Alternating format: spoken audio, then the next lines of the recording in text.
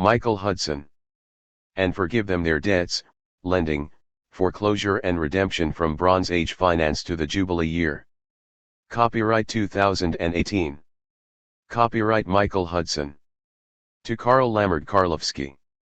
My mentor at Harvard's Peabody Museum. Since 1984. The rise and fall of Jubilee debt cancellations and clean slates. The idea of annulling debts nowadays seems so unthinkable that most economists and many theologians doubt whether the Jubilee year could have been applied in practice, and indeed on a regular basis. A widespread impression is that the Mosaic debt Jubilee was a utopian ideal. However, Assyriologists have traced it to a long tradition of Near Eastern proclamations. That tradition is documented as soon as written inscriptions have been found, in Sumer, starting in the mid-3rd millennium BC. Instead of causing economic crises, these debt jubilees preserved stability in nearly all Near Eastern societies. Economic polarization, bondage, and collapse occurred when such clean slates stopped being proclaimed. What were debt jubilees? Debt jubilees occurred on a regular basis in the ancient Near East from 2500 BC in Sumer to 1600 BC in Babylonia and its neighbors, and then in Assyria in the 1st millennium BC. It was normal for new rulers to proclaim these edicts upon taking the throne, in the aftermath of war, or upon the building or renovating a temple. Judaism took the practice out of the hands of kings and placed it at the center of Mosaic law. By Babylonian times these debt amnesties contained the three elements that Judaism later adopted in its Jubilee year of Leviticus 25. The first element was to cancel agrarian debts owed by the citizenry at large. Mercantile debts among businessmen were left in place. A second element of these debt amnesties was to liberate bondservants, the debtor's wife, daughters, or sons who had been pledged to creditors. They were allowed to return freely to the debtor's home. Slave girls that had been pledged for debt also were returned to the debtor's households. Royal debt jubilees thus freed society from debt bondage, but did not liberate chattel slaves. A third element of these debt jubilees, subsequently adopted into Mosaic law, was to return the land or crop rights that debtors had pledged to creditors. This enabled families to resume their self-support on the land and pay taxes, serve in the military, and provide corvée labor on public works. Commercial silver debts among traders and other entrepreneurs were not subject to these debt jubilees. Rulers recognized that productive business loans provide resources for the borrower to pay back with interest, in contrast to consumer debt. This was the contrast that medieval schoolmen later would draw between interest and usury. Most non-business debts were owed to the palace or its temples for taxes, rents and fees, along with beer to the public ale houses. Rulers initially were canceling debts owed mainly to themselves and their officials. This was not a utopian act, but was quite practical from the vantage point of restoring economic and military stability. Recognizing that a backlog of debts had accrued that could not be paid out of current production, rulers gave priority to preserving an economy in which citizens could provide for their basic needs on their own land while paying taxes, performing their corvée labor duties and serving in the army. Most personal debts were not the result of actual loans, but were accruals of unpaid agrarian fees, taxes, and kindred obligations to royal collectors or temple officials.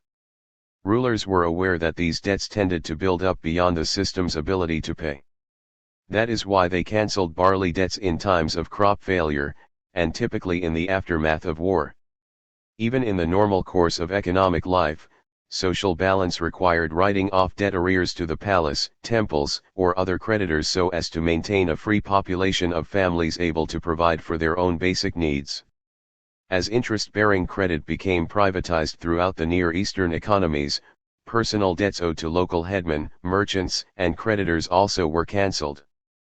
Failure to write down agrarian debts would have enabled officials and, in due course, private creditors, merchants, or local headmen to keep debtors in bondage and their land's crop surplus for themselves.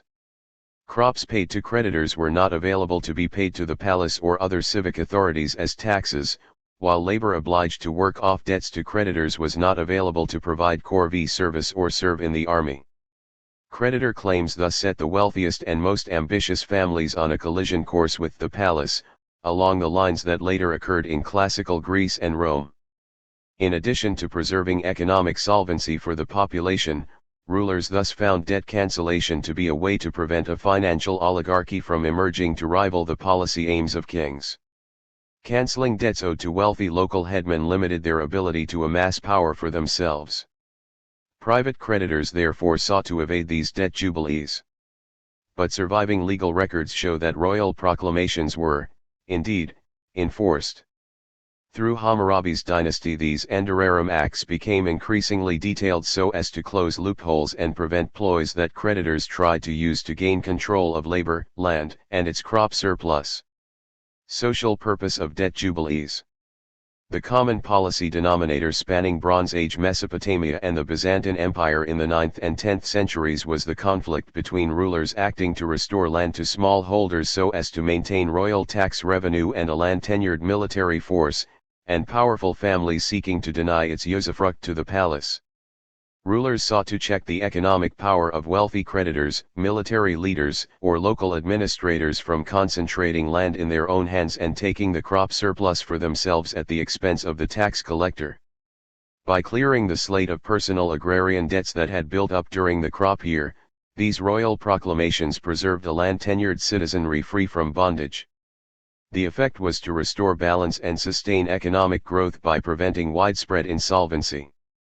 Babylonian scribes were taught the basic mathematical principle of compound interest, whereby the volume of debt increases exponentially, much faster than the rural economy's ability to pay. 2 That is the basic dynamic of debt, to accrue and intrude increasingly into the economy, absorbing the surplus and transferring land and even the personal liberty of debtors to creditors. Debt jubilees were designed to make such losses of liberty only temporary. The Mosaic injunction, Leviticus 25, proclaim liberty throughout the land, is inscribed on America's Liberty Bell. That is a translation of Hebrew dirar, the debt jubilee, cognate to Akkadion Andararam. The liberty in question originally was from debt peonage. To insist that all debts must be paid, regardless of whether this may bankrupt debtors and strip away their land and means of livelihood, stands at odds with the many centuries of Near Eastern clean slates. Their success stands at odds with the assumption that creditor interests should take priority over those of the indebted economy at large. In sum, the economic aim of debt jubilees was to restore solvency to the population as a whole. Many royal proclamations also freed businesses from various taxes and tariff duties, but the main objective was political and ideological. It was to create a fair and equitable society. This ethic was not egalitarian as such. It merely aimed to provide citizens with the basic minimum standard needed to be self-sustaining. Wealth accumulation was permitted and even applauded, as long as it did not disrupt the normal functioning of society at large. How well did debt jubilees succeed? Creditors sought to avoid these laws, but Babylonian legal records show that the debt cancellations of Hammurabi's dynasty and those of his neighbors were enforced. These proclamations enabled society to avert military defeat by preserving a land-tenured citizenry as the source of military fighters, corvée labor, and the tax base. The Bronze Age Near East thus avoided the economic polarization between creditors and debtors that ended up imposing bondage on most of classical antiquity. In the 7th century BC, Greek populist leaders called tyrants, at that time with no original pejorative meaning, paved the way for the economic takeoff of Sparta, Corinth, and Aegina by cancelling debts and redistributing the lands monopolized by their cities' aristocracies. In Athens, Solon's banning of debt bondage and clearing the land of debts in 594 BC avoided the land redistributions to the rich and powerful that much of the population had feared. So popular was the demand for a debt jubilee that the 4th century BC Greek general Aeneas Tacticus advised attackers of cities to draw the population over to their side by cancelling debts, and for defenders to hold onto the loyalty of their population by making the same offer. Cities that refrained from cancelling debts were conquered, or fell into widespread bondage, slavery, and serfdom. That ultimately is what happened in Rome. Its historians describe how disenfranchising indebted citizens led to the hiring of mercenaries, often debtors expropriated from their family homestead, as wealthy creditors concentrated land in their own hands, along with lawmaking power and control of state religion. What, instead, threatened the security of widely held property and ultimately led to collapse was the financial oligarchy's ending of the power of rulers to restore liberty from bondage and to save debtors from being deprived of land tenure on a widespread scale. Plutarch's Lives of Sparta's Kings Agis and Cleomenes shows a problem of cancelling mortgage debts other than those owed by owner-occupants. A land speculator had bought property on credit, and hoped to have his debts annulled along with those of small holders who were supposed to be the nominal beneficiaries. One can well imagine cancelling today's mortgage debts of investors who have bought their real estate on credit, with the loan to be paid out of the rent. Instead of the bankers or the tax collector receiving the rental value, the landlords would be by far the greatest windfall gainers. Plutarch's narrative shows that if all property debts were cancelled, it would be necessary to adjust the tax system to collect the appropriate rental value of such properties in the tax base, in order to prevent a windfall gain. Otherwise, absentee owners would gain instead of the actual occupants and users of the economy's debt-financed real estate. Why did debt jubilees fall into disuse? Throughout history, a constant political dynamic has been maneuvering by creditors to overthrow royal power capable of enforcing debt amnesties and reversing foreclosures on homes and subsistence land. The creditor's objective is to replace the customary right of citizens to self-support by its opposite principle, the right of creditors to foreclose on the property and means of livelihood pledged as collateral, or to buy it at distress prices, and to make these transfers irreversible. The small holder's security of property is replaced by the sanctity of debt instead of its periodic cancellation. Archaic restorations of order ended when the forfeiture or forced sale of self-support land no longer could be reversed.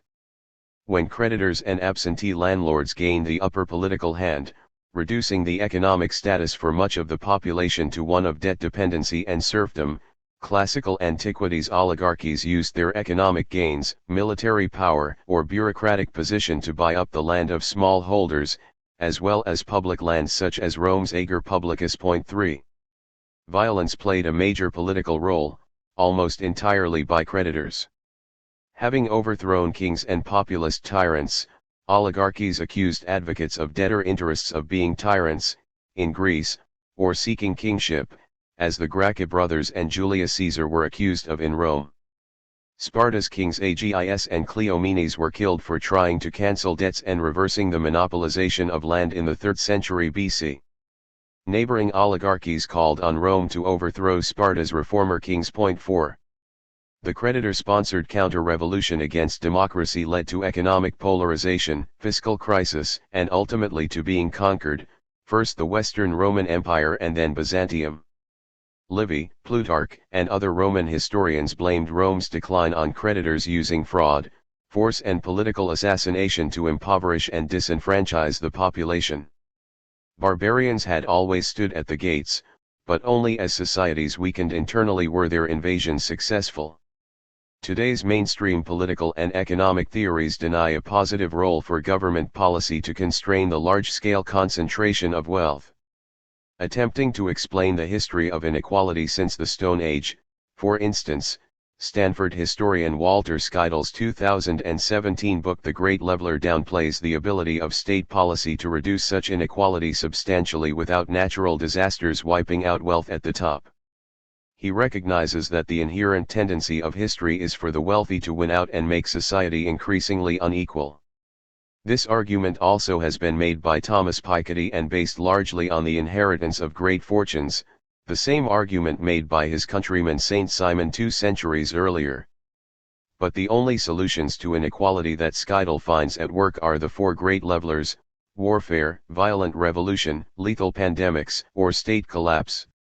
He does not acknowledge progressive tax policy, limitations on inherited wealth, debt write-offs, or a replacement of debt with equity as means of preventing or reversing the concentration of wealth in the absence of an external crisis. The Book of Revelation forecasts these 4 plagues as punishment for the greed and inequity into which the Roman Empire was falling. By late Roman times there seemed no alternative to the Dark Age that was descending. Recovery of a more equitable past seemed politically hopeless, and so was idealized as occurring only by divine intervention at the end of history. Yet for thousands of years, economic polarization was reversed by canceling debts and restoring land tenure to smallholders who cultivated the land, fought in the army, paid taxes and/or performed corvée labor duties. That also would be Byzantine policy to avoid polarization from the 7th through 10th centuries, echoing Babylonia's royal proclamation of clean slates. Within Judaism, rabbinical orthodoxy attributed to Hillel developed the prospol clause by which debtors waived their right to have their debts cancelled in the Jubilee year. Hillel claimed that if the Jubilee year were maintained, creditors would not lend to needy debtors, as if most debts were the result of loans, not arrears to Roman tax collectors and other unpaid bills. Opposing this pro-creditor argument, Jesus announced in his inaugural sermon that he had come to proclaim the Jubilee year of the Lord cited by Isaiah, whose scroll he unrolled. His congregation is reported to have reacted with fury. Luke foretells the story. Like other populist leaders of his day, Jesus was accused of seeking kingship to enforce his program on creditors. Subsequent Christianity gave the ideal of a debt amnesty an otherworldly eschatological meaning as debt cancellation became politically impossible under the Roman Empire's military enforcement of creditor privileges. Falling into debt subjected Greeks and Romans to bondage without much hope of recovering their liberty. They no longer could look forward to the prospect of debt amnesties such as had annulled personal debts in Sumer, Babylonia, and their neighboring realms, liberating citizens who had fallen into bondage or pledged and lost their land tenure rights to foreclosing creditors. The result was destructive. The only debts that Emperor Hadrian annulled were Rome's tax records, which he burned in 119 AD, tax debts owed to the palace, not debts to the creditor oligarchy that had gained control of Rome's land. A rising proportion of Greeks and Romans lost their liberty irreversibly. The great political cry throughout antiquity was for debt cancellation and land redistribution. But it was achieved in such classical times only rarely, as when Greece's 7th century BC tyrants overthrew their cities' aristocracies who had monopolized the land and were subjecting the citizenry to debt dependency. The word tyrant later became a term of invective, as if liberating Greek populations from bondage to a narrow hereditary ethnic aristocracy was not a precondition for establishing democracy and economic freedom. A study of the long sweep of history reveals a universal principle to be at work: the burden of debt tends to expand in an agrarian society to the point where it exceeds the ability of debtors to pay. That has been the major cause of economic polarization from antiquity to modern times. The basic principle that should guide economic policy is recognition that debts which can't be paid, won't be. The great political question is, how won't they be paid? There are two ways not to pay debts. Our economic mainstream still believes that all debts must be paid, leaving them on the books to continue accruing interest and fees, and to let creditors foreclose when they do not receive the scheduled interest and amortization payment. This is what the U.S. President Obama did after the 2008 crisis. Homeowners, credit card customers, and other debtors had to start paying down the debts they had run up. About 10 million families lost their homes to foreclosure. Leaving the debt overhead in place meant stifling and polarizing the economy by transferring property from debtors to creditors. Today's legal system is based on the Roman Empire's legal philosophy upholding the sanctity of debt, not its cancellation. Instead of protecting debtors from losing their property and status, the main concern is with saving creditors from loss, as if this is a prerequisite for economic stability and growth. Moral blame is placed on debtors, as if their arrears are a personal choice rather than stemming from economic strains that compel them to run into debt simply to survive. Something has to give when debts cannot be paid on a widespread basis. The volume of debt tends to increase exponentially, to the point where it causes a crisis. If debts are not written down, they will expand and become a lever for creditors to pry away land and income from the indebted economy at large. That is why debt cancellations to save rural economies from insolvency were deemed sacred from Sumer and Babylonia through the Bible. See endnotes, Rise and Fall of Jubilee Debt Cancellations and Clean Slates. Archaic economies versus modern preconceptions. Our epoch is strangely selective when it comes to distinguishing between what is plausibly historical and believable in the Bible, and what seems merely mythic or utopian.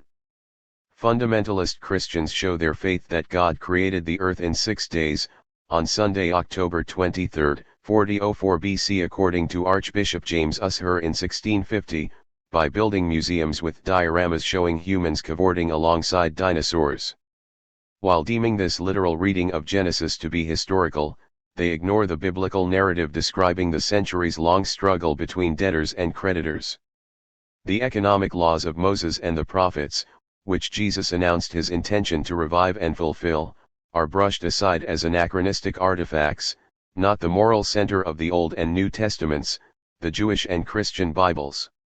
The Jubilee year, Leviticus 25, is the good news that Jesus, in his first reported sermon, Luke 4, announced that he had come to proclaim. Today the idea of annulling debt seems so unthinkable that not only economists but also many theologians doubt whether the Jubilee year could have been applied regularly in practice. The widespread impression is that this Mosaic law was a product of utopian idealism. But Assyriologists have traced it to a long tradition of royal debt cancellations from Sumer in the 3rd millennium BC and Babylonia, 2000 to 1600 BC, down through 1st millennium Assyria. This book summarizes this long Near Eastern tradition and how it provided the model for the Jubilee year. Hammurabi's Babylonian laws became instantly famous when they were discovered in 1901 and translated the next year. Less familiar is the fact that nearly each member of his dynasty inaugurated his rule by proclaiming a debt amnesty, Andararam, the source of Hebrew cognate direr, the Jubilee year, which has the same root as its Babylonian model. Personal agrarian debts were cancelled, although commercial silver debts were left intact. Bond servants pledged to creditors were returned to the debtor's family. And land or crop rights pledged to creditors or sold under distress conditions were returned to their customary holders. These rules are so far at odds with the creditor-oriented ideology of our times that the instinctive response is to deny that they could have worked. For starters, why would creditors be willing lend if they thought that a debt annulment or Jubilee year was coming? Wouldn't the economy be disrupted when credit dried up? This criticism is anachronistic, because most agrarian debts did not stem from actual loans. They mounted up as unpaid bills, starting with fees and taxes owed to the palace. Early economies operated on credit, not cash on the barrel head. Much like modern drinkers running up a bar tab, Babylonians ran up debts to aluvs. Their bills were put on the tab, to be paid on the threshing floor at harvest time. It was out of these crop payments that pub keepers, literally public agents, paid what they owed to the palace or temple for their consignments of beer. Other personal debts were owed out of the harvest to palace collectors for irrigation water, seeds, and other inputs needed during the time gap from planting to harvesting. Palaces and temples or their officials were the main early creditors, advancing agricultural inputs and various consumer goods. 2. When harvests failed as a result of drought, flood, or pests, there was not enough crop surplus to pay agrarian debts. In such cases rulers cancelled debts owed above all to themselves and their officials, and increasingly to private creditors as well. The palace had little interest in seeing these creditors force debtors into bondage.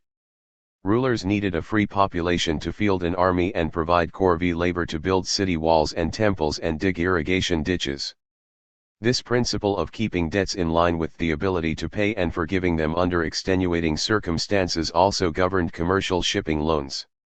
From Hammurabi's laws down to those of Rome, such mercantile debts were annulled in cases of shipwreck or piracy, and for overland caravans that were robbed. Another modern objection to the practicality of debt cancellations concerns property rights. If land is periodically returned to its customary family holders, how can it be bought and sold? The answer is that self-support land, unlike townhouses, was not supposed to be sold as a market commodity. Security of land tenure was part of the quid pro quo, obliging holders to serve in the military and perform corvée labor. 3. If wealthy creditors were permitted to join house to house and lay field to field, until there is no more room and you alone are left in the land, Isaiah 5.8, while reducing debtors to bondage, who would be left to build infrastructure and fight to defend against the ever-present aggressors. These public needs took priority over the acquisitive ambitions of creditors. Canceling debts did not disrupt economic activity, nor did it violate the idea of good economic order. By saving debtors from falling into servitude to a financial oligarchy, such amnesties preserved the liberty of citizens and their subsistence land rights. These acts were a precondition for maintaining economic stability. Indeed, proclaiming amnesty to restore the body politic, like periodically returning exiles from cities of refuge, was common to Native American as well as biblical practice. The logic seems universal. It was customary for Near Eastern rulers to proclaim Amar, Gi or Mizraim upon taking the throne for their first full year, and also on the occasions when droughts or floods prevented crop debts from being paid. Canceling debts and restoring land rights reasserted royal authority over creditors engaging in usury to obtain the labor of debtors at the expense of the palace. The practice goes back to Sumerian Amar, Gi attested by Lagish's ruler Enmetenus c. 2400 BC. Down to nearly 1600 BC in Babylonia, the texts of clean slate Mizraim proclamations grew increasingly detailed to prevent creditors from developing loopholes.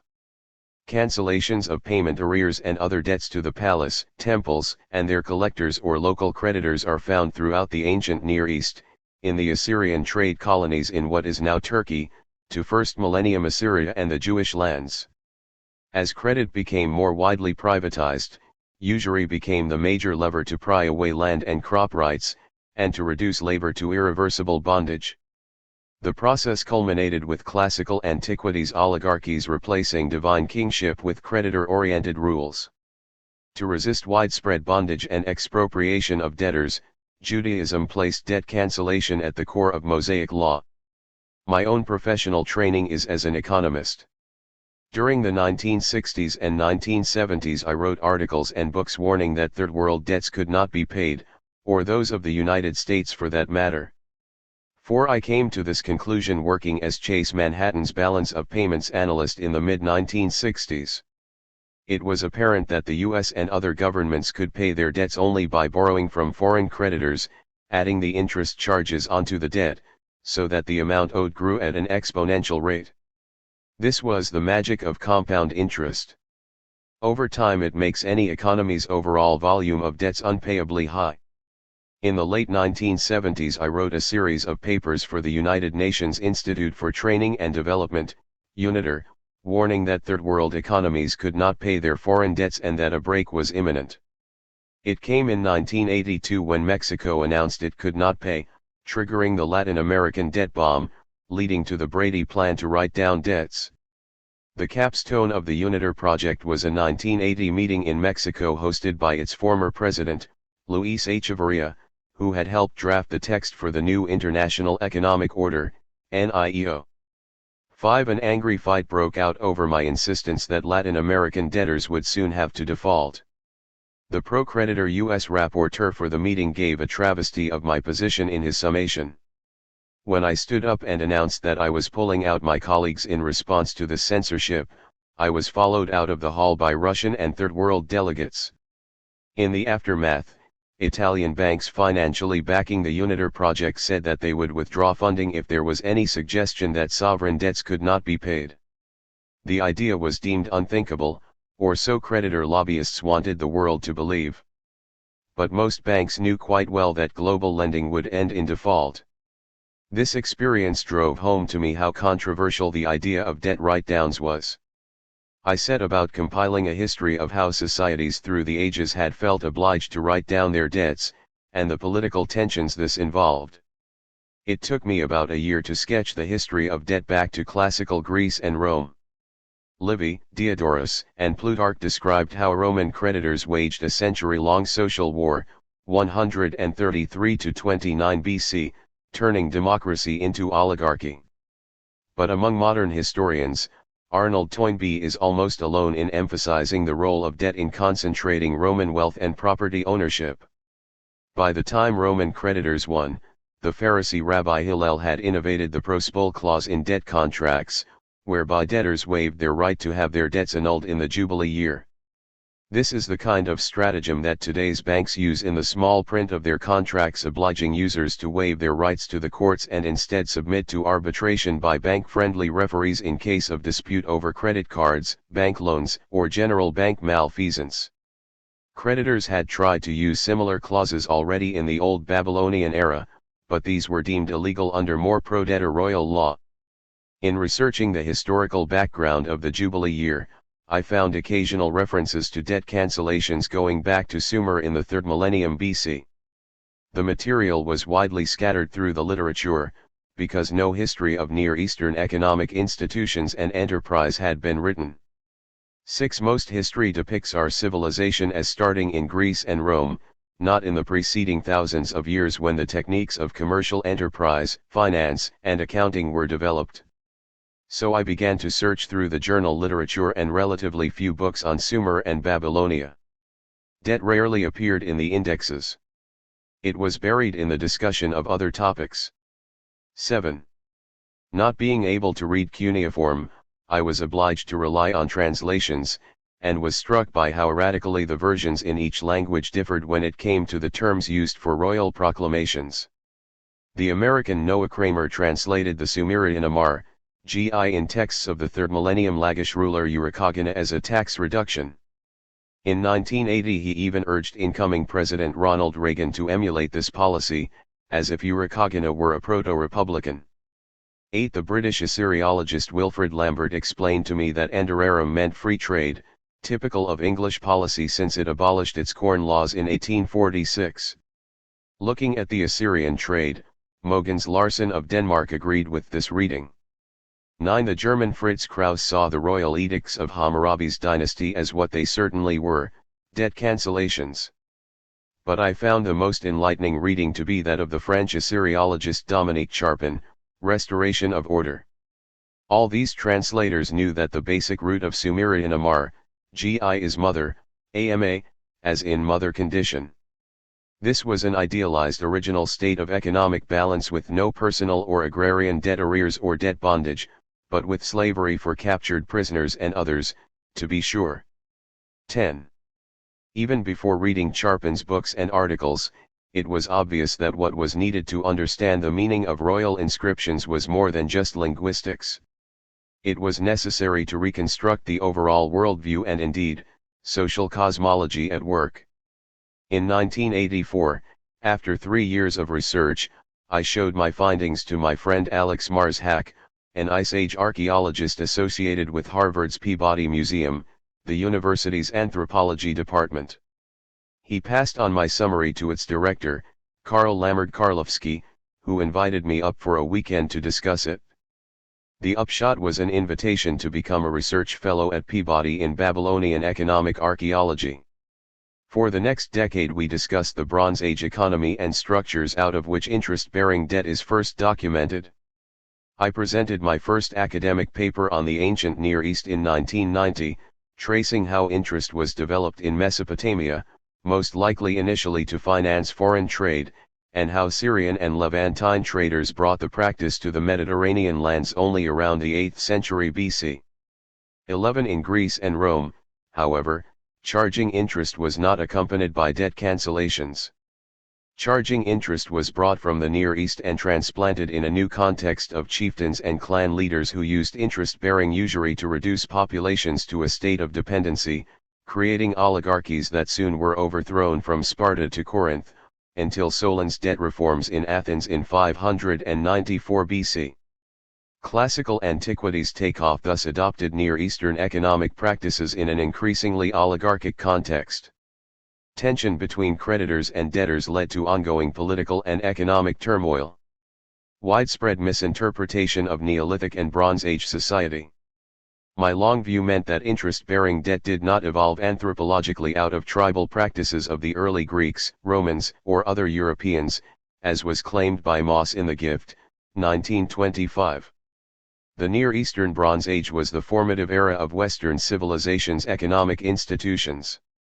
But there is still a tendency to isolate Near Eastern development from that of classical antiquity. Market-oriented financial historians have woven origin myths about allegedly primitive individuals lending cows in return for some of their calves as a bonus, or loans of new tools for a share of the added output they produce. These anachronistic fables depict our Stone Age ancestors as following modern individualistic logic. Thorstein Veblen poked fun already a century ago at such descriptions based on a simple scheme of economic life, to throw into the foreground, in a highly unreal perspective, those features which lend themselves to interpretation in terms of the normal least competitive system. 12. According to such presumptions, the temples and palaces of Sumer and Babylonia, and by extension, modern public institutions, could not play a productive role, but were only a burdensome overhead. Such armchair preconceptions are based on how modern castaways on a desert island would organize life. If these individuals found themselves stranded back in the Bronze Age, they probably would have done to Mesopotamia what neoliberals have done to post-Soviet countries and the Eurozone.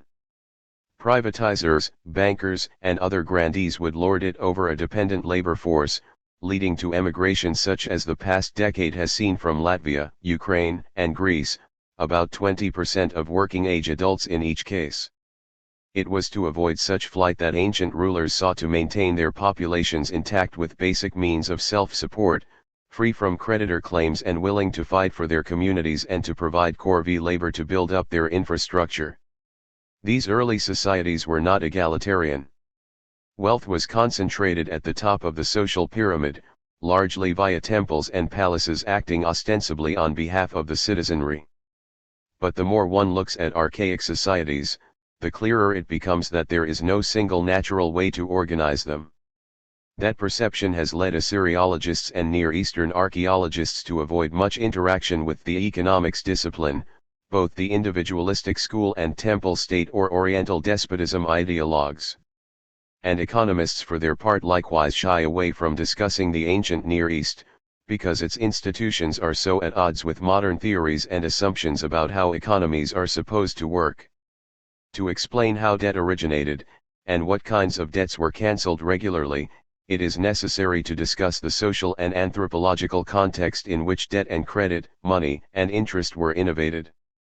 The Bronze Age Near East was organized on principles so different from those of today that it seems unconnected to modern civilization. That is why most economists and social theorists prefer to pick up the historical thread with the more familiar Greece and Rome. There is a problem of cognitive dissonance and outright ideological rejection in dealing with the ancient Near East, precisely because its organizing principles and economic dynamics are so far at odds with those of today's mainstream economics and popular opinion. Most mainstream social science misses the point that the temples and palaces of the ancient Near East were the initial innovators of commercial enterprise and accounting, money and interest, standardized prices, weights and measures. As for anthropologists, their focus is more on tribal enclaves that have not developed into full-blown civilization. The International Scholars Conference on Ancient Near Eastern Economies, ISCANE. By 1993, I had written a draft of the present book, but it was not a propitious time to talk of debt cancellation. The financial bubble was just taking off, and seemed to promise a way for most people to get rich. One reader for a university press found it unthinkable that debts could have been annulled on a widespread level, and intimated that the Assyriological profession had always believed this. That was almost the case in the 1980s. The most popular books on Sumer for the general audience were written by a politically conservative literary specialist, Samuel Kramer, who believed that if debts were indeed cancelled, it would only have been temporarily during a royal festival. Today's Assyriological mainstream have come to accept the idea that debts were annulled and financial clean slates proclaimed with more lasting effect again and again. Part of this turnaround was catalyzed by a series of colloquia that I organized with the Peabody Museum to reconstruct the origins of modern economic practices, enterprise, and finance. Our group brought together leading Assyriologists, Egyptologists and other specialists to describe the early evolution of debt, land tenure, and the privatization of enterprise in their specific areas and time periods of expertise. At the outset we envisioned 3 colloquia. Our first area of study, in 1994, was the structure of mixed economies and how the temples and palaces, the largest economic institutions of their day, assigned or leased trade and other enterprise to private merchants and operators and lead to the publication of privatization in the ancient Near East and classical antiquity. 13. Land was the most important asset to be privatized, and debt was the major lever prying land away from communal tenure. So our second colloquium, in 1996 at New York University, was on land tenure and the origins of urbanization and fiscal authority, published as Urbanization in the Ancient Near East.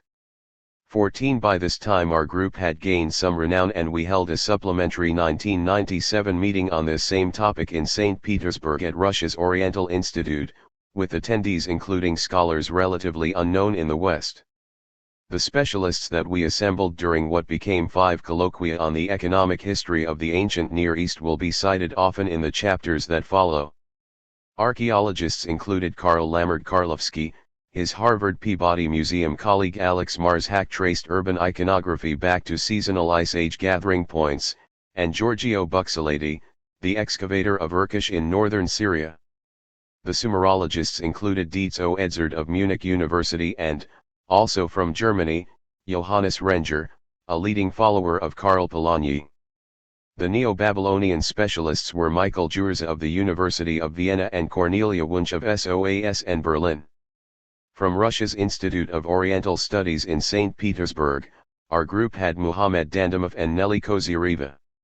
From England were Eleanor Robson from Oxford and Karen Radner from the University of London. And from the United States were Mark Vandermeerup of Columbia University, Piotr Steinkeller of Harvard, Seth Richardson from the University of Chicago, Elizabeth Stone from SUNY Stony Brook, William Hello of Yale, and Robert Englund from UCLA. For northern Mesopotamia our group included Alfonso Arca to deal with Ebla, and for upstream Nuzi, Carlo Zaccagnini from Naples and Maynard Maidman from the University of Toronto. For Bronze Age Mycenaean Greece we had Tom Palima from the University of Texas and his colleague Dimitri Nikasis. Our group's Egyptologists were headed by Ogden Golat of New York University, the archaeologist Mark Lehner of Harvard and Edward Bleiberg of the Brooklyn Museum of Art. From ancient Israel, Barak Levine and Michael Heltzer for the Syrian coast city of Ugarit.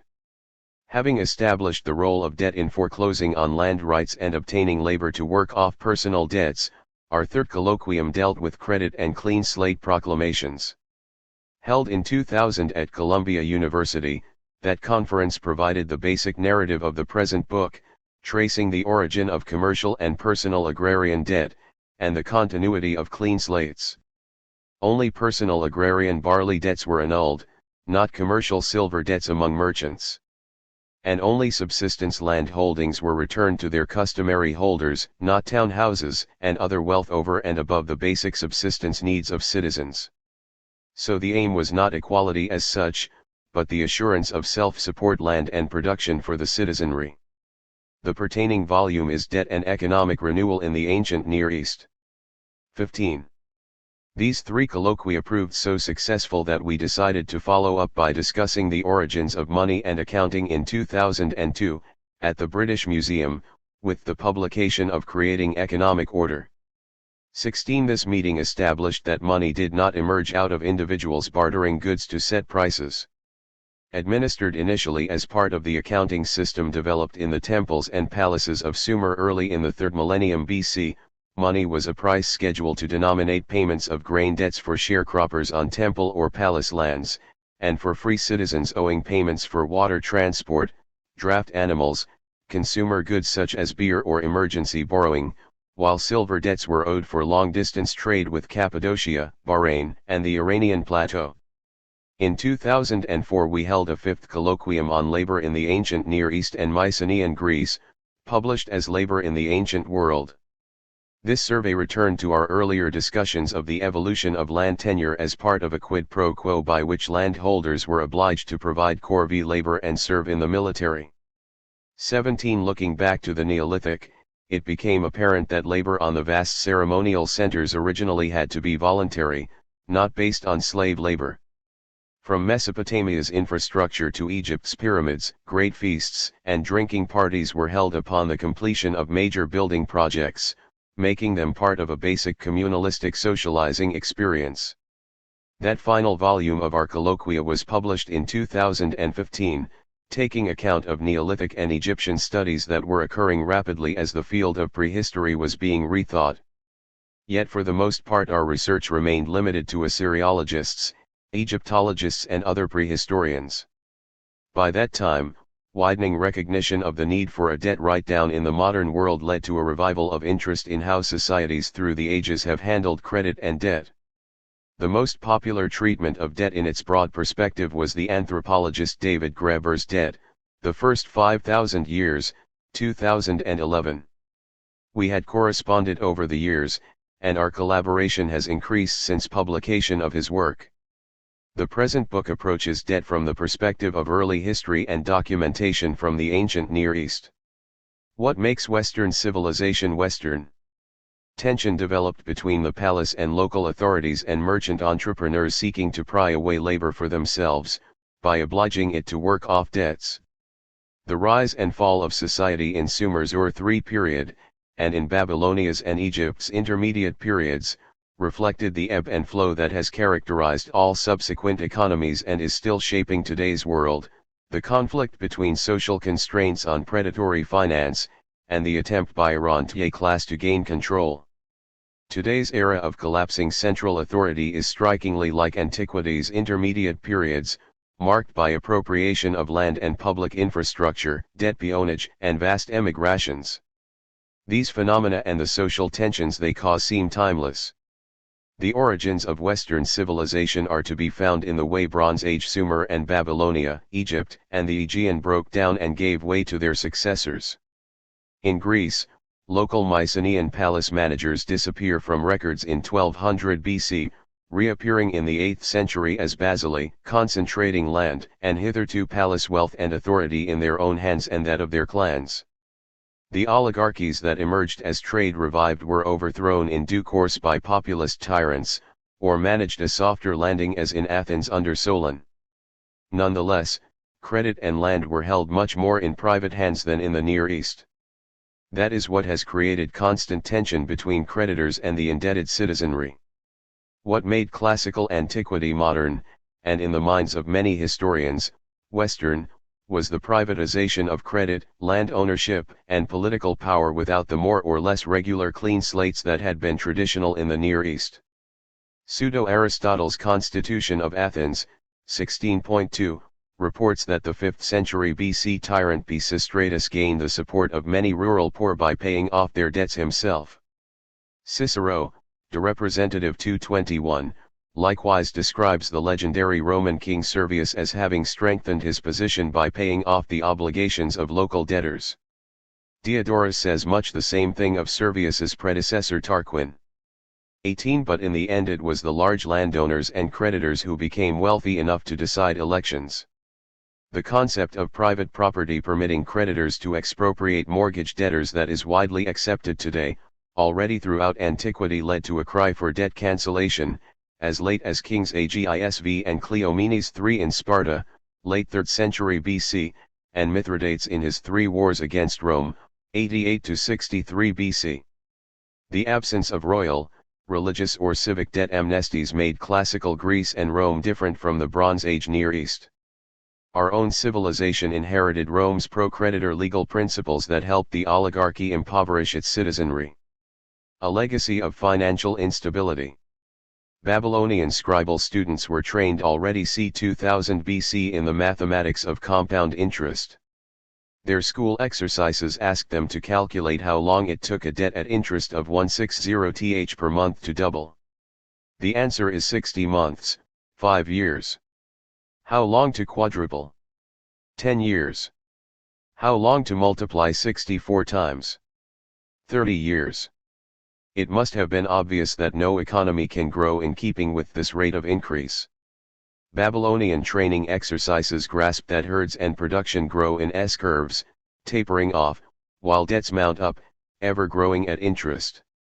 This tendency for debts to accrue faster than the economy can grow is missing from today's academic curriculum. Mainstream economic models assume that financial trends are self-correcting to restore balance. The reality is that debts growing at compound interest tend to polarize and impoverish economies, if not corrected from outside the economy. Sumerians, Babylonians, and their Near Eastern neighbors recognized the need for this action. Today's free enterprise model builders deny that debt write-offs are needed. Modern ideology endorses chronic indebtedness as normal, despite debt service drying up the internal market and forcing a widening range of debtors into financial dependency. In all epochs a basic maxim applies: debts that can't be paid won't be paid. What always is at issue is just how they won't be paid.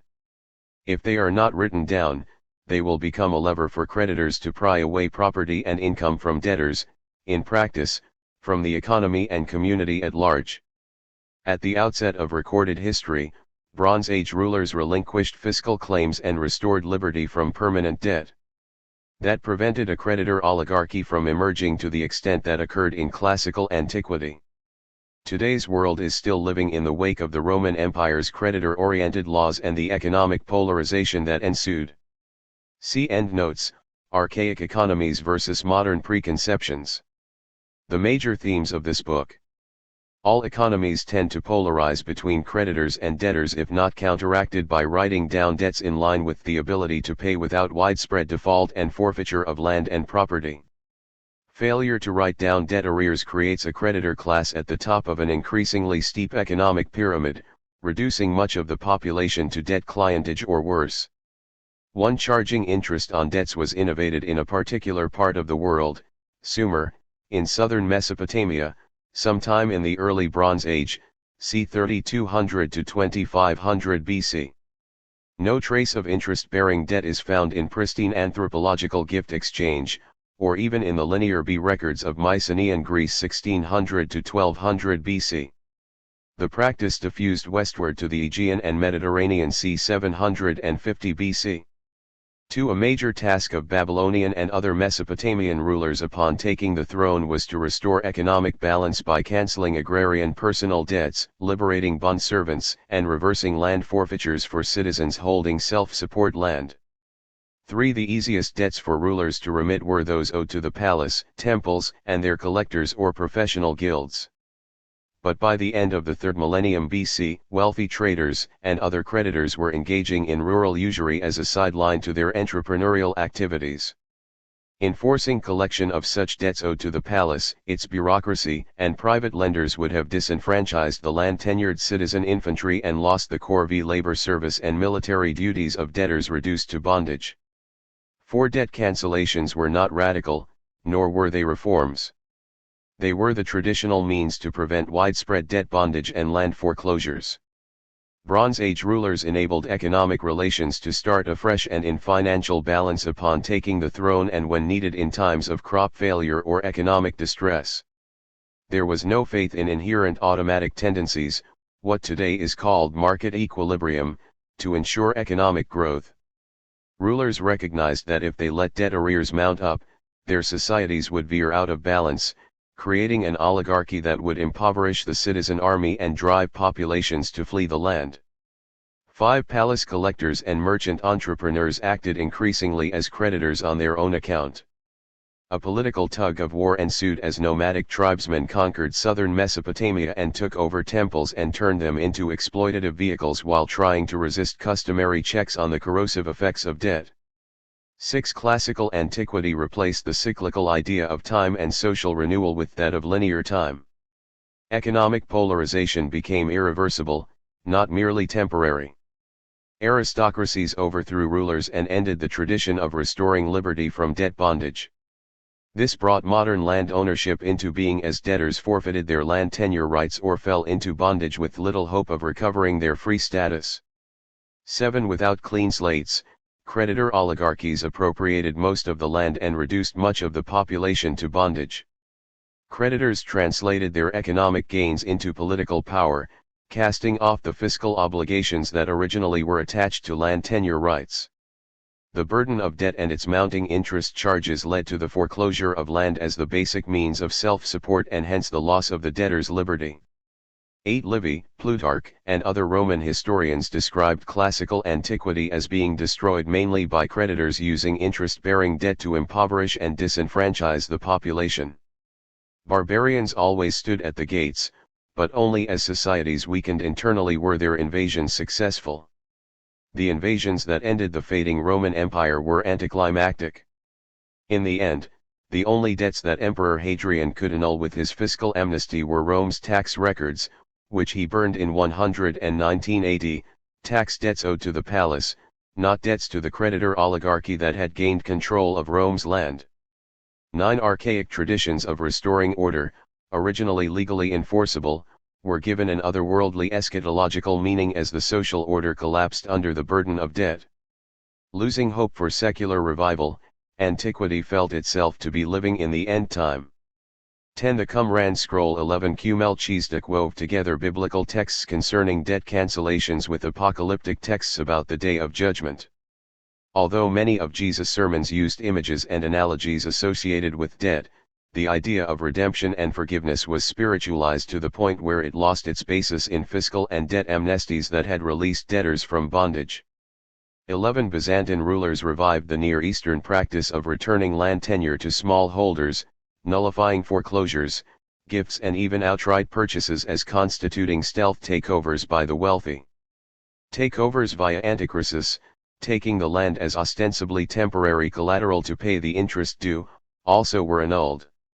12. The common policy denominator spanning Bronze Age Mesopotamia and the Byzantine Empire was the conflict between central rulers acting to restore land to small holders so as to maintain royal tax revenue and a land-tenured military force, and wealthy or powerful families seeking to concentrate land in their own hands, denying this usufruct to the palace.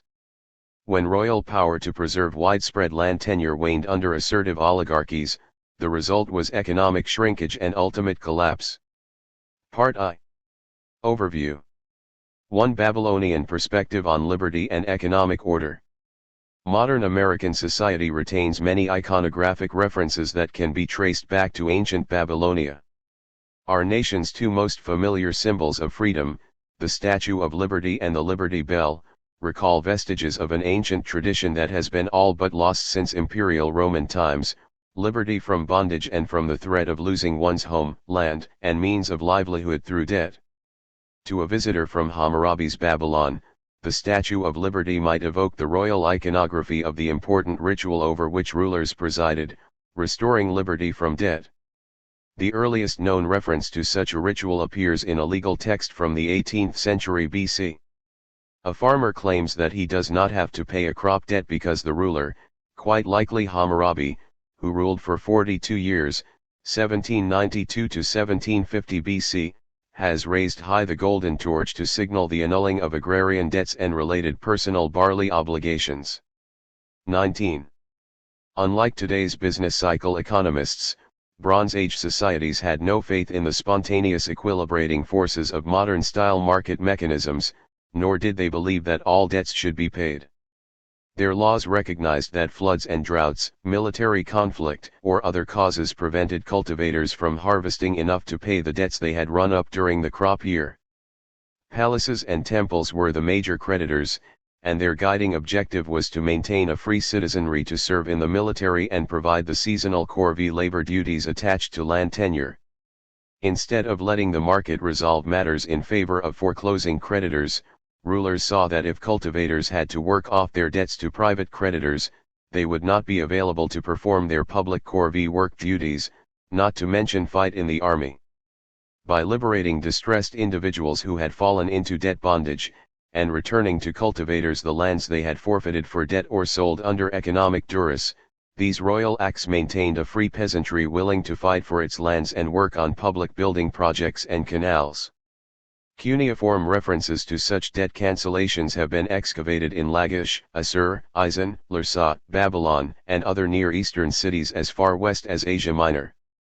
By clearing away the buildup of personal debts, rulers saved society from the social chaos that would have resulted from personal insolvency, debt bondage, and military defection.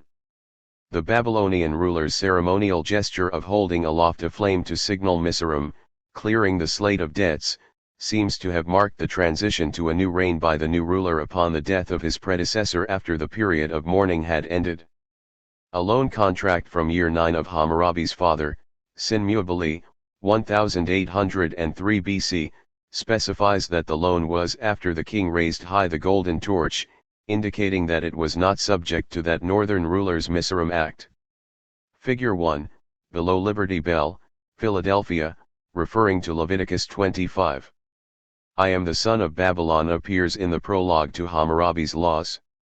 Earlier, Shulgi proclaimed himself son of his land, or faithful God, son of his land. Shuilishu of Isan called himself son of Sumer. 20 Casting themselves in the image of Babylonia's sun god of justice, Shamash, illuminator of darkness, rulers restored order and equity by cancelling back taxes, crop rent arrears and other consumer debts. A long imagery of social cosmology was at work extending down through the Hellenistic 2nd and 1st centuries BC. As Arnold Toynbee summarized this imagery, the sun stood for justice. The sun distributes his light and warmth impartially. He bestows them on the poor just as generously as on the rich. They are blessings in which all living creatures alike have an equal share, and one human being cannot be deprived of them by another. All are at liberty to share in the sun's gifts, so he stands, not only for justice, but for the liberty that justice demands. For Hellenistic Stoic philosophers this solar principle was Helios Eleutherios. 21 The Statue of Liberty's base is inscribed with lines from Emma Lazarus's poem The New Colossus, Give me your tired, your poor, your huddled masses yearning to breathe free. This sentiment is kindred to Hammurabi's pledge in the epilogue to his famous laws, inscribed on imported diorite stone for all the public to see, and to be copied by scribal students for over 1,000 years. That the strong might not oppress the weak. That justice might be dealt to the orphan and widow. I write my precious words on my steel. To give justice to the oppressed. 22. Should our Babylonian visitor proceed to the Liberty Bell in Philadelphia, he would find further vestiges of the idea of absolution from debt bondage. The bell is inscribed with a quotation from Leviticus 25.10, proclaim liberty throughout all the land, and to all the inhabitants thereof. The full verse refers to freedom from debt bondage when it exhorts the Israelites to hallow the 50th year, and proclaim liberty throughout all the land and to all the inhabitants thereof. It shall be a jubilee unto you, and ye shall return every man unto his family, and also every woman, child, and house slave who had been pledged. Lands were restored to their traditional holders clear of debt encumbrances. Sounding the ram's horn on the Day of Atonement of this 50th year signaled the renewal of economic order and equity by undoing the corrosive effects of indebtedness that had built up since the last jubilee. The Hebrew word translated as liberty in the Leviticus text is direr. It is cognate to Andararam in Akkadian, a related Semitic language of early Babylonia. The root meaning of both words is to move freely like running water, in this case like bondservants liberated to rejoin their families. As early as 2400 BC the Sumerian term amarji signified the return to the mother. Similar terms existed in most Near Eastern languages of the period, Niges Isa in Sumerian, Mizraim in the Akkadian language used in Babylonia, and Siututu in Hurrian-speaking Nuzi upstream along the Euphrates. 23. Until the 1970s translators construed these terms as meaning freedom in an abstract sense. The idea of creditors not being paid seemed so radical that academics doubted that debts could really have been cancelled without deranging social life, or perhaps triggering a political backlash by the well-to-do against rulers annulling their claims for payment. What helped settle matters was the Rosetta Stone. Nearly everyone knows that this trilingual Egyptian inscription provided the key for reading and understanding hieroglyphics after it was dug up by Napoleon's troops in 1799. What is almost always overlooked is what the stone reports. It was a debt amnesty by a young ruler from the Ptolemaic dynasty, a lineage founded by one of Alexander the Great's generals in 314 BC. The stone's inscription commemorates the cancellation of back taxes and other debts by the 13-year-old Ptolemy V Epiphanes in 197 BC, evidently indoctrinated by Egypt's priesthood, into the ways of emulating former pharaohs. In one language after another, initial doubts have been dispelled. The economic liberty referred to was an amnesty on arrears of back taxes and other personal debts.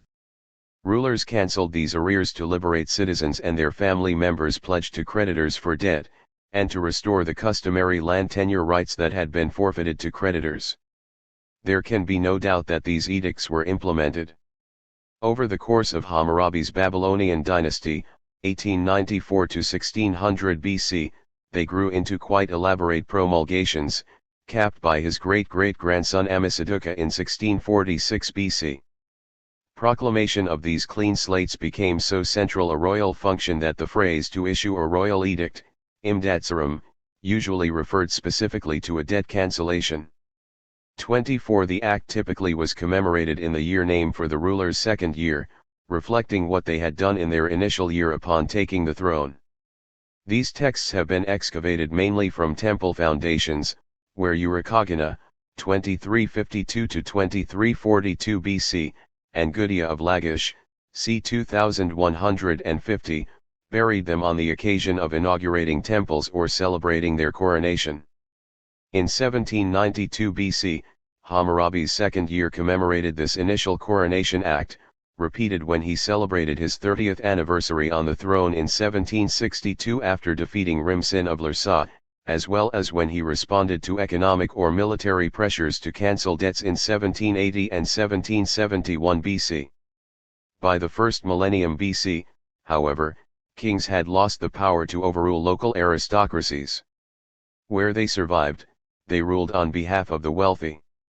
From Solomon and his son Rehoboam through Ahab and most subsequent rulers, the Bible depicts most Israelite kings as burdening the people with taxes, not freeing them from debts or palace demands. That is why the biblical prophets shifted the moral center of law-giving out of the hands of kings, making debt cancellation and land reform automatic and obligatory as a sacred covenant under Mosaic law, handed down by the Lord.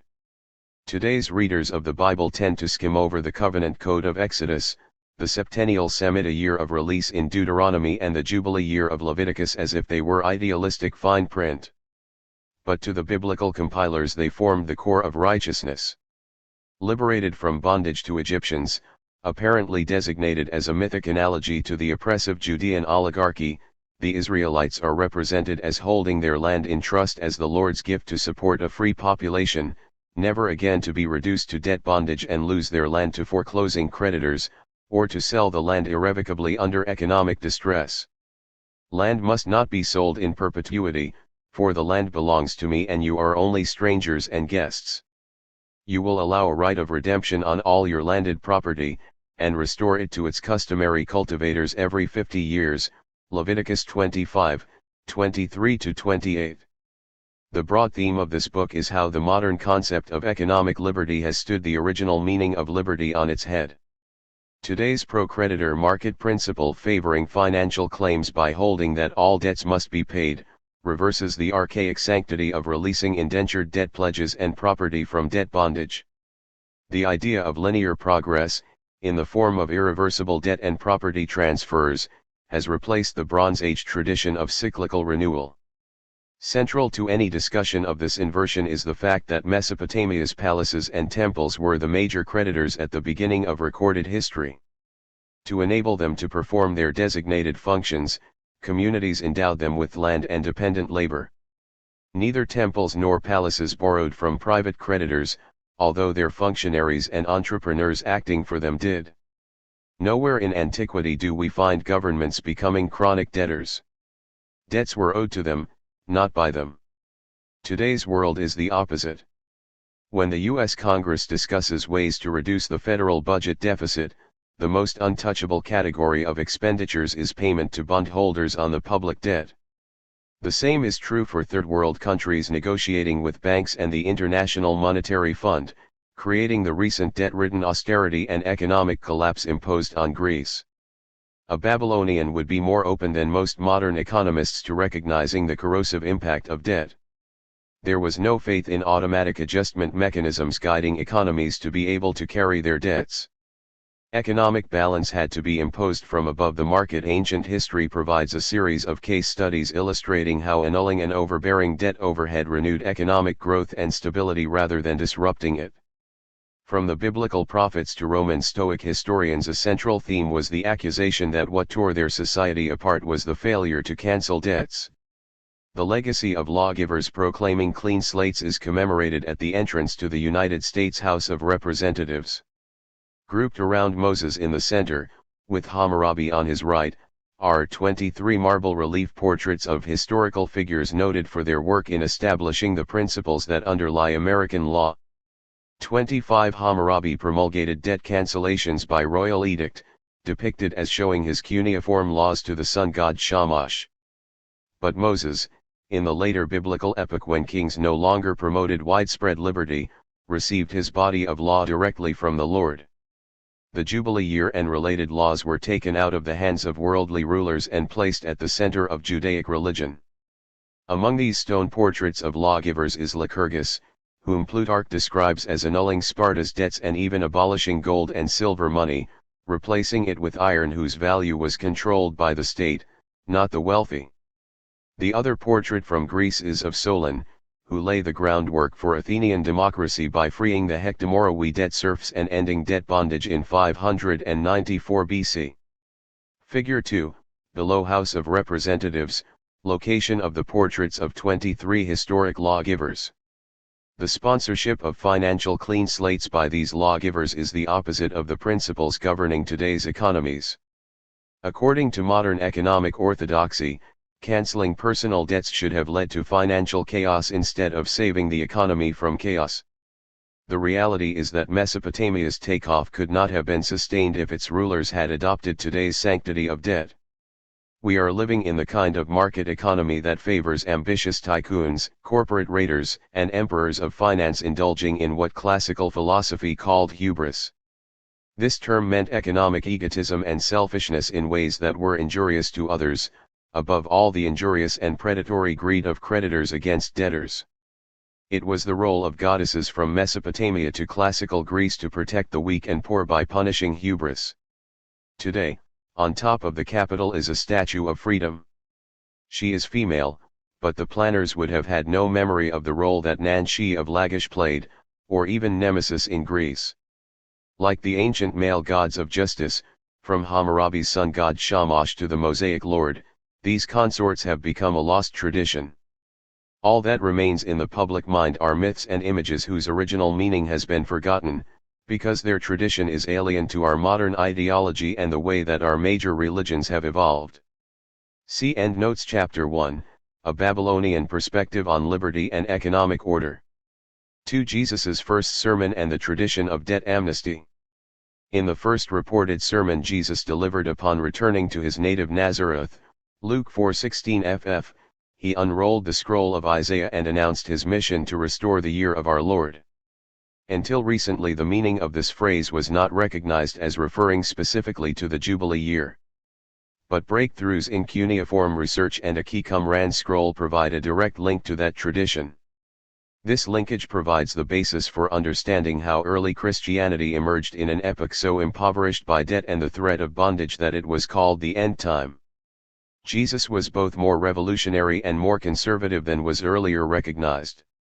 He was politically revolutionary in threatening Judaic creditors, and behind them the Pharisees who had rationalized their rights against debtors. Luke 16:13-15 describes them as loving money and sneering at Jesus's message that you cannot serve both God and money/mammon. 26. The leading rabbinical school in an age when creditor power was gaining dominance throughout the ancient world, the Pharisees followed the teachings of Hillel.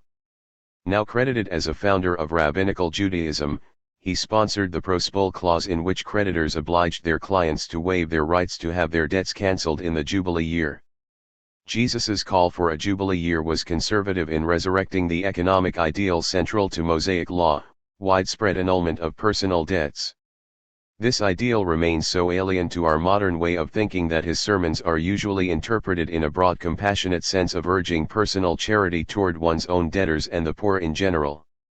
there is a reluctance to focus on the creditor oligarchy that Jesus, and many of his contemporary Romans, blamed for the epoc's deepening poverty.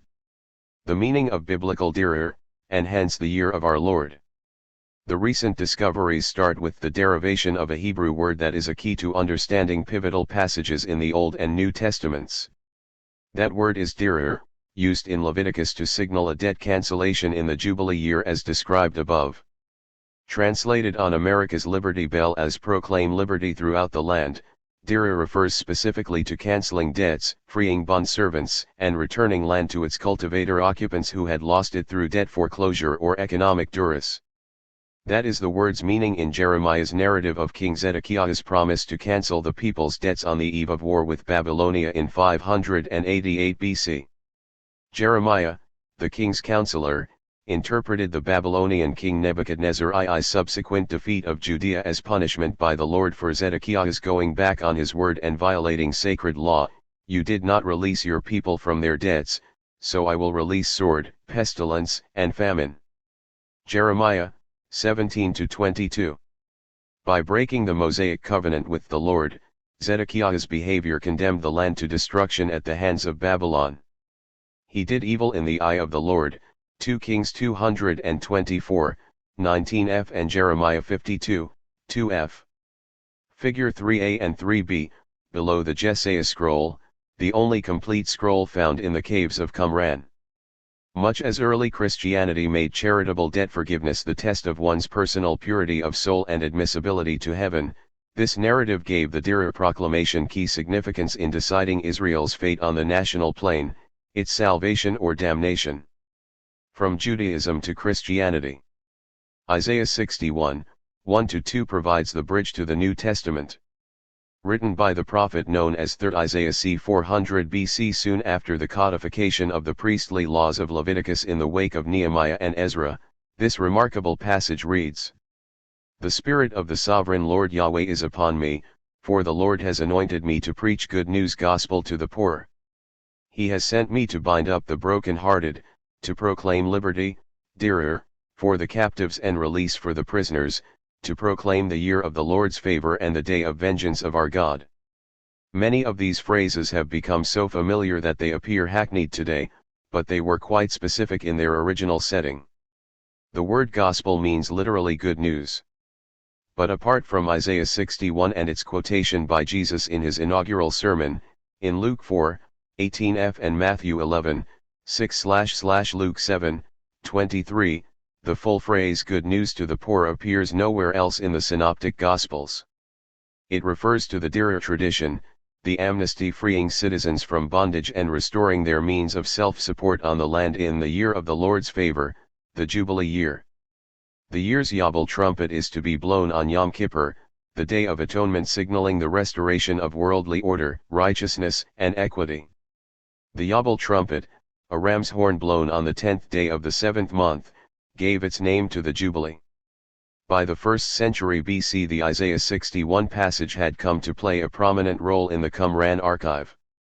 A scroll dating from 50 to 25 BC, known as 11Q Melchizedek, 11Q stands for Qumran cave number 11, where it was buried during Judea's war with Rome, weaves together the direr and related debt cancellation passages from Leviticus, Deuteronomy, and Isaiah, combined with various psalms to elevate the Levitical image of restoring equity.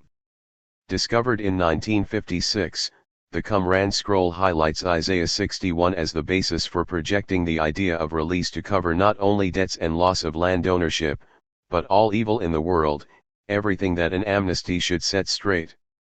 The author, evidently searched through the Jewish Bible to find all its references to direr, and collated them in such a way as to describe the day of judgment as a grand release to end all releases.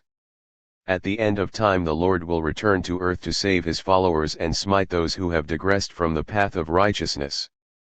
The scroll's authors were long thought to be Essenes, a sect whose members believed that they were living in the end time, a cycle-ending Jubilee year conceived along the lines of renewal called for in the laws of Leviticus and Deuteronomy. But recently there is some support for the idea that the Qumran collection was the sacred library of the Jerusalem temple, stored for safekeeping during the Roman wars. 27 Whoever drafted these scrolls believed that it would take an apocalyptic new order, imposed from above the world of economic suffering, to replace wrongdoing and decadence with righteousness. The Melchizedek scroll shows the key role played by Jubilee traditions in shaping Qumran and Christian hopes for how the end time would be resolved. Yet even today, half a century since its discovery, this text still remains more an antiquarian curiosity than an explanatory link to the Near Eastern tradition and idea of economic righteousness in which Judaic law was grounded. Describing Melchizedek as a priest on high, indeed, as founding the Judaic priesthood, Hebrews 7 explains why he is so important. He appeared to Abraham, Genesis 14, and blessed him after he rescued his nephew, Lot, and his caravan of goods from the towns of Sodom and Gomorrah. In today's interpretation of the Sodom story, the narrow focus on sexual license and other non-economic behavior misses the symbolic association of sodomy with the unrighteous behavior of greed. From Roman Stoic history down through the medieval prosecution of the Knights Templar, it was customary to depict major money lenders as sodomists, as the ultimate expression of predatory behavior was usury. The word seems outdated today, but of all the vices condemned by the biblical prophets, it was the sin against which they warned above all. See Part 4 below. Having rescued Lot, Melchizedek helped bring about the universal release of captives. His name comprises the Hebrew words for king and justice or righteousness, alluding to the king of righteousness. 28 That was the same title Mesopotamian rulers used when they proclaimed Andararam. The scroll, lines 2-6, identifies Melchizedek with Zadok the priest under King David. 29 Deemed to be the prototypical high priest in Psalm 110, he became a savior figure bringing about the release of the oppressed in the end time. The Dead Sea Scroll 11Q Melchizedek. Based on Sanders 1973, and J.T. Millick in JJA 23 1972. 1. 2. And what he said, in this year of Jubilee each of you will, Leviticus 25:13. Return to his possession. That has the same meaning as what is written, this is. 3. The manner of the release. Let every creditor release that, Deuteronomy 15:2. Which he lent to his neighbor, he shall not exact it of his neighbor or his brother, for release has been proclaimed. 4. For God. And the release will be proclaimed in the end of days concerning those taken captive, as he said, to proclaim, Isa 61:1. Liberty to the captives. This is its interpretation. God is going to declare. 5. That they will become part of the sons of heaven and that they will participate in the heritage of Melchizedek, for he is to assign them a part in the portion of Melchizedek who 6. Is going to make them enter this lot and proclaim, Isa 61:1. Liberty for them while relieving them of the burden, Leviticus 25:10. Of all their iniquities. And this event will take place. 7. In the first week, of years, of the Jubilee following the 9 Jubilees. And the Day of Atonement is the end of, Leviticus 25:9. The end of the 10th Jubilee. 8. When atonement will be effected for all the sons of God and for men of the lot of Melchizedek, and a decree will be issued concerning them to provide recompense for them. Indeed. 9. It is the period of the year of favor for Melchizedek, Isa 61:2. And he, by his force, will judge the holy ones of God. By effecting the sentences of judgment. As it is written. 10. Concerning him in the songs of David who said, God, PS 82:1. Stands in the divine assembly, in the midst of gods he will give judgment. And concerning him he said, PS 7:8, 9. Above the congregation of the peoples. 1. In the heights, repent. God will judge the peoples. As for what he said, how long will you judge unjustly and, PS 82:2. Honor the face of the wicked? Selah. 12. Its meaning concerns Belial and the spirits of his lot, who have remained rebels, because they have turned away from the commandments of God to act in an impious manner. 13. And Melchizedek is going to execute the vengeance of the Isa 61:2 judgments of God among men, and he will rescue them from the hand of Belial and from the hand of all the spirits of his lot. 14. And all the gods of justice will come to his aid to condemn, Isa 61:3. Plate the destruction of Belial, for the heights are the PS 7:8. Support of the sons of God, and he, Melchizedek, will marvelously execute this. 15. Plan. It is the day of peace about which God said in the words of Isaiah, the prophet, who said, "How beautiful," Isa 52:7. 16. Upon the mountains are the feet of the herald who proclaims peace, who heralds good, who proclaims salvation, who says to Zion, "Your God has become king." 17. This is its interpretation: the mountains are the prophets, Isa 52:7. Whose words are the feet, which they prophesied to all those who heed God. 18. And the herald is the anointed of the Spirit, of whom Daniel, Isa 61:1. spoke, until the event of the anointed one, of a prince, Dan 9:25. 7 weeks will pass. And he who proclaims peace, Isa 52:7. 19. A good man who proclaims salvation, he it is who is inscribed with the anointed one in the book of life, about whom he said, to comfort all who mourn, to grant to all, Isa 61:2, 3. Who mourn in Zion. 20. To comfort those who mourn means, to instruct them, Isa 61:2. In all the periods of the world. 21. In truth to make. 22. 23. She, the congregation, will remain apart from Belial and she. 24. By the judgments of God, as it is written about him. He who says to Zion, "Your God has become king." Zion is, Isa 52:7. 25. The congregation of all the sons of justice. 26. Melchizedek who will save them from the hand of Belial. As for what he said, "You shall sound the horn loud in the land," Leviticus 25:9. In the 7th month, the 10th day of the month. The words of Isaiah 61 woven into the Melchizedek text turn the Jubilee year's periodicity into an end-time eschatological destiny.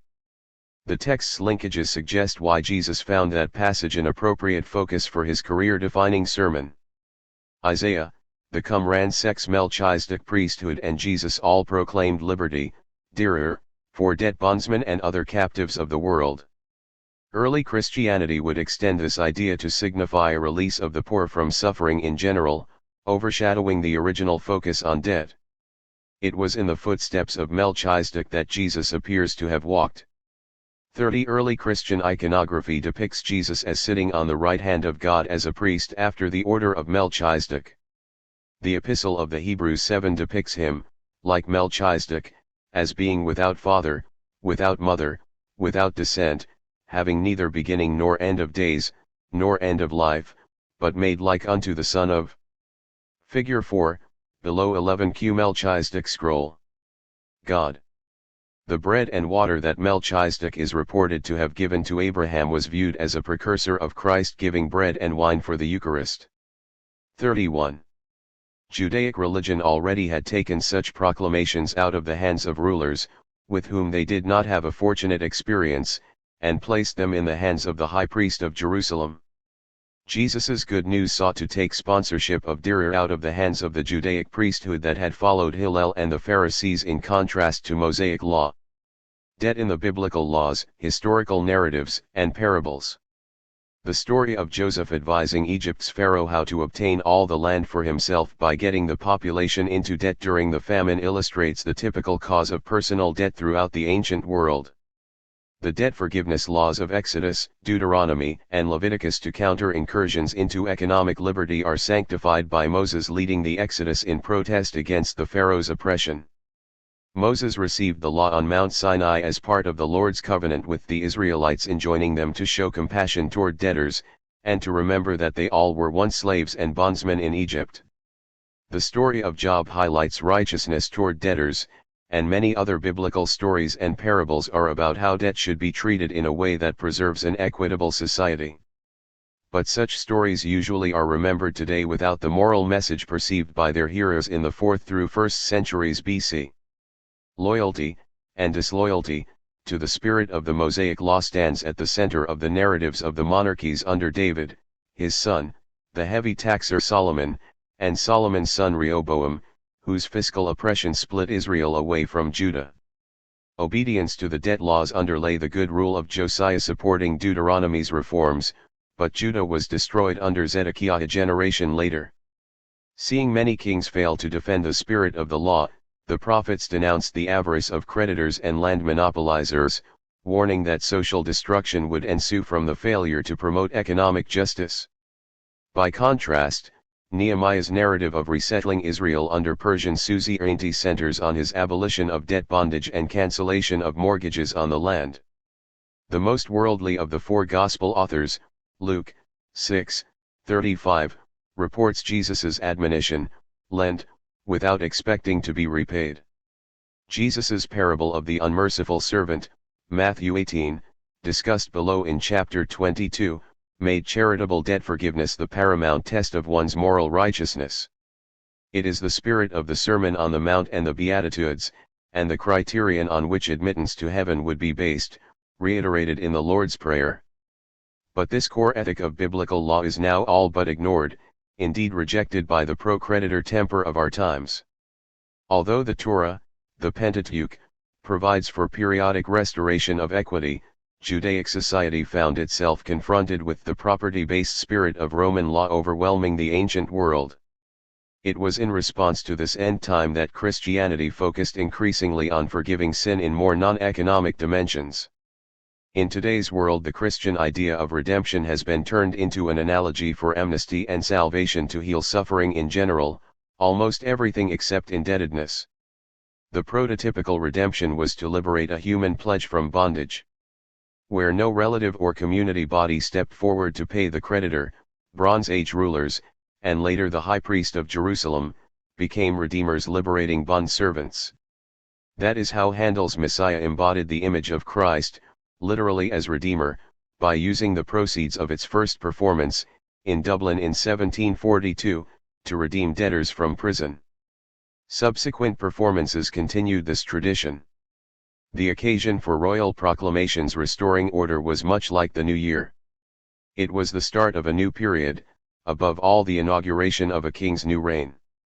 The idea was to renew not only nature but also social balance in general. The common denominator is to restore amity and equity in a celebratory setting. Many societies have released lawbreakers on such occasions. Europeans and Asians, African and Native Americans have long used the New Year as an occasion to clean their homes, bring their extended families together and put their economic relations in order, especially by settling debts. Figure 5, below autograph score of Handel's Messiah, "Worthy is the Lamb that was slain." See Endnotes Chapter 2, Jesus's first sermon and the tradition of debt amnesty. 3. Credit, debt, and money, their social and private contexts.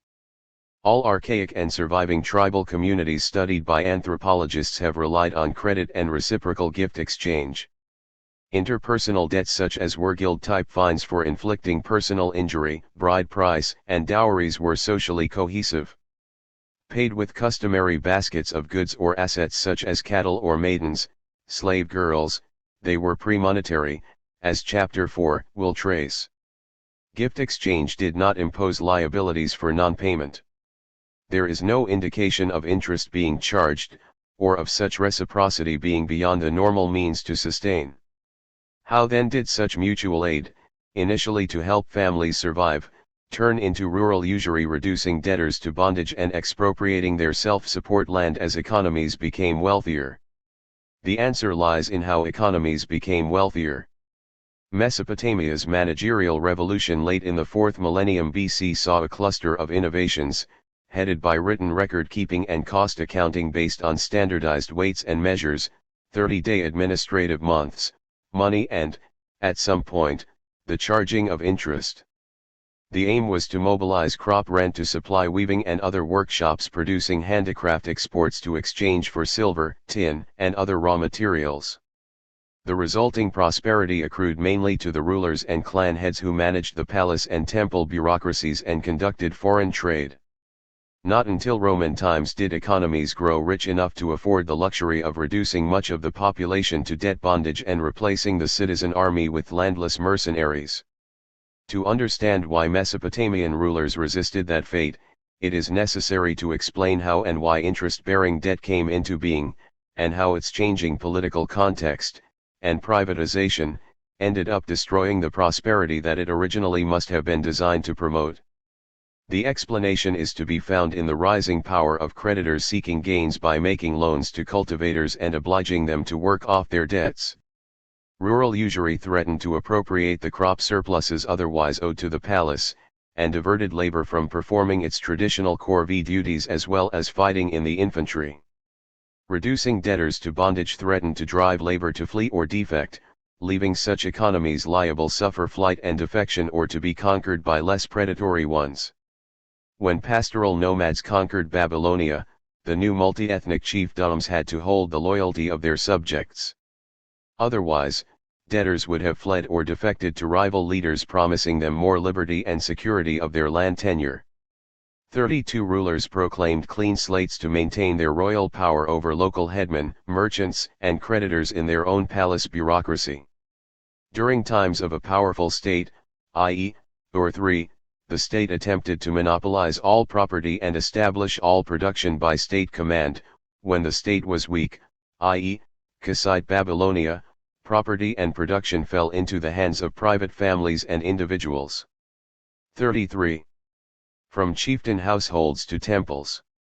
The role of chieftains in tribal communities is to act as their face in dealing with outsiders. Through the ages they have maintained their authority by being open-handed. A typical role of the chieftain's household is to absorb newcomers, fugitives, and dependents. In Sumer such households expanded to include widows, orphans and the infirm who could not work the land. Many became handicraft workers in temple workshops, fed by crops produced on temple or palace land. Early evidence for communities mobilizing free labor, mainly to build ceremonial structures, is found in the pre-pottery Neolithic c. 10,000 BC. Göbekli Tepe in southeastern Turkey created monumental carvings that required intensive stone working by men and women coming from far afield. The work must have been voluntary, because there was no way to force attendance, but such occasions were accompanied by feasting, drinking and socializing. 34 By the Bronze Age such public labor had become a compulsory corvée tax for work building city walls, temples, and other infrastructure. Clan chiefs were responsible for allocating land in exchange for the holder providing such labor and fighting men. All this required forward planning and provisioning. The growing responsibility of chiefs gave them a cosmological status in what Karl Lammert-Karlowski has called a smooth transition from secular to sacred. The architectural design of Sumerian temples reflects that of the late Neolithic chieftain's house. Somewhere in the Ubaid c. 6500 to 3800 BC there is a building at Eridu that looks like it could function as both a corporate household and a temple. A household shrine is put into a previous household, a powerful household. The individual who was before a patriarch is now also a religious leader. 35. The 4th and 3rd millennia BC saw chieftainship institutionalize itself in the form of palaces and temples under their control, family communes, territorial communities, council of elders, and what Jacobson, 1943, referred to as primitive democracy were absorbed into the powerful patronage of the temple economies and the houses of the ruling elite. 36 Van Driel notes that Uruxial impressions of around 3000 BC depict a person who behaves like a prince in cult, war, and hunt. This is not sufficient for a confident claim that temple and palace were separate institutions, with separate purposes, around 3000 BC. The prince has an obvious cultic role. 37. The Sumerian lugal, literally big man, or large householder, commanded the igal, big house, the temple or city palace, with an increasing managerial bureaucracy, controlled by kin-related individuals, clan heads, relatives of the chief, other large landholders and wealthy traders. 38. To view the temple as a benign public utility, dedicated to the public interest, overlooks the struggle for power, concludes Lamert Karlofsky. By the 25th to 24th century, the temple estates increasingly fell under the control of a specific ruler and his family, becoming de facto their private property. Today's contrast between public and private therefore is anachronistic. Rulers such as Urukagina in the city-state of Lagash, one of the best documented Sumerian city-states, found it in their interest to consolidate power by proclaiming amarji clean slates to restore liberty from debt and from the tendency of administrators in the palace and temple bureaucracy or professional guilds to act in predatory ways. Anachronistic views of the Mesopotamian takeoff and its enterprise. When the wealth of Babylonian and Sumerian administrative and personal archives, royal proclamations, and legal inscriptions began to be translated in the 1870s, the initial impulse was to idealize Mesopotamians as conducting their affairs much like modern European or American businessmen. But as thousands of more tablets and inscriptions from different places, periods, and contexts have been translated, it is apparent that many of the wealthiest individuals occupied administrative positions in the royal bureaucracy or acted as its agents, often treating their office as their own personal domain. What seemed to be the public sphere was private, and what seemed to be private business had a public interface. Mogens Larsson points out that the most archaeological digs have naturally focused on excavating public buildings rather than on the smaller private houses. This bias of the archaeological evidence, in conjunction with royal inscriptions and palace and temple records, encouraged the temple state view of a centrally administered economy. On this point see Larsson 2015, 102f. Subsequent excavation of private archives, above all from Assur in the early 2nd millennium and Old Babylonian families, have shown that the assumption of conflict between these two spheres, public and private, is a modern construct, notes Stephen Garfinkel. The ambiguity of modern categories to describe the Damgar/Tamkaram is brought out very clearly by the profusion of terms used: officials, commercial agents, employees of the administration, etc., and in particular by the difference in emphasis that we find in the analyses offered. 39. Marvin Powell describes the guiding principle of palace and temple officials to be self-interest, with wealth shared by their elites only insofar as unavoidable custom and economic necessity demands. 40. David Graeber quips that although rulers depict themselves as shepherds benevolently tending their flocks, what do shepherds ultimately do with sheep? They kill and eat them, or sell them for money. 41. But the palace and temples were not initially a state whose laws governed the entire economy. In the bifurcated dual economies of Sumer and Babylonia, rural areas governed themselves by clan-based oral common law, and the power to declare war seems to have belonged to the assemblies of land-tenured citizens, sons of the city. Corvée labor was initially communal, but became increasingly a palatial claim on landholders. And instead of levying taxes, the early palaces and temples were endowed with their own resources so that they could be self-supporting. 42. So they lacked the three centralized functions by which political theorists traditionally define a state: the power to tax, declare war, and set laws for society as a whole. The palaces and temples were set corporately apart, with their own land, herds and dependent labor force.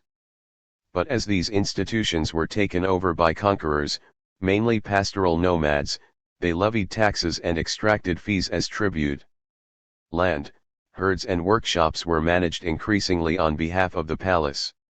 The main strategy of traders and other entrepreneurs was to work via the palace and temples as customers for imports and as suppliers of consignments of textiles and other handicraft exports, or as managers of what today would be called public utilities such as boating or pubs, ale houses, traditionally supplied by temples in many societies.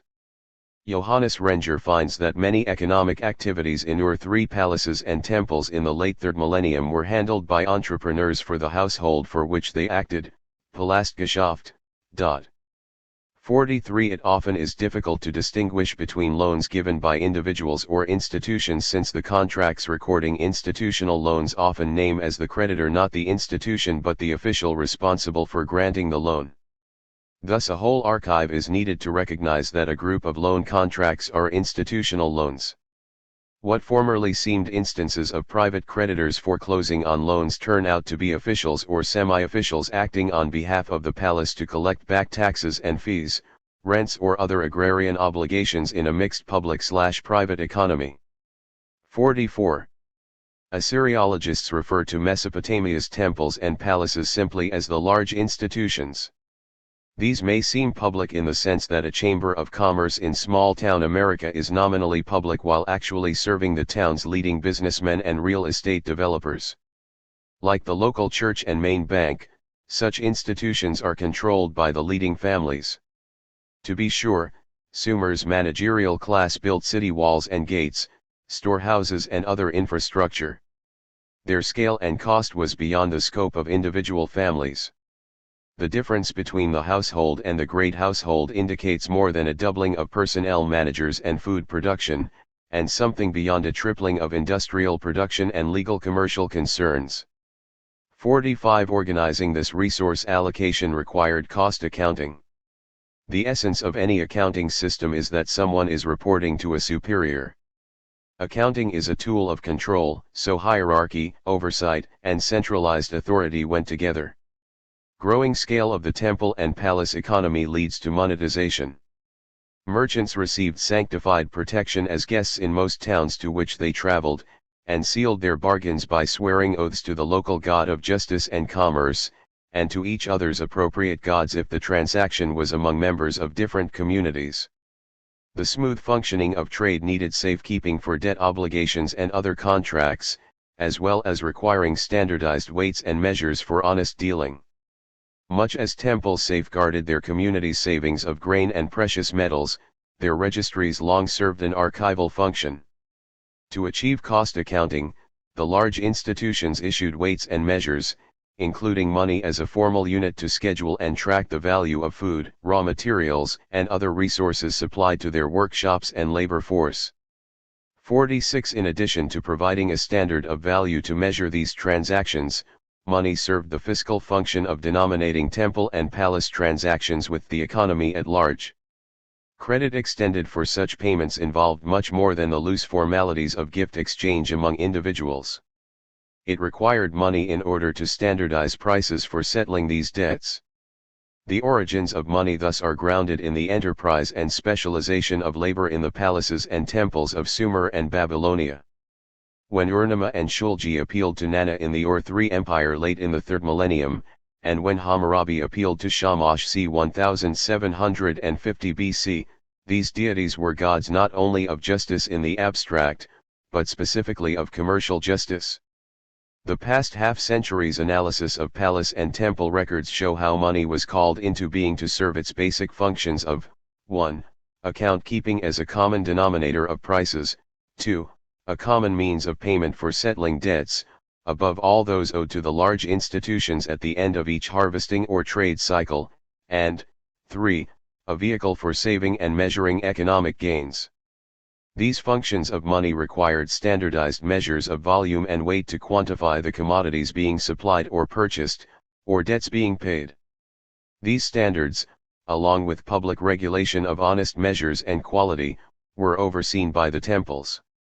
Most arrangements adopted the legal formulae of loan contracts as their basic model, although no money advances were involved. For instance, if an owner of a date grove leased it out to sharecroppers, he might draw up a document stating that the tenant owed dates or their money equivalent at harvest time. The obligation was recorded as a debt. Because of its abstract nature and phraseology, by simply stating who owes whom how much, the obligation contract appears as payment due on a loan. 47. Payment of such debts, or for products in general, is unworkable without accurate weighing and measuring. Biblical denunciations of merchants using false weights and measures, a light weight for lending, a heavy weight for repaying, find their antecedents already in Babylonia. Markets were located in the open spaces in front of the temples, which regulated official weights and measures to prevent fraud, much as did the classical Athenian agoranomoi, public market regulators, today's national bureaus of standards and related consumer protection agencies. For payment in metals, standards of purity had to be created, and trusted. The problem was solved by refining silver and other metals in the temples. 48 Our word money derives from where Rome minted its coinage, the Temple of Juno Moneta, Warner, reportedly for its honking geese that warned Rome of an impending attack by the Gauls. The great monetary challenge was to integrate the palatial and temple sectors with each other and with the rest of the economy. The palace was in charge of foreign trade to obtain metal, stone, and other raw materials not available in Mesopotamia, and to produce or obtain luxury goods, working with networks of private traders and merchants. This trade was denominated in silver and other raw materials. Many handicraft exports were supplied by temple workshops, which provided basic welfare functions for the subsistence economy on the land by employing beside war captives and endowed personnel also widows and orphans, the weak and infirm. The palace supplied their imported materials and oversaw their accounts, which were kept in terms of grain, the basic monthly food supply. The problem was how to keep income and expense accounts for these diverse commodity flows and employment. The solution was to designate grain and silver as the main monetary and debt-paying commodities, grain for the agrarian economy, and silver for the palatial economy that dominated foreign trade in its dealings with merchant entrepreneurs. This enabled balance sheets, monthly and annual statistics to be expressed in terms of a dual common denominator, silver and grain. A quart of barley was set as equal in value to a shekel of silver, 8 grams, and this ratio was used to denominate fees and other payments owed to the large institutions. 49 transactions typically were paid for at a single point of time, for grain debts, on the threshing floor when the harvest was in. What was not required was formal coinage. Weighed pieces of silver were sufficient, often stamped by temples to attest to their degree of purity. Creating markets for commodities, and as a fiscal vehicle for tax debts. Greber points out that the economic focus was extended from relations among people to things, headed by commodities supplied by the large institutions, or to pay debts that mounted up to them during the crop year. 50 Moneizing the temple and palace sectors created the basis for market exchange. The effect might be called the state theory or cartelist theory of markets as well as of money. 51 Accounting in the large institutions valued commodities at standardized prices, and provided a basis for debts to be paid in a specific amount at a specific time, and, if late, at a specific interest charge. Most trade contracts involved the large institutions or their retinue. Payment was seasonal and in bulk. Retail trade occurred among individuals in marketplaces near the city gates, but this initially was marginal, and mostly with the temples and palaces, purchasing handicrafts and paying for services from these large institutions, or selling surplus crops to support their labor force. However, official accounting and debt settlement values used by the large institutions did not prevent market prices in the rest of the economy from varying. Crop prices were prone to vary in times of drought or crop failure. Trade occurred outside the city gates, and no doubt among individuals, so administered prices and market prices coexisted. Karl Polanyi's threefold distinction between gift exchange, reciprocity, administered prices, and market prices set by shifting supply and demand thus should not be viewed as sequential stages but as usually being found together, in today's economies just as in Bronze Age Mesopotamia. Land tenure. The archaic concept of property was ambivalent, above all for land. Mario Livrani emphasizes that in the Bronze Age private property was owned by the family rather than by individual persons, as demonstrated by the restrictions in selling land outside the family. Personal ownership emerges in the temple/palace and in the family sectors, especially during the Late Bronze Age, through processes of usucapion, 52 that is, by coming to be socially accepted simply with the passage of time. Archaic communities assigned land in exchange for labor duties and tax-like fees. Amorite chieftains assigned it on the condition that holders provide a stipulated military service and tribute. Hammurabi's laws were typical in prohibiting creditors from foreclosing on land assigned to chariot fighters. It was not altruism or abstract idealism that led rulers to protect self-support land and liberty from bondage for citizens, but their interest in keeping the land's labor services, fighting men, and crop contributions for the palace. Clean slate proclamations asserted royal priority for these services over that of merchants and other creditors.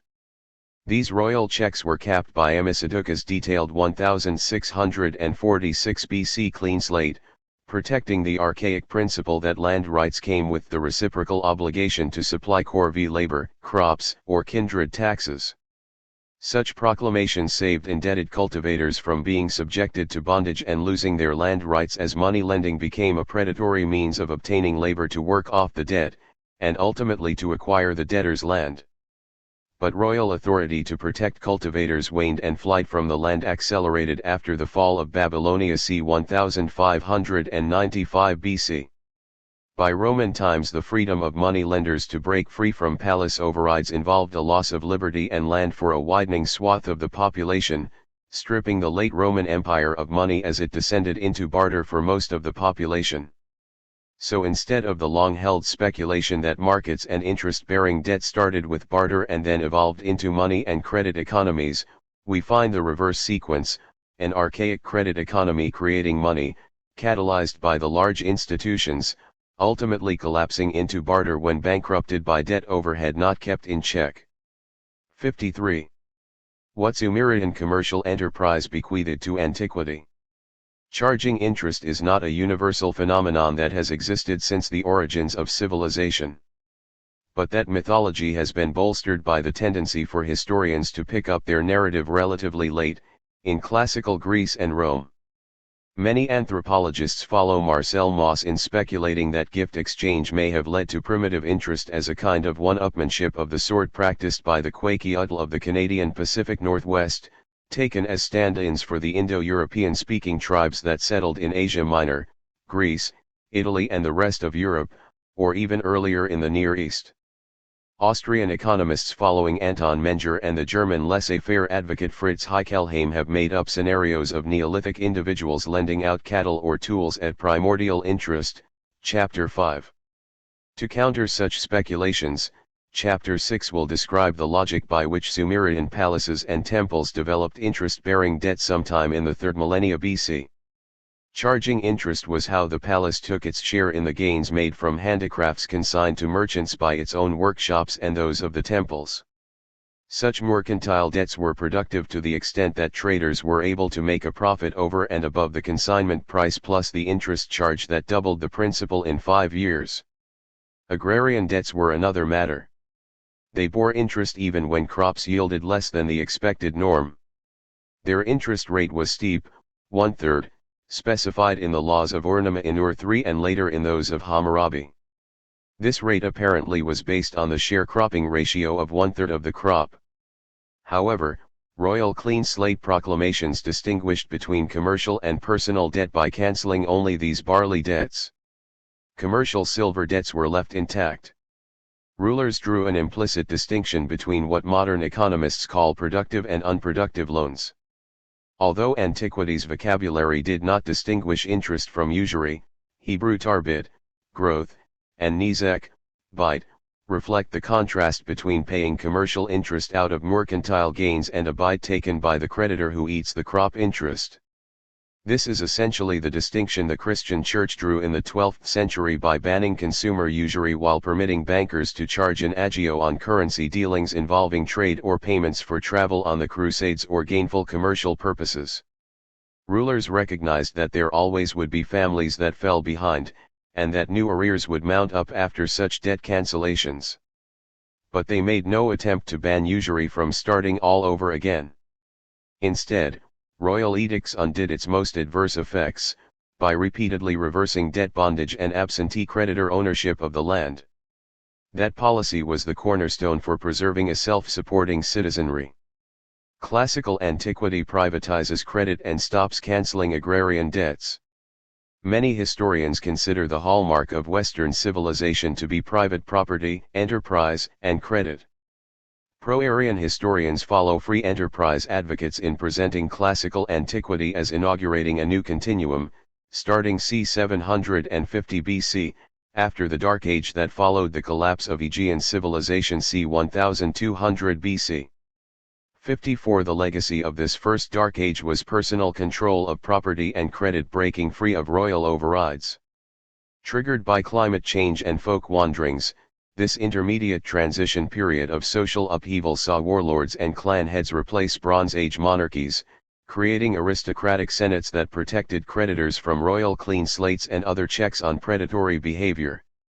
The new Mediterranean states were not pristine formations. They adopted the techniques of economic enterprise, money, and interest-bearing debt that Mesopotamia's palatial economies had innovated. 55 But the economic surplus that earlier had been squeezed out by palace rulers and temples was privatized in the hands of the new classical oligarchies. The leading families concentrated what had been self-support land, trade, and industry into their own hands, reducing indebted smallholders to clientage or irreversible bondage. Societies polarized between debtors and creditors, clients and patrons, slaves and masters. Tribal communities typically remove chiefs who are greedy and self-seeking. The 7th century BC indeed saw populist revolts overthrow aristocracies from Sparta to Corinth. But by the 3rd century BC, Sparta's kings Agis and Cleomenes, and Nabis, were killed or exiled for seeking to cancel debts. In Rome, a bloody century of civil warfare started with the Senate's murder of the Gracchi brothers and thousands of their supporters after 133 BC. Subsequent politicians who endorsed pro-debtor policies were killed in the conflict that followed, such as the praetor A. Sempronius Acellio in 89 BC by a gang of creditors. In Asia Minor the Mithridatic Wars saw thousands of Roman publicani creditors and other Romans murdered in a broad uprising. Then came the coups of Sulla and other generals in Rome, the slave uprising led by Spartacus, and the assassination of Julius Caesar in 44 BC. Rome's imperial economy sank into stagnation and fiscal crisis as creditors became warlords holding dependents in clientage. In 119 AD, Emperor Hadrian issued a bronze sestertius coin showing him burning the tax records in Trajan's Forum, recognizing that these taxes were politically uncollectible. By the 4th century, Rome's taxing power was exhausted. Money was disappearing except among the very rich, who spent it mainly on imported luxuries.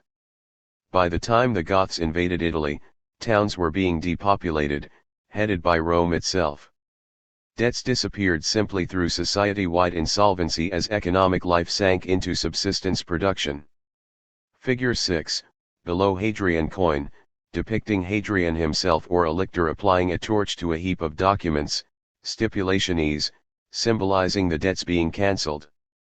The burning occurred in Trajan's Forum, where Hadrian erected a monument inscribed the first of all principes and the only one who, by remitting 900 million sestertii owed to the fiscus, provided security not merely for his present citizens but also for their descendants by this generosity. How the modern financial and legal system emerged from antiquity's debt crisis. Much as occurred in the earlier Dark Age after 1200 BC, Western civilization's post-Roman Dark Age led to a radically new economy. The Christian Church banned usury, and then banned debt bondage in the 5th century, along with chattel slavery, even for war prisoners, to be replaced with serfdom. To stop the demographic decline, slaves were freed from their sexually segregated barracks to marry and possess their own cottages. Under the patronage of local lords, these slaves become serfs held land under customary tenure, subject to payment of crop rent and labor service. In the eastern half of the empire, Byzantine emperors made their economy resilient for many centuries by land reform protecting subsistence smallholders against creditors, and cancelling back taxes, the major category of personal debt. In Western Europe the Papal Crusades in the 12th and 13th centuries looted enough silver and gold from Byzantium to revive commerce. The rising prosperity, and royal borrowing to finance wars, led the Church to lift its ban on interest charges. Much as the temples had acted as Mesopotamia's major creditors, the Knights Templar and Hospitallers became the major creditors, followed by Italian bankers close to the papacy. Churchmen deemed it moral to charge interest on commercial loans to merchants, because such loans were productive and lenders shared in the risk. Antiquities commercial lending was almost exclusively for trade, not to finance new means of production. Our modern industrial epoch's distinguishing financial feature until recently has been to direct credit into tangible capital formation. However, the creditor-oriented spirit of Roman law has bequeathed a primacy to financial claims over all forms of property.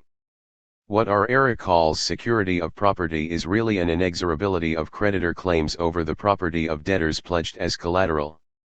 56. Reversing the Sumerian and Babylonian concept of liberty from creditors, modern property must be forfeited when debt service is not paid. Indebted governments and entire countries are being sacrificed on the altar of debt as global creditors privatize their land, natural resources, and public monopolies.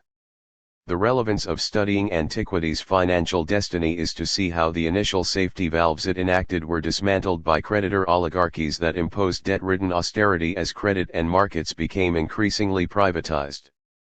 Today's sanctity of debt reverses the Bronze Age idea of periodically renewing social order with clean slates. Even the happy feature of productive industrial credit is now being reversed by predatory lending, while centuries of more lenient personal bankruptcy laws now face a rollback of bankruptcy protection for debtors, most glaringly in the bank-sponsored U.S. bankruptcy reform of 2005. The ancient problem of usury is recurring on an economy-wide scale as our epoch limits bankruptcy to individual cases rather than with foresight and planning on a society-wide basis. Creditors are doing what Bronze Age rulers sought to prevent, gaining wealth in ways that are impoverishing populations, stifling growth and prosperity under the weight of public, corporate and personal debt. The end result promises either to force a new round of public and private debt cancellations, or insolvencies imposing a new dark age marked by a flight of populations from economies that do not free themselves from debt. A chronology of clean slates and debt revolts in antiquity. Mesopotamian debt cancellations, 2400 to 1600 BC. 57. The third millennium Mesopotamian city of Lagash, in southeastern Sumer, is the best documented.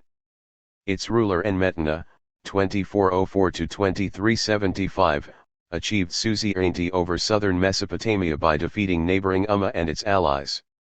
After his victory c. 2400 he inscribed the earliest known Amar, GI law cancelling agrarian debts and obligations. A half-century later Urukagina, 2351 to 2342, reformed economic relations.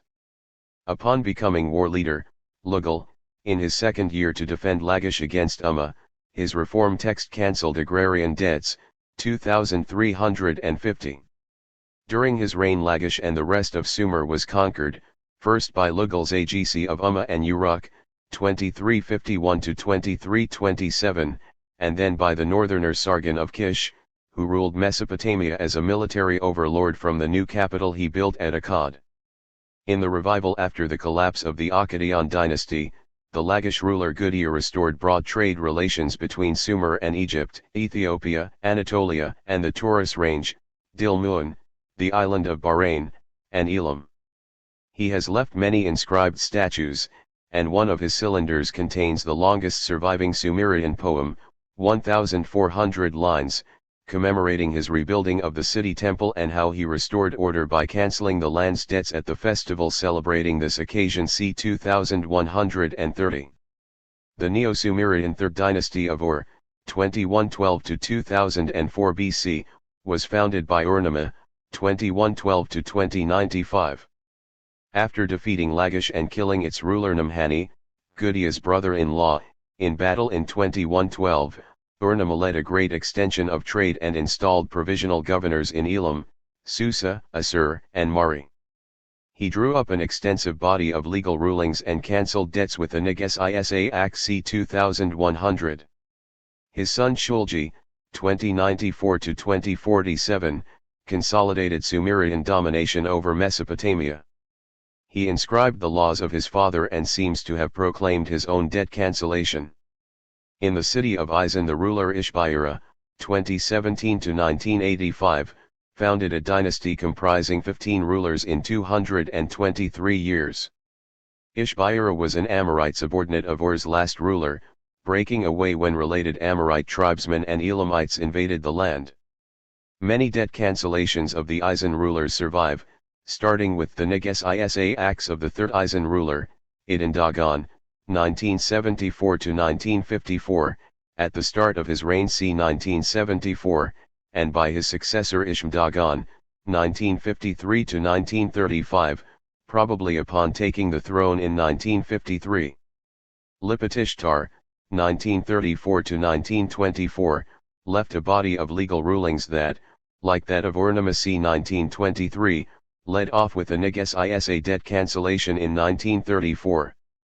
During his rule, an Amorite dynasty in Larsa established itself with Elamite backing.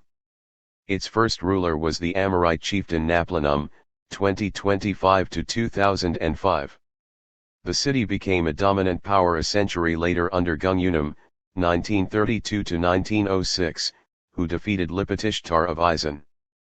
Larsa reached the peak of its influence a century later under two Elamite brothers, Werid-Sin, 1834 to 1823, and Rim-Sin, 1822 to 1763.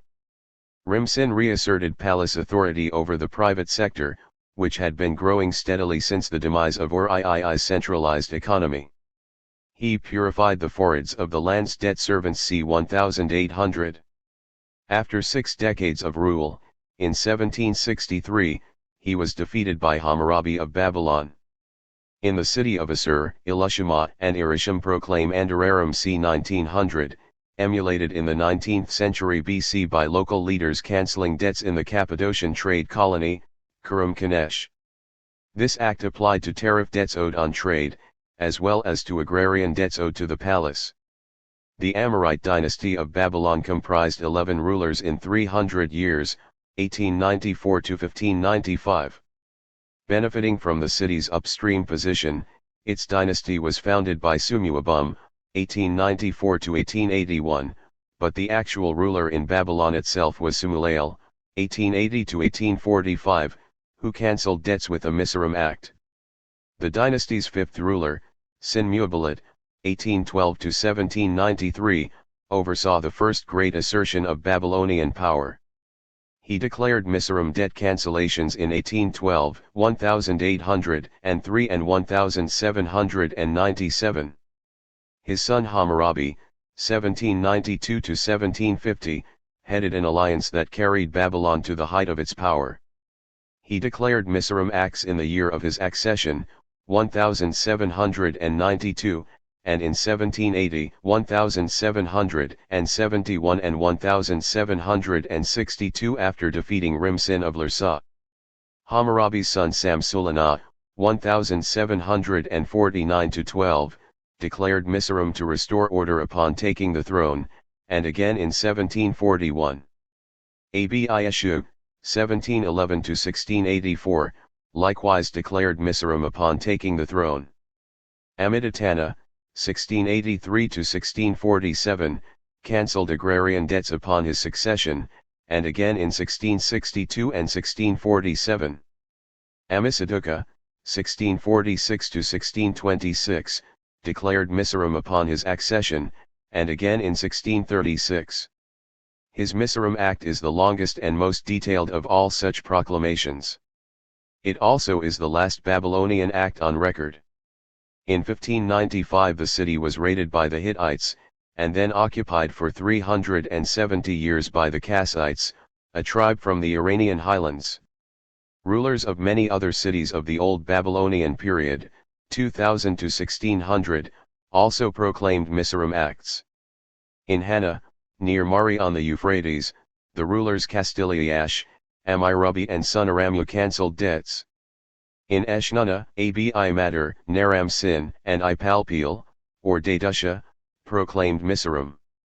Inder, Nidnasha used the term Mizraim to signify a debt cancellation. Allusions to debt cancellations in Canaan/Israel/Judah and Egypt, 1400 to 131 BC. Canaan/Israel/Judah. 1400 BC, around this time, Abdi-Ashur to lead Haparu attacks on Canaan's mountainous area, bidding for local support against the large landowners who have reached an accommodation with Egyptian puppet rulers. Many Haparu were uprooted fugitives from debt pressures in their native lands. 845 to 817, the prophet Elijah, followed by Amos and Hosea, identify the Jehovah religion with the ideal of protecting the poor from the increasingly powerful landed aristocracy. Israel's destruction is predicted if it fails to maintain social equity. Tribute-levying Assyria is represented as the Lord's tool of vengeance against the resented oligarchy. 740 to 700, Isaiah preaches social justice. The biblical book of Isaiah took its present form only after the exile ended in 537. 639 to 609, Josiah ascends the Judean throne. In the process of renovating the temple at Jerusalem, the Deuteronomy scroll is found and becomes the basis for Josiah's reforms. These are made in conjunction with the preachings of Jeremiah. 626 to 604, the prophet Jeremiah denounces usury, much as did his contemporary Greek tyrant leaders in Corinth, Megara, and Sicyon. 597, when the Babylonian king Nebuchadnezzar prepares to attack Judah, Zedekiah frees the Jewish slaves, canceling the debts which had bound them in servitude, Jeremiah 34:8, 19, 2 Chronicles 32 and 2 Kings 25. 432, Nehemiah leads the second return from exile, resettling deported Jews in Judah. The land is returned to its former as well as existing families, freeing them from the debts owed to local creditors and landlords. 131, the Hasmoneans liberate Israel from the yoke of debts and taxation, marking the beginning of a new era under Simon the high priest. Imachab 13:14. Egypt. 663 to 609, Bacchorus/Psammetichus cancels consumer debts, freeing the debt servants. 196, the 13-year-old new pharaoh Ptolemy V proclaims a fiscal debt amnesty, apparently recalling normal Egyptian pharaonic practice. Commemorated by the Rosetta Stone. Debt crises in classical antiquity, Greece and Rome, 650 BC, 425 AD. Greece. 650 to 580, popular reformers, tyrants, come to power in Corinth, Megara, Sicyon, under Cleisthenes, and other Greek cities, overthrowing landed aristocracies, often including their own relatives, redistributing their lands and cancelling the debts. 594, when Athens succumbs to a similar debt polarization crisis, Solon is given powers to act as archon, premier. He cancels the debts, bans personal debt servitude for Athenians and alien land ownership, thereby preventing foreign creditors from foreclosing. He avoids the more drastic land redistributions carried out in other cities. Rome. 500 to 450, Rome's secessions of the plebs over the debt issue. Indebted Romans refuse to fight until their debts are cancelled and economic polarization mitigated. 450, 443, Rome's 12 tables set interest rates at 813%, equals 112th, per annum, but this tradition and its fourfold penalty was repeatedly violated by creditors, and had to be reiterated, example in 357. Meanwhile, the law permitted debt servitude, the Nexum institution. 367, after an impoverished 30 years, plebeian legislation permits debtors to count the interest as amortization payments from the balance that is owed, paying off the balance in 3 years instead of all at once. 357, a public commission is appointed to lend Roman funds to save bankrupt debtors from slavery and loss of their lands, revived in the 217 Punic War emergency. 347, Rome's legal interest rate is cut in half, to 416%, equals 124th, and a moratorium is declared on existing debts, which are to be paid off in 4 equal installments. To ameliorate matters further, the war tax and levy are lifted. 342, the plebeian tribune Lucius Genosius moves to ban outright the charging of interest. 326, after popular riots, Rome's Poetilian Papyrian laws ban nexum debt servitude. 220-200, Sparta's kings Agis, Cleomenes, and Nabis cancel the debts, seeking to return to the legendary Lycurgan Golden Age with its egalitarian ethic. The objective is to restore a free land-tenured peasant army. But Sparta is defeated when oligarchic cities call in Roman aid. 204, after Rome defeats Carthage and levies huge reparations, wealthy contributors to the war effort in 216 demand repayment of what they had contributed, representing that their donations actually were loans. The money is to be paid in 3 installments. 200, with its treasury bare after paying 2 installments, Rome has only the public land to turn over, above all the rich Campania. Instead of being settled by war veterans as had been customary, this land is turned over to wealthy war contributors in lieu of reimbursement. It is to be taxed at only a nominal rate. Beginning in 198, foreign slaves are imported en masse to cultivate the resulting latifundia.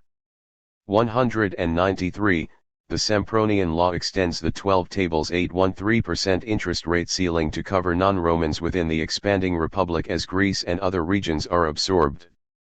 133, Attilos III of Pergamon bequeaths his kingdom to the Romans. In 129 it becomes a Roman province. Aristonachus, the local claimant, mobilizes the population against Rome, promising to cancel their debts and establish a kingdom of the sun, Heliopolis, a political ideal probably influenced by the Stoic philosopher Blasius. Rome defeats local armies by poisoning the water supply. After looting local temples, it burdens Asia Minor with huge reparations debts, paving the way for over half a century of warfare. Regular tribute starts in 126. 133 to 130, Rome's domestic social war is fought largely over the debt issue. In 133 the brothers Tiberius and Gaius Gracchus sponsor land reform, in particular to limit the extent of large estates carved out of the public domain. They also sponsor a general financial reform, creating a class of publicani knights to act as creditors and financiers, so that senators will not perform this function. Tiberius Gracchus is murdered by oligarchic senators in 133, the first tribune to be killed. A decade later, in 123, his brother Gaius and his supporters were defeated when they occupied the Aventine, and Gaius had a slave kill him in 121. 111, the oligarchic agrarian law declares all occupied public domain to be the property of existing holders, thereby defeating plebeian hopes for land reform. 100, the tribune L. Apuleius, supported by the consul Marius, sponsors a land settlement reform, but the oligarchs oppose it, and repress a popular revolt. 89, the praetor Aselio is murdered for sponsoring restoration of the 12 Tables law punishing creditors fourfold for charging excessive interest, over 813%. In the ensuing riots, debtors agitate for new account books, that is, a clean slate debt cancellation. 88, the Vespers of Ephesus, as many as 80,000 Romans are killed in Asia Minor in retaliation against Roman tax farming and money lending. During 88-84 Mithridates of Pontus turns what had begun as a local war in 92 into a region-wide war by Asia Minor against Rome. 86, the Valerian law remits 3/4 of the debts of all Romans. Publican financiers and senators join forces in the face of their common fear that demagogues might bid for popular support by endorsing a general debt cancellation and land redistribution. 86-85, the Roman general Sulla sacks Asia Minor and imposes a huge tribute, forcing many cities and much of the population into debt to Italian bankers. This helps make Sulla the richest man in Rome in 83. His army takes over the city and he kills many of his opponents during his dictatorship of 82 to 79. 73 to 71, slave revolt led by the Thracian war captive Spartacus. 70, Rome declares a moratorium on Asia Minor's war tribute, which had multiplied sixfold from the 20,000 talents imposed by Sulla in 84 to 120,000 talents, despite the fact that Asia Minor already had paid 40,000 talents, not including the looted treasure of Asia Minor's temples. The local Roman general, Lucullus, sets a 12% interest rate and decrees that where interest payments have exceeded the original principal, the debt is to be considered paid. Debt service is limited to a quarter of the debtor's income. 63 to 62, Catiline and some 3,000 supporters are killed in battle. A major plank of their program, which Cicero called a conspiracy, was a cancellation of debts. 49, Caesar marches on Rome. In the turmoil he allows debtors to count their interest payments as repayments of their principal, and introduces Rome's first bankruptcy law. But this alleviates debt pressures only on the wealthy. His Cessio Bonorum saves them from having to sell off their property under distress conditions by letting them turn over real estate at pre-Civil War prices. To support collapsing land prices, Caesar also directs that 2/3 of all capital assets must be held in the form of Italian real estate. This is not much help to the landless and small-holding population at large. Demagogues such as Caelius, Rufus, and Milo are killed after leading a popular insurrection. In 47, Gnaeus Cornelius Dolabella likewise advocates cancellation of debts, and is killed for leading riots in the Forum. This is the final defeat for Rome's indebted poor. Henceforth, lending is concentrated mainly among the wealthy. AD 33, a financial crisis results from emperors hoarding coinage in the imperial treasury, aggravated by private hoarding and a drain of bullion to the east, largely to purchase luxuries. Tiberius reimposes the traditional 8.13% interest rate ceiling, and Caesar's decree that 2/3 of all personal capital be invested in Italian real estate. This leads to widespread foreclosure on mortgages as lenders convert their financial claims into land. Tiberius decrees that debtors are obligated only to pay 2/3 of debts that are called due, but his measures nonetheless aggravate the general financial crisis. AD 325, the Council of Nicaea bans the practice of usury by members of the Christian priesthood. AD 118, Hadrian burns the tax records. AD 178, Marcus Aurelius emulates Hadrian's burning of the tax and debt records. AD 425, charging interest is banned for the lay population generally. 458, Emperor Majorian, 457 to 461, issues Novel No. 2, proclaiming an amnesty for land tax arrears. The aristocracy overthrew him. 578 to 582, Tiberius II Constantine remits a year's taxation, the major debts of the Byzantine era, to restore morale.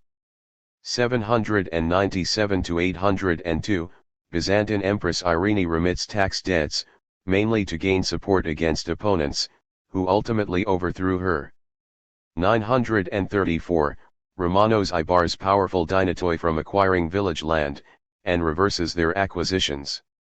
947, Constantine VII strengthens the restoration of small holdings to their original families, rendering acquisitions since the winter of 929 null and void, and bans the dynamo from acquiring them in the future. 959 to 963, Romanos II rules that any lands sold since Constantine took the throne in 945 are to be restored without obligation to reimburse the buyers. 976, Basil II reinforces Romanos II's ruling. In his last year of rule, 1025, he waived 2 years' worth of land and hearth taxes. See endnotes. Chapter 3, Credit, Debt, and Money, Their Social and Private Contexts. Part 2. Social Origins of Debt. For the Anthropology of Debt, From Gift Exchange to Wergild Fines. Anthropologists have documented how tribal communities create webs of gift exchange that bind families to each other, such as bride price owed to in-laws.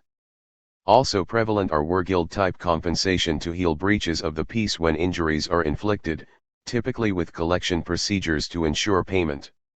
The great question that prehistorians must answer is how such interpersonal debt practices, which originally must have been socially integrating, ended up reducing debtors to a state of dependency and bondage by classical antiquity. The first imperative of low surplus economies is to enable their members to survive. Failure to provide mutual aid threatens their viability. Economic surpluses come largely from collective efforts to exploit nature, the hunt or harvest, and also in battle. There is little leeway for disparities in income and wealth to develop, so self-seeking at the expense of others is discouraged.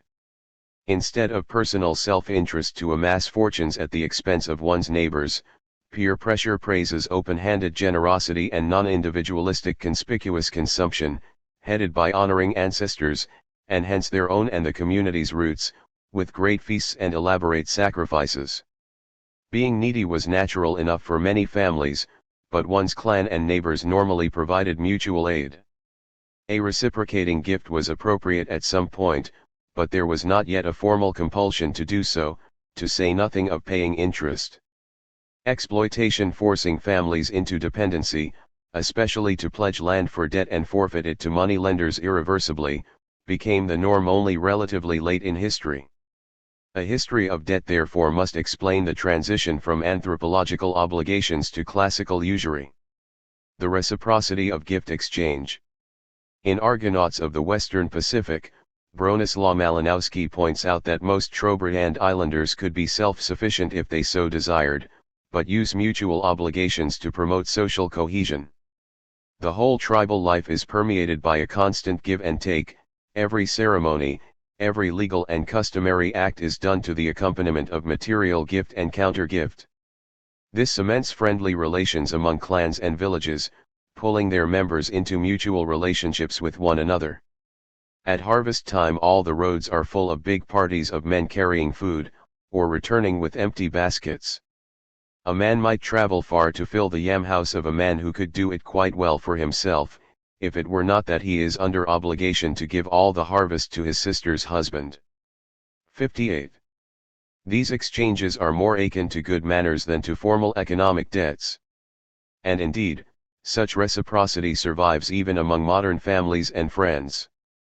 Marcel Mauss, the father of French structuralist anthropology, called this prestation in the gift, 1925. A gift is not really a loan. It is part of a system of reciprocating presents and hospitality. Rather than being employed to acquire things, as David Graeber notes, gift exchange and similar reciprocity debts are mainly used to rearrange relations between people. Above all, to arrange marriages and to settle disputes. 59. Delay in reciprocating such obligations is not usurious or socially divisive. When reciprocity is delayed, another anthropologist explains, as it is in the ceremonial Kula trade of the Trobriand Islands, an umbrella of peace is created to enable ordinarily hostile people to engage in utilitarian trade while they wait for ceremonial gifts to be reciprocated the following year. 60. How classical money lending differs from gift exchange. In view of the stretched out time element in reciprocity, Mauss concluded, a gift necessarily implies the notion of credit, 61, in the sense that a balance was due. He then made a jump directly to classical antiquity by suggesting that the customary reciprocation might express one-upmanship as a primordial form of interest and even usury. 62. As an example he cited the potlatch feasts of the Kwakiutl in America's Pacific Northwest, whose tribal leaders indulged in a competitive destruction of copper sheets in great potlatch bonfires. They obtained these coppers by trading furs with the Hudson's Bay Company, so the practice was not pristine. The idea that Kwakiutl gift exchanges typically lead to return exchanges with a customary overplus is by no means a form of productive investment in the modern economic sense of the term. Andrew Strathern stretches matters along similar lines by writing that the Mocha gift exchange of New Guinea's Highland men competing for prestige by outdoing each other in open-handedness can be looked on simply as a means of investment making. 63 But the investment vehicles are luxury goods, decorative shells or coppers, roast pigs, and so forth. Their destruction does not finance new means of production to increase the economic surplus. Topping a counterparty's gift is rarely a calculated percentage. Such examples are a far cry from commercial investment building up capital as in the ancient Near East. There was not even a formal legal compulsion to return a quid pro quo, to say nothing of paying interest. Moss acknowledged that the reciprocity dimension of gift exchange, cementing social ties by establishing obligations to return generosity at some future date, overshadows its commercial aspects. But his followers have taken reciprocity as a starting point to analyze the flowering of interest-bearing credit in classical antiquity. 64. But Marshall Solins warns against viewing surviving hunter-gatherer enclaves as proxies for those of Europe and the Near East 7,000 years ago. The anthropology of hunters is largely an anachronistic study of ex-savages, the Paleolithic disenfranchised, occupying marginal haunts untypical of the mode of production. Herded onto reservations like Native Americans, these groups are no longer pristine, but are barred from the better parts of the earth, first by agriculture, later by industrial economies. 65. Mary Douglas likewise recognizes that although individuals in tribal communities often have entrepreneurial ability, they are incapable of long-term accumulation of capital. They do not produce anything which will yield over a longer time than the life cycle of a pig. These are not systems of primitive capitalism, but merely primitive commerce. 66 The study of their prestation-type exchanges cannot explain Mesopotamia's commercial takeoff c. 3500 BC. A major problem with seeking the roots of interest-bearing credit and money lending in gift prestation is the latter's ubiquity. The exchange of gifts is an integral feature of all major ceremonies, such as marriages, funerals, alliances, peace treaties, in short, almost all social intercourse. 67 When such reciprocity obligations are incurred among neighbors, friends, and other peers, there is no legal necessity for repayment. The guest who fails to return hospitality or a gift may lose face, but there is no formal collection procedure. This polite reciprocity does not involve witnesses or contracts, sureties, or the pledging of collateral. There is a long way to go before personal obligations lead to debt bondage or forfeiture of access to self-support land. The characteristic Indo-European terms for debt among peers have more to do with parity and mutuality, as in Latin mutuum, a non-interest-bearing loan, than with interest-bearing obligations. 68. Being so important in so many diverse contexts throughout the world, the ethic of reciprocity is not helpful in explaining how lending at interest evolved in Bronze Age Mesopotamia, especially in connection with its early association with long-distance commerce, example trade with outsiders rather than with fellow community members and peers. Surviving tribal enclaves lack the outward-reaching commercial dynamics that characterized Mesopotamia's palaces and temples in the 3rd millennium BC. Given the socially cohesive context for gift exchange, it is necessary to look elsewhere for the dynamics that led to usury. Debt terminology in many languages derives from fines for inflicting personal injury. These fines did not entail payment of interest, but they did bring into being proto-monetary means of settling obligations, as well as formal collection procedures that even included enslavement for non-payment of compensation debts for personal injury. But unlike Near Eastern money, the usual payments were in the form of capital assets such as cattle or servant girls. Fine debts for personal injury catalyze special-purpose proto-money. Money is a standardized means of payment. An analysis of Indo-European vocabulary indicates that the earliest payments were fines for personal injury. The English verb pay derives via French payer from Latin pacere, to pacify, appease, to make peace with. The idea is compensation and restitution, a subspecies of reciprocity. Lacking public mediation to carry out judgment, retaliation against aggressive outbursts was left to the injured party or his family, i.e., by taking vengeance.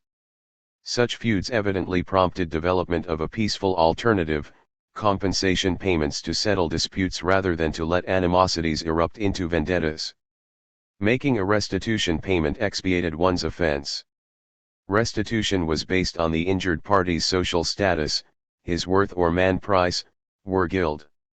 The Brehon laws of medieval Ireland, named after the local officials who served as arbitrators, for example, punished offences by eric fines proportioned to the rank of the person slain or otherwise injured. 69 Anglo-Saxon law likewise fixed the wergild on a king's life at 30,000 thrisma coins, that of a prince at 15,000, a bishop or alderman at 8,000, a sheriff at 4,000, a thane or clergyman at 2,000, and a common churl at 266. 70. Homer's Iliad, 9.743, illustrates this principle.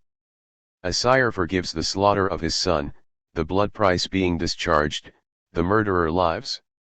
The epic, 18.497 ff, describes the portrayal on Achilles' shield of a dispute over whether a proffered wergild payment of 2 talents in gold was sufficient. It is in this spirit that Rome's 12 Tables, 8.2, specifies, if a limb is injured, unless peace is made with him, i.e., with the injured party, by paying compensation, there shall be retaliation. Accepting monetary payment was more for the weak than the strong. As a Greek proverb put matters, those who cannot, sue, those who can, take vengeance. 71 A larger payment was needed to dissuade high-status families from indulging in retaliation in kind. Families with social power did not have to accept pecuniary restitution, and were able to pay the assessed wergild or other fines rather than going into exile, viz. Iliad 9.632 ff, the manslayer at a great price abideth in his own land. Exacting monetary retribution for human life and personal injury has little to do with the trucking and bartering to which Adam Smith points as the foundation of economic relations. But such injury debts did help bring about proto-monetary means of settling them. This can be seen in the metonymy of classical Greek time. At first the word connoted worth, esteem or valuation, and subsequently wealth or tax assessment, the nominal value of which an Athenian citizen's property was rated for the purposes of taxation, his rate of assessment, rateable property, Liddell and Scott, Greek-English lexicon, hence came the term timocracy, rule by property holders or other wealthy persons. As a legal term, time signified a penalty, such as the compensation due a victim. 72 The penalty could range from a monetary liability to exile or death of the offender. Among the Hittites in the 2nd millennium BC, if a member of the family commune was killed, it was the patriarch who, in the Hittite expression, was owner of the blood, and received a compositio for the killed person. 73 The transition to debt is reflected in Jacob Blackmichaux's observation, among the Bedouin, and in all other feuding societies in the Mediterranean and the Middle East, an original homicide is spoken of as a debt and vengeance as a redemption of the debt. The mnemonics of vengeance may be better seen as statements of account. 74. Tacitus describes the Germanic tribes of the 1st century AD as imposing such restitution debts, and they were enacted by the Gauls, Franks and Lombards, being called wergeld or wergild, man price, in Anglo-Saxon usage, and kinbote by the Swedes. Henry Maine notes in his early history of institutions. Compensation in the Welsh laws is reckoned primarily in cattle and in the Irish ones in cattle or bond maids, cumhul, with considerable use of precious metal in both. In the Germanic codes it is mainly in precious metal, gold shillings and ciatas in the oldest laws of Kent, shillings or denarii in those of the Franks, ounces of silver, or, in those of Norway. In the Russian codes it is in silver and furs, graduated from marten down to squirrel. 75. Wergild type fines have been found throughout the world as administered legal prices, including Mesopotamia, whether payable in cattle or axe blades, rings or pig tusks, shell ornaments or mats, observes Philip Grierson. The common standards were based on objects of some value which a householder might be expected to possess or which he could obtain from his kinsfolk. 76. Debt terminology, and probably the earliest formal collection procedures, evidently first developed in the realm of common law governing compensation for personal injury, followed by obligations owed to the public sector. The penalty might include bondage to one's victim.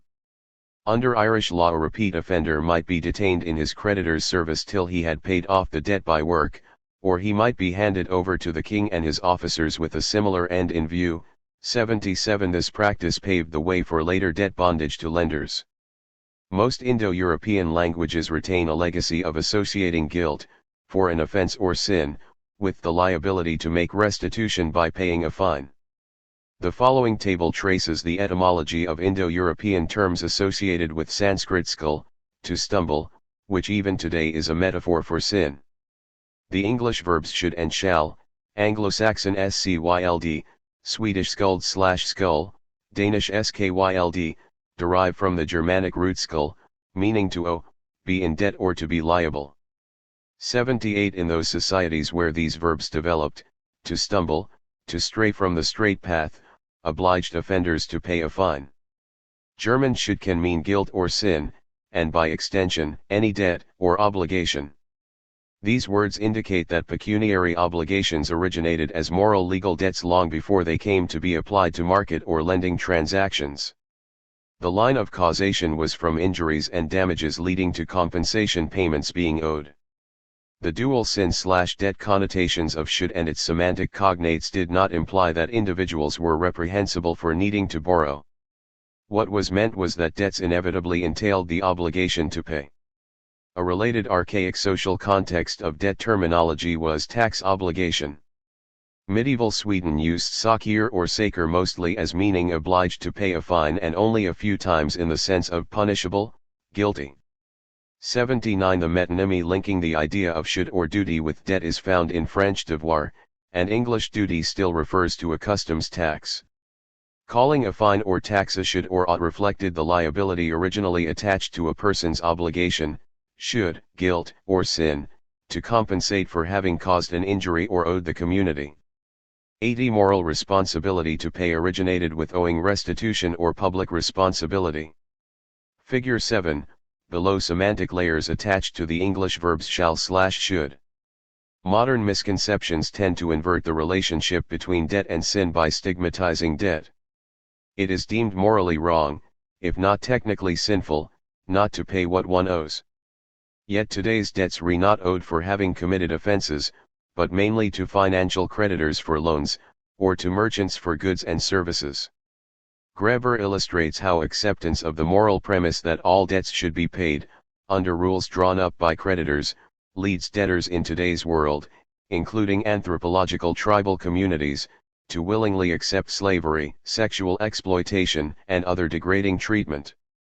81. It is the debtors who suffer injury, at the hands of creditors who now are victimizers, not victims as was the case when guilt claims arose from personal injury.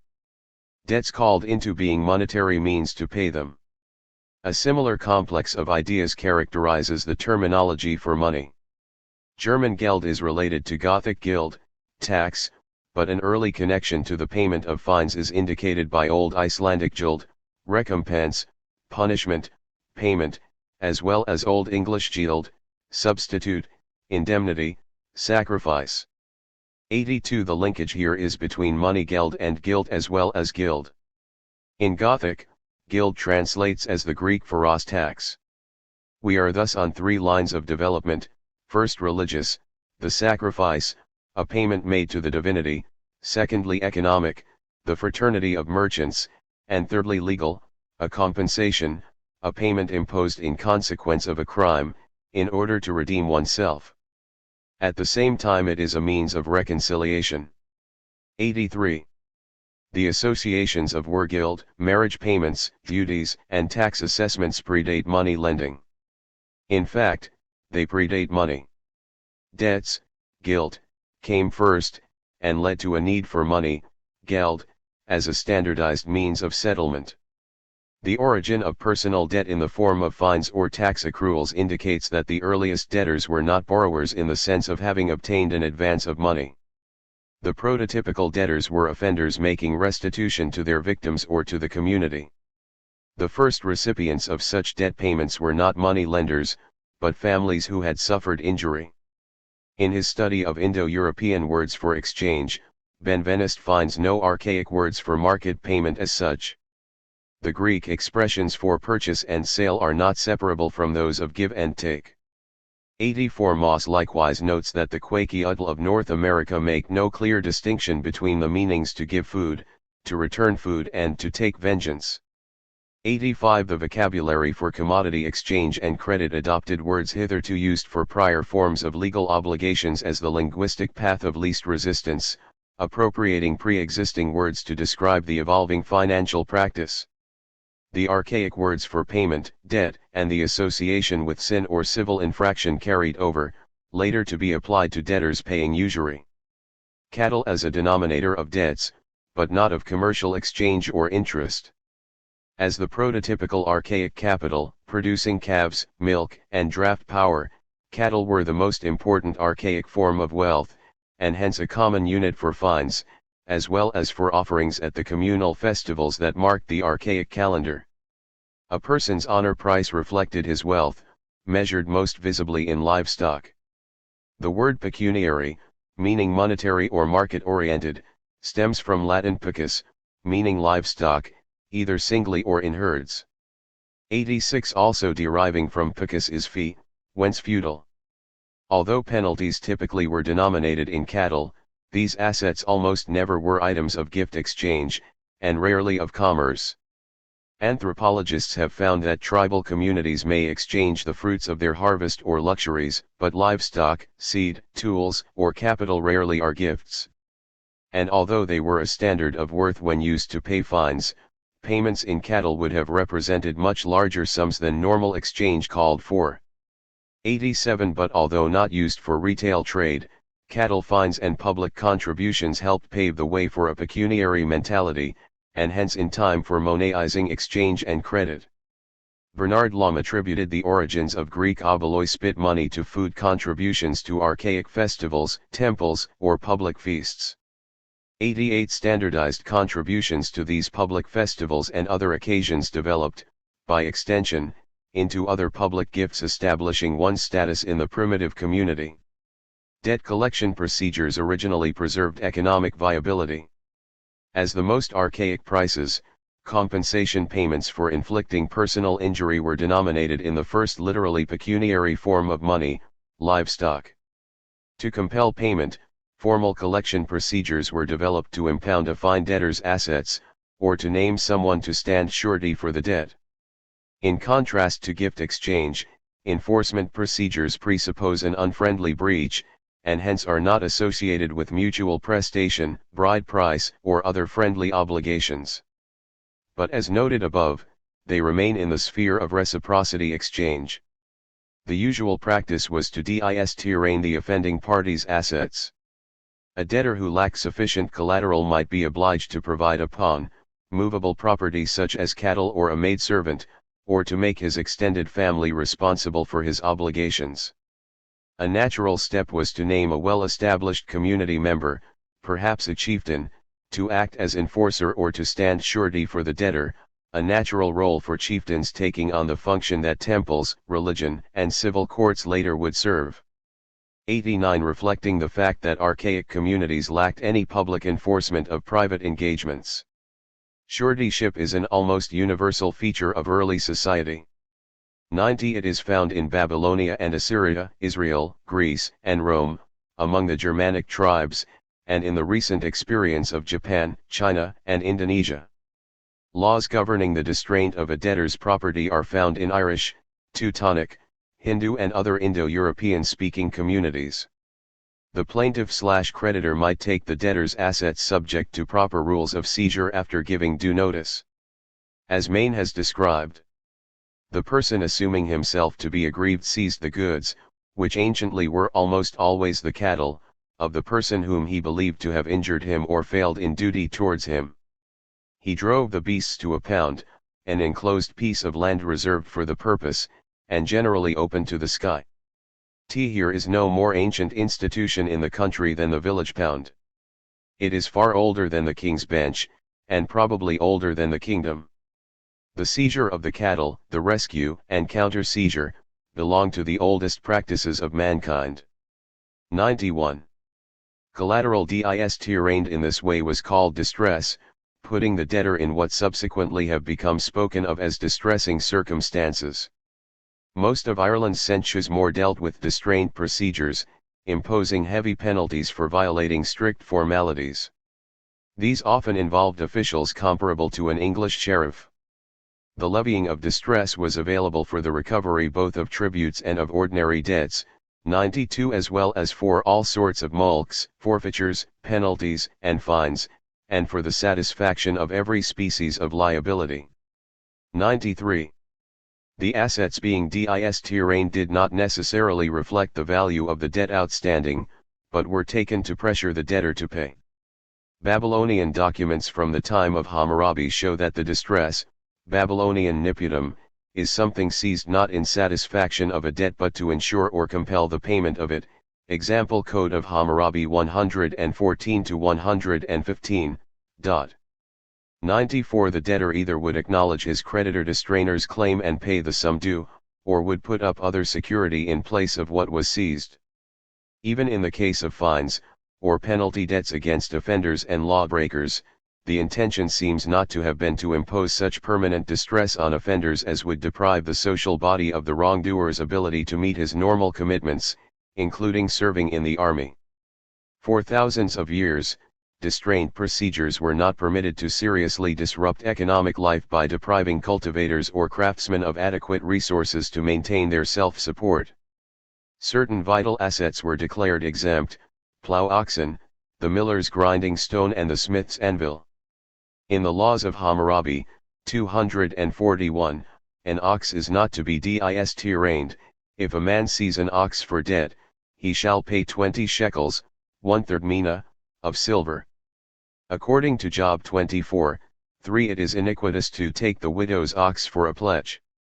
Deuteronomy 24:6 commands that no man shall take the nether or the upper millstone to pledge, for he taketh a man's life to pledge.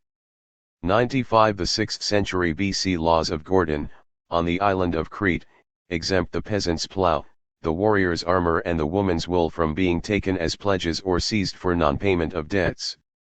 96. Wilhelm Roscher describes how a very old Norman law provides that in actions for debt, execution should not issue against effects of the debtor which are indispensably necessary for him to maintain his position, such as the horses of a count or the armor of a knight. Magna Carta extended this provision so as to include the agricultural implements and cattle of the peasantry, for these were needed by cultivators as part of the vital agricultural foundation on which economic life rested. 97. Maine points out that the principle of exempting essential capital assets from distraint was not in its origin the least intended as a kindness to the owner. It was entailed by the very nature of the whole proceeding, since without the instruments of tillage or handicraft the debtor could never pay his debt. 98. Maintaining the viability of the community took priority over claims by individual creditors. That is why land tenure rights were long exempt from foreclosure in early low-surplus communities. Only late in antiquity did debt foreclosure and clientage lead to permanent deprivation of the means of self-support and personal liberty on a large scale.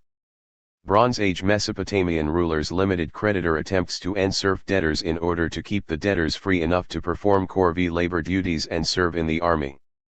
This broad aim of social survival is what makes Sumerian, Babylonian and other Near Eastern clean slates so striking as compared to classical Greek and Roman practice. But increasingly, royal fee collectors and money lenders acted in economically aggressive ways. The rise of creditor oligarchies made the seizure of debtors' assets and irreversible bondage for their family members acceptable. Collecting debts from borrowers who committed no offenses. Early debtors owing fines were not borrowers of money or individuals unable to pay public authorities, but offenders who owed restitution to their victims or to the community. The original seizure of collateral from debtors was to compel payment owed to the victims of crimes. The first recipients of these debt payments were the victims or families who had suffered injuries. These injured parties were, in effect, proto-creditors. Even before money lending gained momentum, war-guild-type obligations could result in the fine debtor's servitude. 9954 of Hammurabi's laws ruled that an individual who could not make restitution for the economic injury he caused his neighbors, for instance, by not keeping his dike in proper repair, might be sold into bondage and his property sold to reimburse his neighbors. At that time, c. 1750 BC, the main personal debt stemmed from fees owed to palace collectors, and emergency borrowings. At first such seizures were only temporary. Personal debts owed to the palace were forgiven by royal amnesties, but by classical antiquity most debts were owed to private creditors. They gained control of governments, and prevented debt write-downs. Non-payment of debts became subject to collection procedures imposed for breaking the peace. Such debts had begun as payments to expiate personal offenses, but these collection procedures came to be imposed on poor borrowers. Debt and foreclosure procedures became socially divisive, no longer supporting peaceful relations. Debt bondage threatened to turn debtors into fugitives or criminals by driving them to economic extremity or imprisoning them for debt, much as archaic offenders were exiled if they could not pay war-guild fines. Herodotus, I-138, wrote that the Persians consider telling lies more disgraceful than anything else, and, next to that, owing money. There are many reasons for their horror of debt, but the chief is their conviction that a man who owes money is bound to tell lies. But of course, creditors were notorious throughout antiquity for using false weights and measures when lending money and collecting debts. From Babylon to Egypt, debts had to be written and documented in order to be legally collectible, evidently a response to creditors being likely to lie by either claiming that they had made a loan, or falsely claiming that they had not received a deposit or not been repaid. See Endnotes Chapter 4. The Anthropology of Debt, from Gift Exchange to War-Guild Fines. 5. Creditors as Predators. The Anthropology of Usury. No problem has proved more vexing to economic historians than how interest-bearing debt originated. Anthropologists have found no indication of interest charged on gift exchange or restitution debts. Moss's idea of the mutually destructive Quakiutl one-upmanship, topping partners when reciprocating gifts, is too informal to be a fixed a priori rate of interest. In the 1st century of our era, Tacitus, Germania 26, noted that the Germans, whose debts were mainly for war-guild-type fines, were not acquainted with loans on interest. There are many reasons why low-surplus tribal communities are unlikely to have charged interest.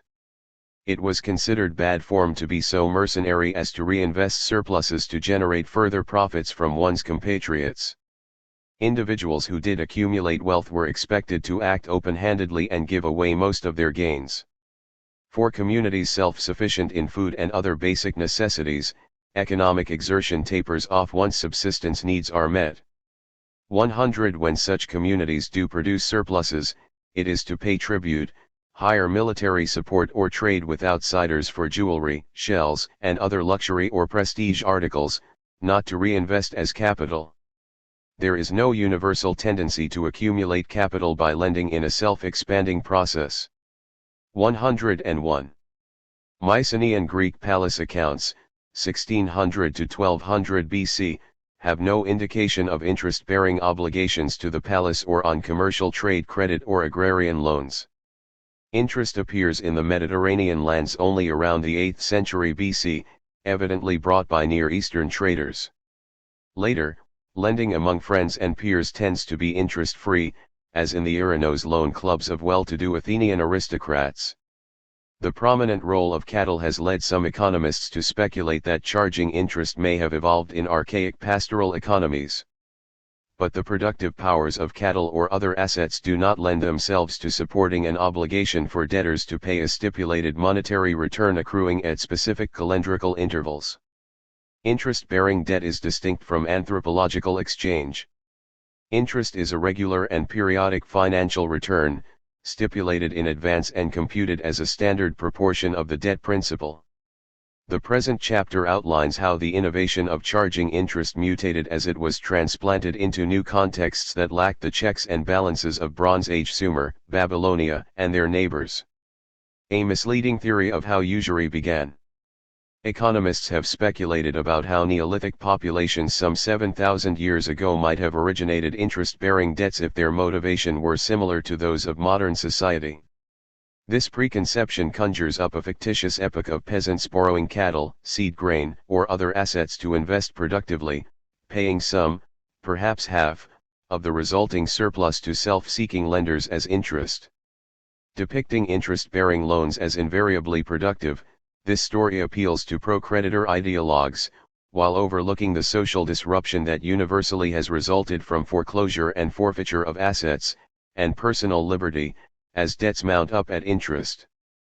The recorded experience of all known low surplus communities indicates that peasants borrow only out of dire need, not to make gains.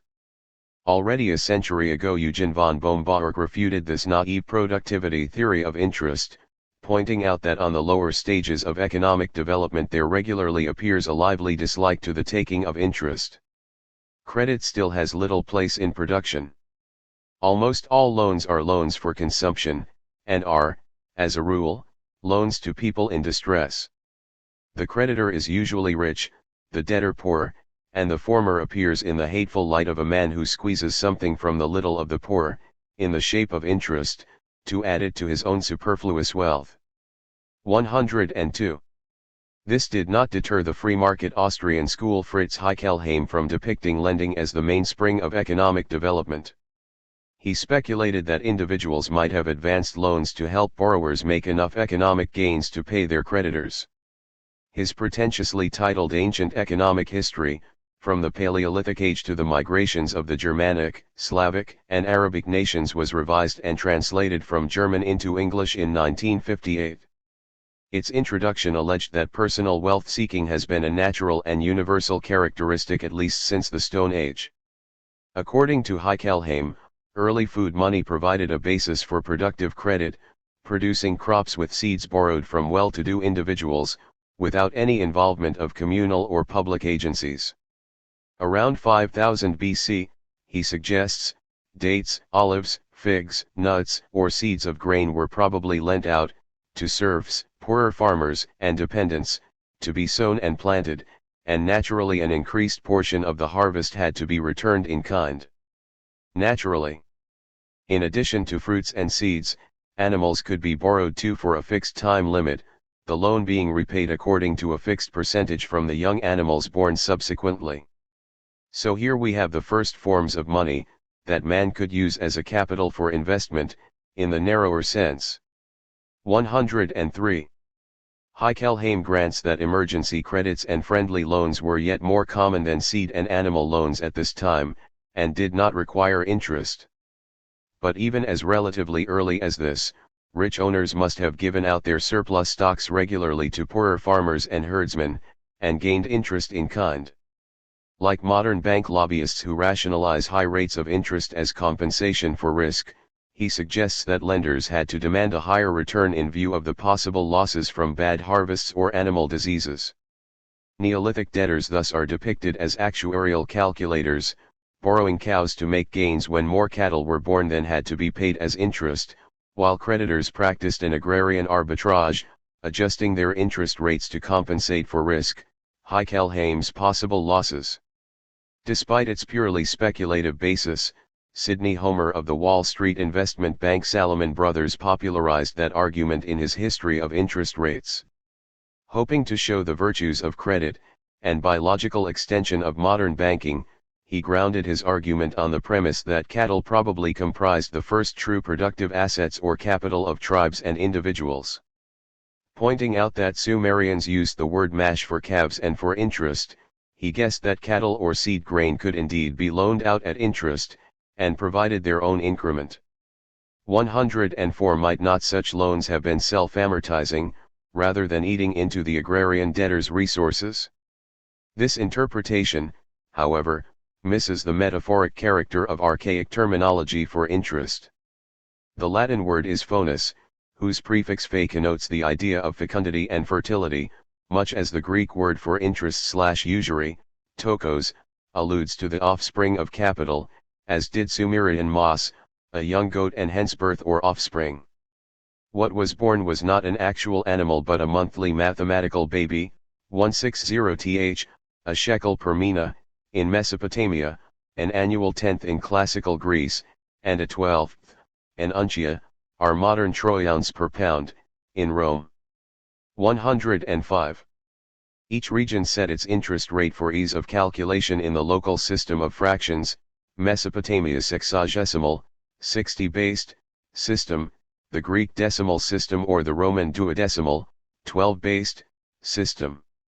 To Heckelheim the seeming decline in the official Bronze Age rate from the 20%, 160 per month, in the 3rd and 2nd millennia to 10% in Egypt and classical Greece, to 112 in Rome reflected the rising security of credit, meaning a declining riskiness of loans with the spread of pro-creditor and private property laws to make foreclosures permanent. Failure of physical productivity or risk levels to explain early interest rates. Explanations of how interest rates are determined by productivity, profit rates, and risk are irrelevant to antiquities' rural lending to consumers in arrears or in need. How much of a usufruct can livestock yield? Cattle may provide plowing services and milk, and give birth to calves.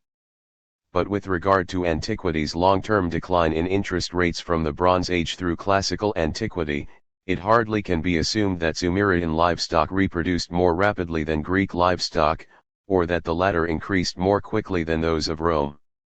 Herds do not grow at 20%, to say nothing of the agrarian interest rate of 33 1/3% per year. The Sumerians knew this, as demonstrated by a tablet showing the growth of a herd of cattle. 106 A debtor's cattle or seeds may multiply if weather conditions are normal and there is no military interruption, but such conditions rarely are maintained year after year. Herds may be raided or military attacks occur, and crops have failed more or less regularly ever since the Neolithic. But interest rates remained relatively stable in each region for extended periods of time. It would be futile to suggest a productivity or profit explanation for the rate of anticritic interest for the value of women, the servants or daughters of debtors, typically pledged to perform menial and sexual services in the creditor's household. Many Babylonian and biblical laws are about this phenomenon. Most personal loans are for consumption, not to make a profit. Aristotle, Politics 1256 f. points out that loans of metallic money are by no means as productive as cows or seeds, which reproduce themselves. Metal is barren in these respects. That is the central problem of usury. Interest is demanded on the basis of loans whose proceeds are not invested productively, or at least not at sufficient profit to pay the return demanded by creditors. If cattle really were lent out and calves paid as interest, such loans would be self-financing. But most agrarian debts stemmed from need, above all to subsist until the next harvest, to pay taxes or interest on old debts, not from investment opportunities. 107 When loans are for consumption, borrowers can pay only by selling or forfeiting their assets. That leaves them worse off at the end of the process than at the outset. Economists tend to assume that all debts can be paid with mutual benefit to borrowers as well as creditors. Unproductive lending is treated as an anomaly, not the norm. But the economy-wide effect of usury is to enable creditors to draw society's wealth into their own hands. That is why most civil wars in antiquity were debt revolts. Borrowing was a losing proposition for most debtors. Heckelheim and Homer were confused about just whose livestock were being transferred. They assumed that cattle were advanced to debtors, enabling them to pay the stipulated calf interest or money payment. But this idea of lending out cattle is contrary to the spirit of pastoral communities throughout the ages. 108 What invariably has been the case is a pledging of livestock, as well as land and other productive resources, from debtors to creditors. Anticritic interest and agrarian usury was paid out of the needy cultivator's own stock, not out of profits from investing the loan proceeds. Having few means to earn the money to pay the debts they took on, debtors usually ended up forfeiting their collateral and falling into debt bondage. That is what creditors really wanted, not merely the interest as such, but the collateral, whatever economic assets debtors possessed, from their labor to their property, ending up with their lives. Paying interest out of the surplus provided by the debtor's own collateral. The original idea in taking collateral was to ensure payment of an obligation, starting with fines for personal injury or similar damages. Lending money to make a pecuniary gain led creditors to seek collateral that would provide an economic return. Borrowers had to sell their most valuable assets on a conditional basis, retaining the right to redeem their assets by paying off the loan. In the meantime, the creditors got the use value from the pledge. That is what economists call an anticretic loan, in which the collateral produces a usufruct, use of the fruits, for the creditor. Anticretic lending involving debt pledges is well documented in modern tribal communities. In Central Africa, one anthropologist observes, the charging of interest was a fairly recent phenomenon, except in the form of labor and produce of animate pawns exploited by the creditor. Under such anticretic loans, the value of the pawn's work was sometimes deducted from the debt to the extent of discharging it. In other instances it might be considered to constitute the interest on the loan. In some cases, when livestock was pawned, any offspring born during the loan period was kept by the creditor. On the other hand, the creditor's cost of maintaining the pawn might be charged to the debtor. 109. Cattle have been the most typical assets pledged in early 20th century Nigeria. The primary surety was found in the chattel given as pledge. A loan would be for only half the value of the pledge. Security in the amount of 200% of the loan was called for as in standard American first mortgage practice. Interest consisted of the use of the article without responsibility for ordinary wear and tear. The borrower was forced to divest himself of the total productive capacity of the pledged resource. 110. The essence of such anticretic lending is that while the loan typically is merely to enable the debtor to get by, or to pay taxes or tribute, the debtor's own collateral produces a usufruct for the creditor. The usufruct is not produced by capital that is borrowed, but by what is pledged. Inasmuch as borrowers are needy to begin with, this pledging of collateral makes loan repayment all the more difficult. The interest might or might not be high percentage-wise. Yet it was devastating in its net effect. Add to this service charges to the witnesses, the agent, and the creditor, which ate up the equivalent of 2 shillings to the pound, and you get the Ashanti proverb, a debtor's things go away in great heaps. 111. Many debtors were unable to redeem their collateral, and creditors kept the pledges when debtors defaulted. Sometimes for the price of a relatively small loan, creditors were able to gain valuable assets. The practice culminated in debt bondage. Antiquities creditors initially wanted interest in the form of labor power. By the end of the 3rd millennium BC, borrowers are found pledging their labor service to creditors, one of the earliest stages in the evolution of wage labor. Piotr Steinkeller traces this practice to the Or-III period, influenced largely by private credit practices from northern Mesopotamia, apparently the beginning of a long process by which debt bondage arrangements were progressively more and more widespread, becoming eventually a major economic and social problem. 112. Steinkeller quotes Finlay's description of how this process ended up in classical antiquity. Why should a rich man lend, except to another rich man? The conventional answer is that he seeks profit through the interest he charges, at excessive rates, of course. The reality, Finlay found, was that labor power and solidarity were historically prior to profit in the form of interest. Debt was a deliberate device on the part of the creditor to obtain more dependent labor rather than a device for enrichment through interest. 113. Likewise, Steinkeller quotes the historian Cornell's finding that the aim of money lending in Rome and other archaic agrarian societies was precisely to create a state of bondage. The whole point of lending was precisely that impoverished peasants had no serious prospect of repaying, and no security other than their own persons. The purpose of the loan, which was secured on the person of the debtor, was precisely to create a state of bondage. 114. The idea of productive borrowing to finance profitable fixed capital investment was rare in antiquity, as it has been in all known tribal communities.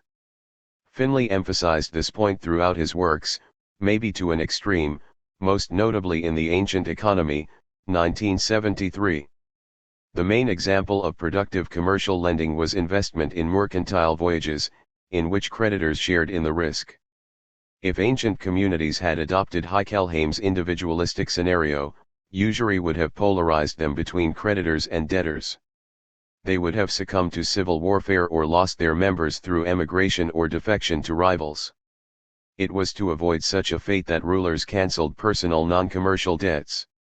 The alternative would have been to let creditors cannibalize societies. Only at the end of antiquity, in the Roman era, did freedom for creditors from palace overrides lead to a loss of liberty for much of population. Today's world provides an idea of how archaic communities would have been torn apart by adopting debt relations without checks and balances. When modern financial practices are brought to tribal enclaves, chieftains register their clans' herds and lands, and subsoil mineral rights, in their own name, often selling these rights to foreigners, and keeping their payments abroad as privatizers did in the post-Soviet states after 1991. The privatizers send their children for schooling abroad, to take economics courses informing them that all this reflects the efficient workings of a free market. Something similar occurred when Near Eastern credit practices were brought to the Aegean and Mediterranean lands in the first millennium BC. Privatizing credit in the hands of local chieftains led to chronic conflict. After 133 BC, Rome's equestrian knights, the publicani, obliged subject cities to borrow to pay tribute. Their exact ions prompted the historian Livy, 45.18.4, to comment, wherever there was a publicanus, there was no law and no freedom for the subjects. The creditor oligarchy class ended up destroying the republic in the ensuing century of social war. Rome's pro-creditor legal philosophy survived in medieval Europe. Royal land and mines were pledged to bankers, example Spain's silver mines to the fuggers. Today, entire nations are so deeply indebted that they are subjected to financial austerity and asset stripping, all in the name of free markets as if this means equity and stability. Archaic societies could not have impoverished debtors along these lines without collapsing. What saved them were social pressures that deterred chieftains from permitting palace collectors and other well-to-do individuals to get everybody they could, along with their property, into their grasp. Communities kept needy unfortunates from sinking into chronic dependency, because this would have lost labor that could hardly be spared. These early anthropological norms of equity did not survive to save a large portion of late antiquity's population from losing its liberty and property to creditors. Agrarian usury became a deepening wedge between rich and poor, leading to forfeitures and distress sales that created private property as our modern world knows it. Our modern legal philosophy endorses the expropriation of debtors' property, not their security of property on terms that required creditors to absorb a loss when loans are too heavy to be paid. The polarizing dynamics of agrarian usury, contrasted with productive credit. Throughout history, usury has been the most important force polarizing economies and leading to the monopolization of land. It absorbs the property and income of relatively poor people, and by imperial Roman times, that of the profligate aristocracy, without supplying the means for debtors to pay. Borrowers are in danger of losing whatever assets they have pledged, ending with their personal liberty and land tenure rights. The historical riddle to be solved is how such a dynamic began. If interest did not begin by anthropological gift exchange or lending out cattle, grain, or other means of production, how did it begin? Social ethics in low surplus communities traditionally have deterred the well-to-do from impoverishing the poor. Something must have seemed fair and natural about the original idea of charging interest. It must have been part of a system aimed at promoting rather than eroding social survival. It must have been paid for purposes deemed socially necessary, and been charged to borrowers able to pay under normal circumstances. To explain this development, the next chapter traces the great takeoff of interest as part of the complex of gain-seeking enterprise that emerged in Bronze Age Mesopotamia. See Endnotes Chapter 5. Creditors as Predators, the Anthropology of Usury. 6 Origins of Mercantile Interest in Sumer's Palaces and Temples. A public entrepreneurial nexus of enterprise is not what archaeologists expected to find when they began unearthing Bronze Age administrative records a century ago. The main search was for religious texts, myths, wisdom literature, or other cultural artifacts such as the Gilgamesh epic and the laws of Hammurabi. But the vast majority of cuneiform tablets are debt contracts and administrative accounts. Reconstructing the context for these economic records and royal proclamations of justice and equity reveals the translator's preconceptions. Most translations reflect how the modern world works, as if this is the only way of doing things. Modern prejudices assume private enterprise and interest to be primordial. Today, it seems natural to pay interest on whatever is owed, except among family and friends. Yet the idea of charging interest at a stipulated mathematical rate cannot have arisen simply because one day a rich person told his debtor, "Pay me interest on what you owe." It had to be invented, and introduced in a way that must have been compatible with traditions of fairness at the time. Charging interest must initially have played a productive economic and social role, not expected to become a dynamic impoverishing the population at large. The explanation for why interest appeared where and when it did, in southern Mesopotamia sometime in the 3rd millennium BC, is to be found in the economic function it must have been intended to serve. For starters, charging interest always has involved different classes of creditors and debtors. As Chapter 4 has described, the tribal chieftainships familiar to anthropologists do not use loans to finance the means of production, or writing to track what is owed under gift exchange and fines. The relevant parties know what is owed, and no formal charges or penalties mount up for non-payment. Agriculture, handicrafts and social infrastructure are self-financed. Interest-bearing debt is documented earliest in Mesopotamia. Chapter 3 has described the innovations of writing and record-keeping, weights and measures, and royal proclamations administering prices to monetize payment of debts. It is hard to imagine interest being charged on an extensive and formal scale without written accounts. In central Anatolia, interest-bearing debt appears as a transplant brought by Assyrian merchants c. 2000 BC to their trade colonies. The Hittite kingdom has left no documentation of interest, nor have the linear B palace records of Mycenaean Greece or Crete, 1600 to 1200 BC. A social precondition for charging interest was an ethic endorsing the accrual of claims for payment as economically desirable. This ethic traditionally has involved official institutions, temples and palaces. The most characteristic early Mesopotamian debts were owed to their bureaucracies by households in the land-based community at large, running up debts for various services. Some households were entrepreneurial and made gains as suppliers or agents of the temples and palace. How the social values of tribal communities discourage enterprise. Most mutual aid communities cannot afford individuals or even chieftains profiteering at the expense of their fellow members. Tribal chiefs are expected to be open-handed, and families gain status by sacrificing, contributing to communal feasting or sacred bodies, giving their surpluses away via gift exchange, burying them with their ancestors, or simply destroying them outright. The more egalitarian they are, the more sanctions against personal accumulations of wealth is found. 115 Modernist economic doctrine views such conspicuous consumption and even mutual aid as an unproductive dissipation of wealth. But this view that resources would best be invested to accumulate wealth most rapidly ignores the distributional effects of such gain-seeking. As the community's face to outsiders, the chief typically is designated to trade on its behalf.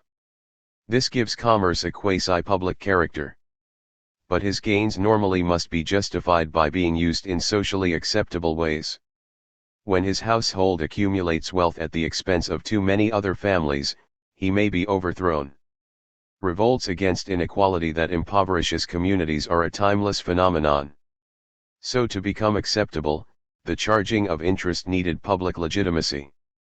It hardly could have gained acceptance if it produced wide disparities in wealth and reduced large numbers of citizens to dependency, at least, not initially. Temples of enterprise.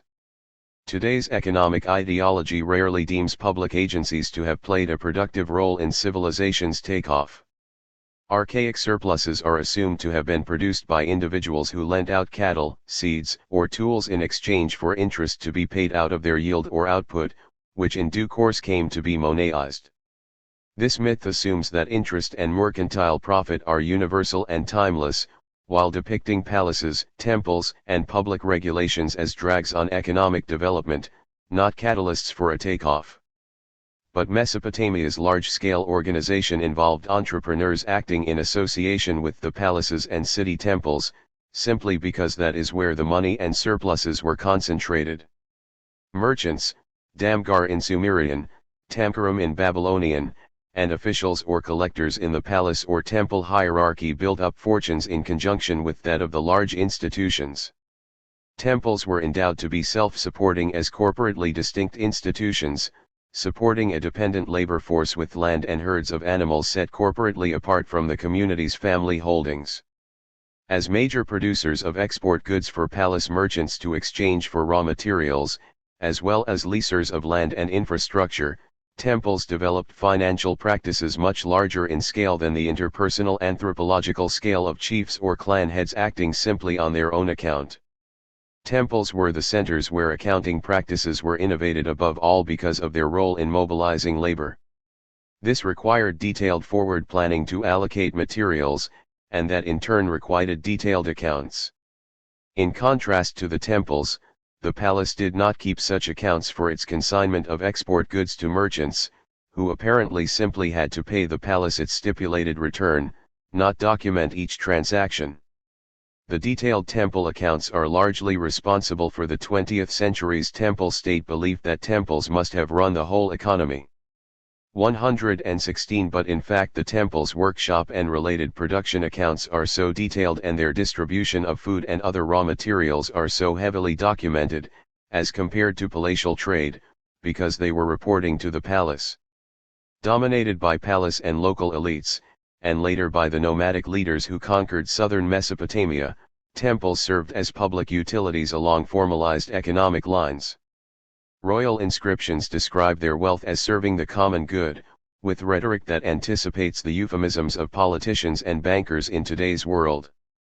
The temple's role as monetary centers stemmed from the fact that they were the main repositories for society's savings, grain and precious metals, and their oversight role in being charge of refining the precious metals.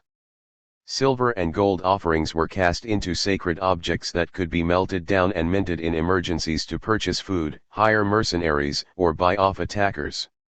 117 The city temple's sacred status was supposed to protect their savings, stores of seeds for seasonal planting and tools from theft and attack. 118 The grain goddess Inanna was not simply a fertility or harvest deity, but was associated with storing food. Her emblem was two rolled-up mats that formed a doorway to her date storehouse. Grain storage facilities and repositories of the community's monetary savings remained a feature of temples through Greek antiquity, called the thesaurus. The need for merchants and other commercial agents to manage trade. For hundreds of thousands of years the Euphrates, Tigris, and their tributaries washed rich alluvial soil down from the surrounding mountains into the Sumerian land. The region was still largely arid in the late Neolithic and swamp-ridden in the far south, requiring heavy labor investment to manage water for irrigation and transport.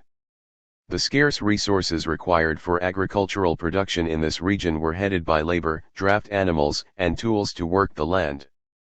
But the soil did not contain metal, stone, or even grew hardwood, the materials necessary for tools and infrastructure.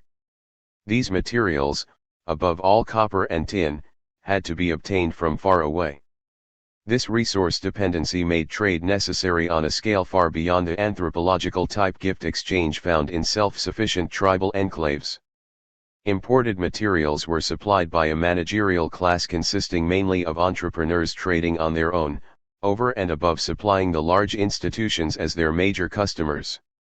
Southern Mesopotamia's city temples took on the role that chieftains played in less bifurcated societies, in which outsiders seeking asylum were assigned to the chieftain's household. They housed war widows and orphans, the blind, crippled, infirm and elderly whose relatives could not afford to support them.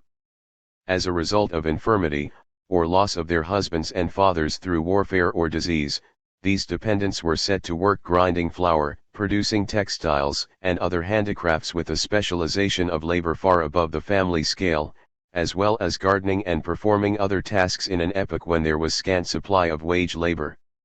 Modern jargon would describe this as turning welfare functions into workfare or working for the dole. Construction of early cities had created a communal spirit around the temples, enabling much of the resources of these early cities to be organized for institutional benefit. That benefit included foreign trade to obtain raw materials from distant lands, trade that was left to traveling merchants.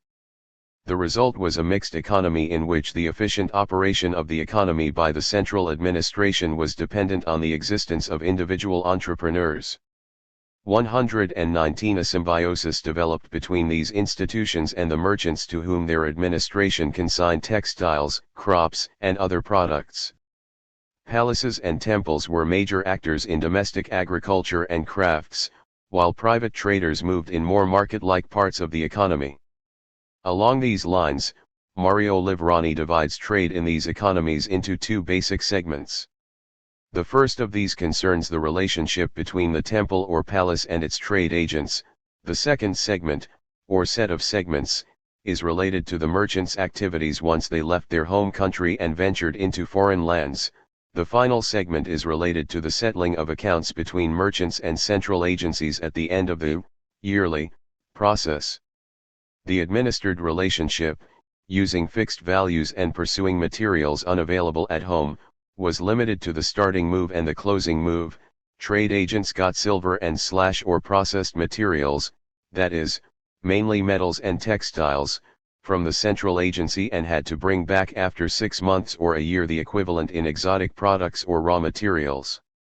The economic balance between central agency and trade agents could not but be regulated by fixed exchange values. But the merchants' activity once they left the palace was completely different. They could freely trade, playing on the different prices of the various items in various countries, even using their money in financial activities, such as loans, in the time span at their disposal, and making the maximum possible personal profit. 120. By the end of the third millennium, caravans financed by well-placed family members carried textiles, tin, and other goods up the Euphrates to northern Mesopotamia and Asia Minor, and eastward across the Iranian plateau.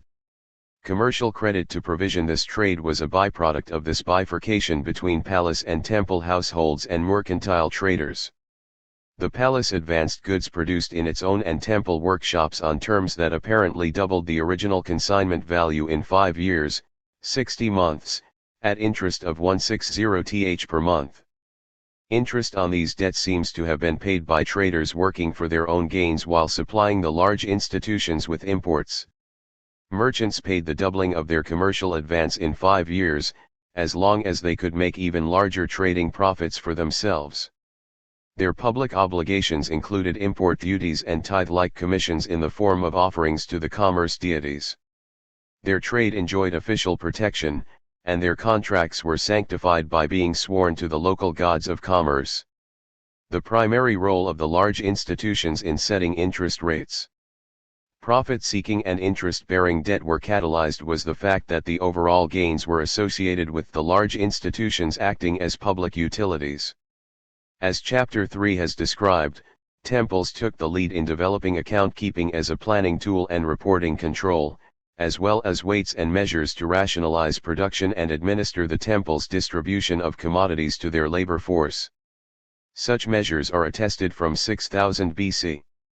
Although many variations are found before region-wide standardization developed, a common denominator was the 60-based, sexagesimal, counting system. This facilitated the distribution of food and key commodities on a monthly basis within the large institutions. A 360-day administrative calendar was created, divided into 12 equal 30-day months so that the same quantity could be distributed each month. The aim was to allocate food on a standardized basis, to be consumed twice each day, 60 units per month. A bushel of grain was divided into 60 ths, and the mina weight of silver contained 60 shekels. The interest rate of 160 each month evidently was a derivative of this sexagesimal system. Charging interest in this way was the only way the temples could recover and make a gain on the foreign trade value of their consignments. There is no evidence of detailed records for each trade the merchants made. All the temples or other consignors could know was the value of what they consigned. There is some controversy over when this commercial rate of interest at 160 th per month, the decimal equivalent of 20%, was plugged into this sexagesimal system. Piotr Steinkeller finds no specific interest rates attested in the records of the 3rd millennium early dynastic period or the Akkadian occupation, or even in the Ur-3 period c. 2100 BC. He concludes that before this time the term mas was still used only in its literal sense of a young goat or kid, payable as a fee for the use of grazing lands or some other such public sector obligation, not for monetary interest payable in silver.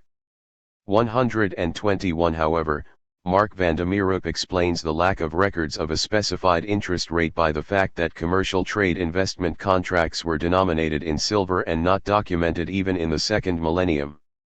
122 Evidently the debt tablets were destroyed when such contracts were settled between merchants and their consignors or investors. 123 To view interest as originating with payment in animals would leave a vacuum as to how commercial trade was organized in the form of advances to traveling merchants. Any rate of interest implies a doubling time. An exponential doubling time for interest-bearing credit is different from the growth of herds or a rental fee. Such calculations have been made, and they are not exponential, but taper off. 124 The 1 shekel per mina interest rate of 160 th each month suggests that the rate was easily plugged into the sexagesimal calendrical system of weights and measures. It was set by ease of calculation rather than reflecting profit rates or productivity, and remained remarkably stable century after century. A similar grounding of the interest rate in the prevailing arithmetical system of weights and measures is found in subsequent regions for their local fractional system, 110 th in Egypt and Greece using the decimalized system, and 112 th in Rome, using a duodecimal system of 12 ounces per pound. Evidently this practice of setting the customary interest rate simply by mathematical ease of calculation was brought by Near Eastern traders to the Mediterranean lands after the 8th century BC. Another ground for believing that the original interest rate referred to commercial silver loans rather than agrarian barley loans is suggested by the fact that the word balance, as in balance sheet, originally meant weighed out, evidently associated with silver balances falling due, while grain is measured in capacity units. 125. Nullification of commercial silver debts when accidents prevented payment. What is remarkable from the modern standpoint is the early recognition that debts that couldn't be paid, wouldn't and shouldn't be paid. A basic archaic credit principle was that debts that could not be paid as a result of misfortune should be wiped off the books. 103 of Hammurabi's laws states that if a caravan was robbed or a ship was lost at sea or raided by pirates, the debt did not have to be paid to commercial investors upon the trader swearing an oath. 126 This form of insurance made investment in commercial ventures a normally profitable entrepreneurial activity. A similar provision is found in Roman law nearly 2,000 years later. Under normal contracts, if an investor gave a trader money for a partnership, they would divide equally the profit or loss incurred. Hammurabi Law 101 obliged traders failing to report a profit to repay the investor double the money that was borrowed, apparently on the assumption that they were being dishonest in understating their gain. Royal Mizoram Acts annulled debts burdening subsistence life on the land, crop debts that bore much higher interest rates than did commercial loans denominated in silver. Commercial obligations and investments were left intact by such acts. Nor did the periodic restoration of lands to their former owners apply to townhouses.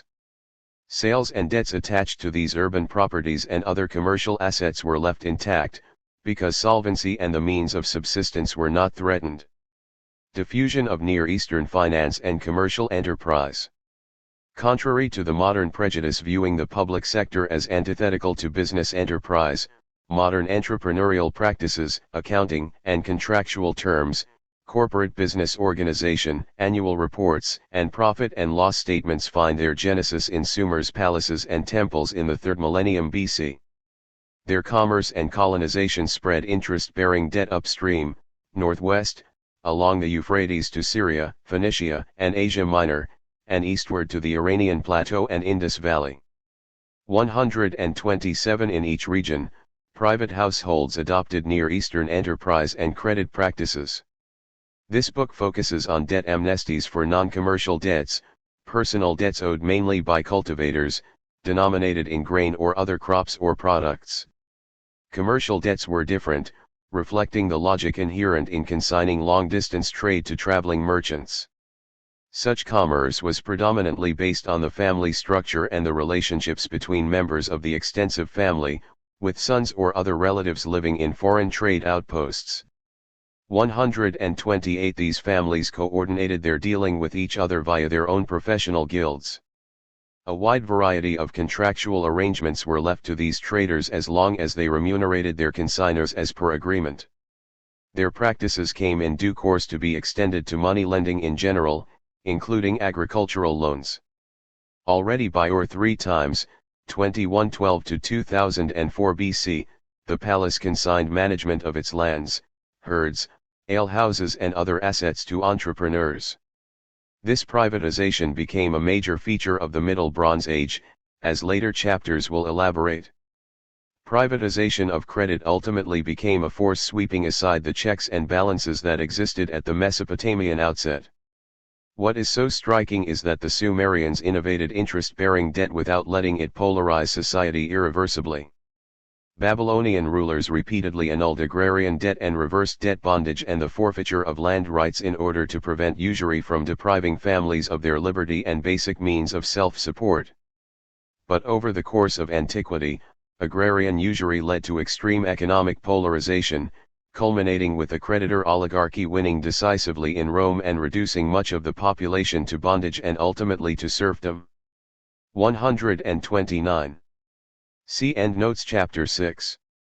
Origins of mercantile interest in Sumer's palaces and temples. 7. Rural usury as a lever to privatize land. Interest denominated in barley is attested from the mid-3rd millennium BC. 130 The usual term for barley debt was se. or 5.ra. The element se means barley, in contrast to mas, used mainly for silver interest on commercial loans. The word appears already in Enmetin's Amargi Clean Slate c. 2400 BC in Lagash, described below in Chapter 9, and northern Mesopotamian records from Ebla c. 2400 to 2350 BC. One specialist in Ebla's records thinks that the interest rate most likely was 24%, but the typical interest rate in Old Babylonian times, after 2000 BC, was of 1/3 of the principal. 131 That rate seems to have been based on the practice of leasing land to sharecroppers for 1/3 of the crop, as if advancing a loan was like leasing land. The basic debt formulae were standardized well before 2000 BC. Debt tablets stated the sum owed, the due date and the names of witnesses, along with the appropriate seals. Further stipulations might include guarantees by individuals who stood surety, the pledges involved, and the interest rate. Crop debts were part of a different system from commercial trade advances. The motive for merchants taking on debt, denominated in silver, was to make a gain, paying back their silver loans out of prospective trade profits. Cultivators took on debt to meet their cost of production, typically denominated in barley. Fees mounted up for draft animals, water, and consumption debts, to be paid on the threshing floor when the harvest was in. Cultivators also borrowed out of need and for family matters. Debts to tax collectors or other creditors often accrued interest only if the fees or advances were not paid on time. But the time period often was less than a year, and lenders often took advantage of the debtor's distress and charged the equivalent of 1/3, 1/2 or even more as a flat rate, regardless of how short the time period was. 132. Just as commercial debts were forgiven if the merchant's ship sank, barley debts were forgiven if the harvest failed as a result of drought or flooding. 133 However, personal sickness, injury or other family disasters did not excuse debtors. Living on the margin of subsistence, their failure to pay fees or loans led eventually to bondage. By the 2nd millennium BC, the web of debt, which initially had bound archaic economies together by reciprocity relationships, had become a lever to obtain labor through servitude, and in time to pry away hitherto communally or clan-allocated land rights. Alienation by debtors to creditors became the great catalyst for the emergence of private property in the modern sense of the term, land freely alienable by its holder. A key feature of such private property since classical antiquity has been the right of its holder to sell or otherwise dispose of it, starting with the right to pledge it as collateral for debt, and in due course to forfeit it to the creditor. Freedom for the creditor to foreclose represented a loss of the debtor's liberty, by depriving him and his family of their means of self-support. The effect was to undercut the palace authority. The proliferation of rural usury after c. 2000 BC caused rising tension between rulers and local creditors over who would receive the labor services and crop usufruct of indebted cultivators, rulers, or creditors, reducing debtors to bondage. Creditors and property holders always have sought to break free of their fiscal and social obligations, while turning their debtors into clients and dependents. That is what makes Bronze Age economic history so relevant for today's world. Debt has remained the major fiscal and economic strain for the past 4,000 years, causing a timeless and universal conflict of interest between the implicit aim of governments to preserve social resilience to help society survive and grow, and the privatized wealth of families looking out for their own interest, and rewriting laws to protect their land expropriations from being reversed while shifting the tax burden off themselves.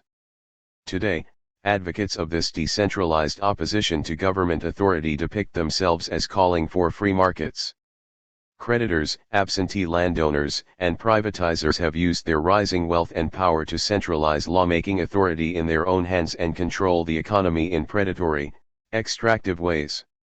How debt bondage interfered with royal claims for corvée labor. From the Neolithic down through the Bronze Age, communities assigned land tenure to citizens as part of a reciprocity of obligations to supply corvée labor and serve in the military. The concept of property in land was subject to responsibility to the community's highest authority. Land belonged to its holders in return for work on public building projects and being subject to the draft. In Babylonia, Ilku land was royal land leased out in return for military and labor services. It could not be alienated, nor could other royal land assigned to fighters. Corvée labor obligations are how communities built their infrastructure and ceremonial monuments. As Christopher Eyre describes Egyptian land tenure, the man responsible for the tax was the owner as far as the state was concerned. 134 clan heads often were the intermediaries. Ogden Golat elaborates, historically, the delegation of fiscal responsibility to the richest local residents has been normal in Egypt, as holders of liturgies in the Ptolemaic period, or as village headmen, sheikh/umda, in later periods. They were personally responsible for the flow of revenues to the lords of the land. 135. Landholding defines citizenship and voting rights. In classical Athens, the largest landholders bore the duty of special public liturgoi expenses.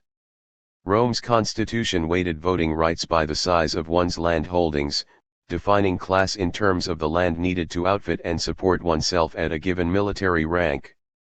Down through Europe in the 19th century, voting was restricted to landholders.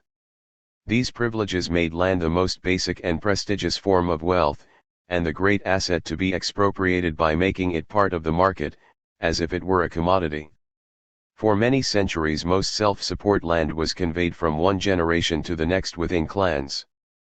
When families shrank in size, their cultivation rights might be transferred to more distant relatives, in-laws, or neighbors, but sanctions were widespread against alienating such land to outsiders. Mesopotamia's few documented early Bronze Age land sales were by communal or professional groupings selling their collective land to the palace or other corporate bodies, not to individuals. 136 But increasingly in the Babylonian epoch after c. 2000 BC, subsistence land rights were pledged to creditors outside the clan. The tendency toward irreversible personal land transfers took centuries to develop. What initially was pledged was the crop usufruct, use of the fruits. Sellers or testators remained on the land as long as they lived, even when relinquishing their crop rights. As long as the indebted family head was alive, creditors left him in place but took the crop usufruct, often at the expense of the royal share, normally 1/3 in Babylonia. Emil's lector found no case of land appropriation by a family who retains possession and whose proprietor can dispose of it while living. 137 Land tenure rights might be redeemed by their relatives or returned to their original owners by royal edicts restoring the status quo ante. Otherwise, losing one's land had the effect of disenfranchising citizens. Fictive adoptions to circumvent sanctions against alienating land to outsiders. Throughout history, creditors have stretched the legal envelope to break free of communal traditions. The loophole enabling creditors to obtain self-support land had to fit into the tradition, keeping it within customary tenure, by which land use rights and the attached obligations passed to sons. The easiest opportunity to become interlopers occurred upon the debtor's death. To preserve the spirit of traditional law, creditors got themselves adopted as the debtor's number one son. 138. Elizabeth Stone describes the ploy by which indebted Babylonian cultivators adopted their rich creditor as their son so as to receive property through inheritance, while the adopter, the needy debtor, may receive an adoption payment. The text may describe the monthly and annual rations which are to be delivered by the adoptee to support his new father until his death. Or, the adopted son would pay off his adoptive father's debts in exchange for inheriting the property. 139 The creditor's son, who might be older than his debtor, thus nominally became part of the debtor's family while taking the land into his own family. 140 The debt tablet lists the witnesses and spells out the penalties for breaking the contract. In addition to adopting their creditors as heirs, borrowers might arrange for their son to marry a daughter of the creditor/buyer. The effect was to concentrate land in the hands of an emerging oligarchy, breaking up the land holdings of poorer or shrinking patrilineal family lineages. To borrow or fall into arrears was thus the first step toward losing one's land, and hence one's livelihood. One contract finds a cultivator named Ur-Luma unable to support himself, yet he was prevented by contemporary alienation restrictions from converting his property into cash through sale. The only way to sell his land to obtain cash and security in his old age was through the back door of adoption. He adopted the well-to-do Lubao, son of a prominent temple official, as his heir in exchange for support. The text includes an oath in which Ur-Luma and his heirs forswear all claims to Lubao's new inheritance. That was the only way in which the creditor Lubao could obtain good cropland. But as matters turned out, Lubao died without issue.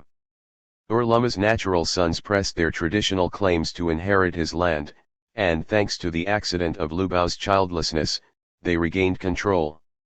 141.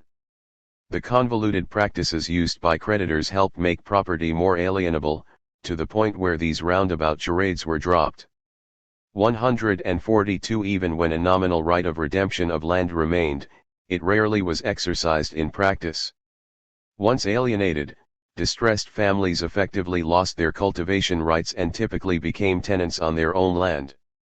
This led to their dependency, and often to flight from their communities.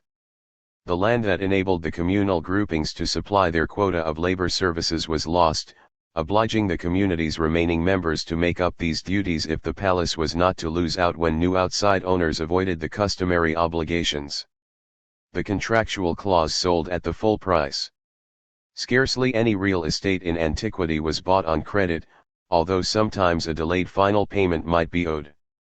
Instead of speculators borrowing money to buy land and make a capital gain, land sales were not deemed valid unless the full price was paid. At first glance this might seem intended to save distressed sellers from being taken advantage of. But transferring land at the full price simply meant that all proper formalities were obeyed and properly witnessed by the affected relatives and neighbors of the seller parting with his homestead. 143 The proper ceremonial acts had to be performed, above all giving due notice so as to prevent subsequent disputes. In Sumerian times a formal meal with some exchange of presents would have been held to attest to the legitimacy of the land transfer. Earlier sale documents were turned over to the acquirers, so that interlopers would have no basis for asserting claims or redemption rights to the property. 144. From Babylonia through Rome, wealthy individuals sought to convert the gains they had made by money lending and commerce into land ownership, holding their property free and clear. The modern world has changed land acquisition to one where real estate is bought on credit, which is how modern home ownership has been extended to new buyers. 145. Royal proclamations to save rural debtors from disenfranchisement. As subsistence land became alienable, its tenure became more precarious for small holders. Credit became a lever to deprive its customary holders of their tenure rights. In Babylonia, absentee landowners turned to more labor-intensive cash crops such as dates, forcing cultivators off the land. Creating this disenfranchised debtor class threatened the community's self-support, especially where the new appropriators were able to avoid supplying the traditional corvée labor services. Such forfeitures undercut the army's troop strength, corvée harvest labor and canal maintenance on which the ruler's power and ultimately social survival was based. This dynamic gave rulers an interest in reversing land foreclosures. Coronations were the traditional occasion to declare amnesties. Debts also were cancelled in periods of military conflict or major economic disruption. Such proclamations enabled the Near East to reduce and counteract the polarization that tore classical antiquity apart. In contrast to the modern world's safety valve of personal bankruptcy on a case-by-case basis, Mesopotamian rulers saw that debt problems were economy-wide. The paradigmatic agrarian debts were owed to the palace, but also to acquisitive local creditors, whose claims for payment rulers no doubt were happy to check, as this blocked a rival economic authority from emerging. Figure 8, Standard of Ore, Warside. Agrarian indebtedness became necessary simply to meet basic needs as cultivators were squeezed. Pledging land rights became the catalyst for private property to emerge in the modern sense of the term, freely alienable by its holder, and hence, free for creditors to foreclose on. Creditors wanted not only interest in the form of crops as the usus fructus, but outright ownership of the land.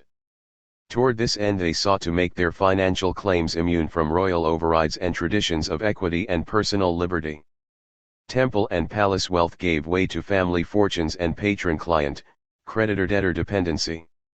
Land ownership became concentrated, turning citizens into debtors, renters, and clients of large owners. For half a millennium after the Babylonian Empire fell c. 1600 BC, rising numbers of debt fugitives joined groups of seasonal laborers or became rootless bands serving as mercenaries and outlaws. A similar flight of debt refugees prompted the prophet Isaiah, ch. 5.8, to decry absentee owners who assembled vast estates by joining field to field till no space is left and you live alone in the land. Seeing creditors gain control of politics and the law, the authors of Mosaic law grounded the Jubilee year in a sacred covenant. But the fact that by Roman times Hillel's Pharisees could establish the prospole waiver as part of the rabbinical mainstream showed how great a problem irreversible forfeitures of land and personal liberty to creditors had become. Concentration of land ownership and polarization between creditors and debtors is traditionally a formula for economic shrinkage and depopulation. See Endnotes Chapter 7.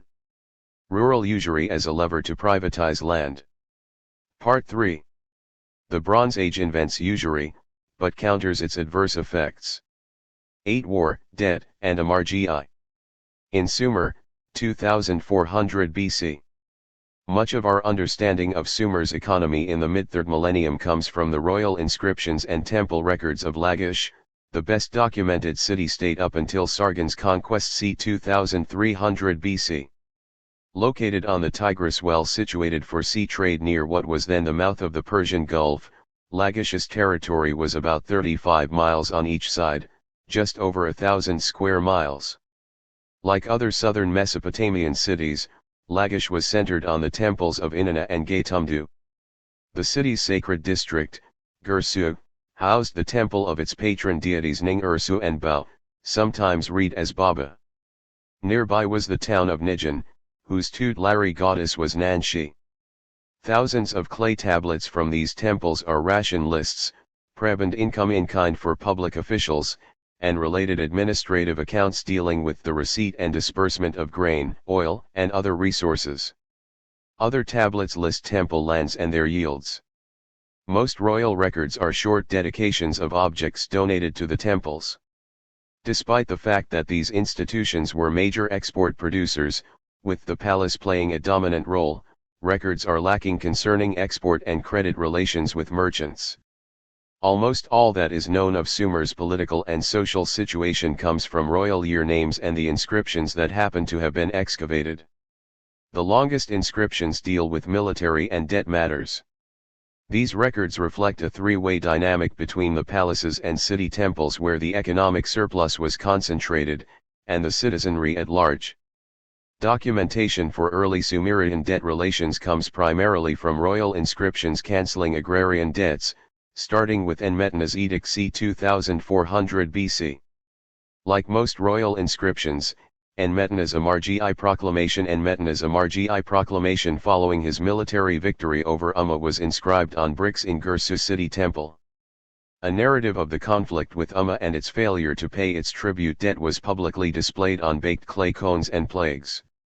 Also inscribed in this manner were Urukagana's reform text c. 2350 BC describing his economic policy in preparation for renewed war with Umma.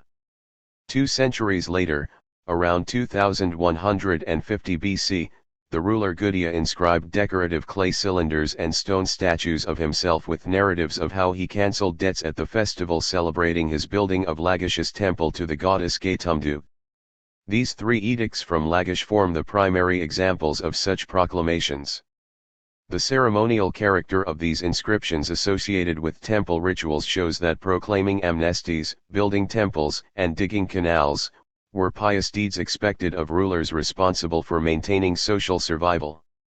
That is why such edicts were proclaimed at the feast celebrating a new ruler's reign, Urukagana's edict, an important military victory, Enmetena's Amargi proclamation, or dedication of a new temple, Gudea's debt cancellation. The ruler's fiscal forgiveness applied mainly to rural fees, crop rents and taxes owed to the temples and palace. City-state rivalries and the rise of urban dynasties. Southern Mesopotamia's urbanization during the early dynastic half-millennium 2800 to 2300 BC has been attributed to cultivators gathering in walled cities, both to obtain access to water from the network of canals being dug by the urban centers and, increasingly, for populations to take refuge from the warfare that followed largely from water conflicts, and from foreign attempts to rob the riches they had accumulated. Fortified temple precincts protected their stores of seed and food, precious metals, and other treasures from attacks by nomadic pastoral tribes from Sumer's periphery, Amorites from the northern pasture lands west of the Euphrates, Zagros mountaineers from the northeast, and from Susa on the Iranian plateau to the east. Falling water levels along the Euphrates required digging more canals, culminating in far-flung networks expanded to facilitate barge transport. Small settlements out in the countryside almost ceased to exist. Settlements could only survive on a permanent basis if they lay on a watercourse that provided water throughout the year.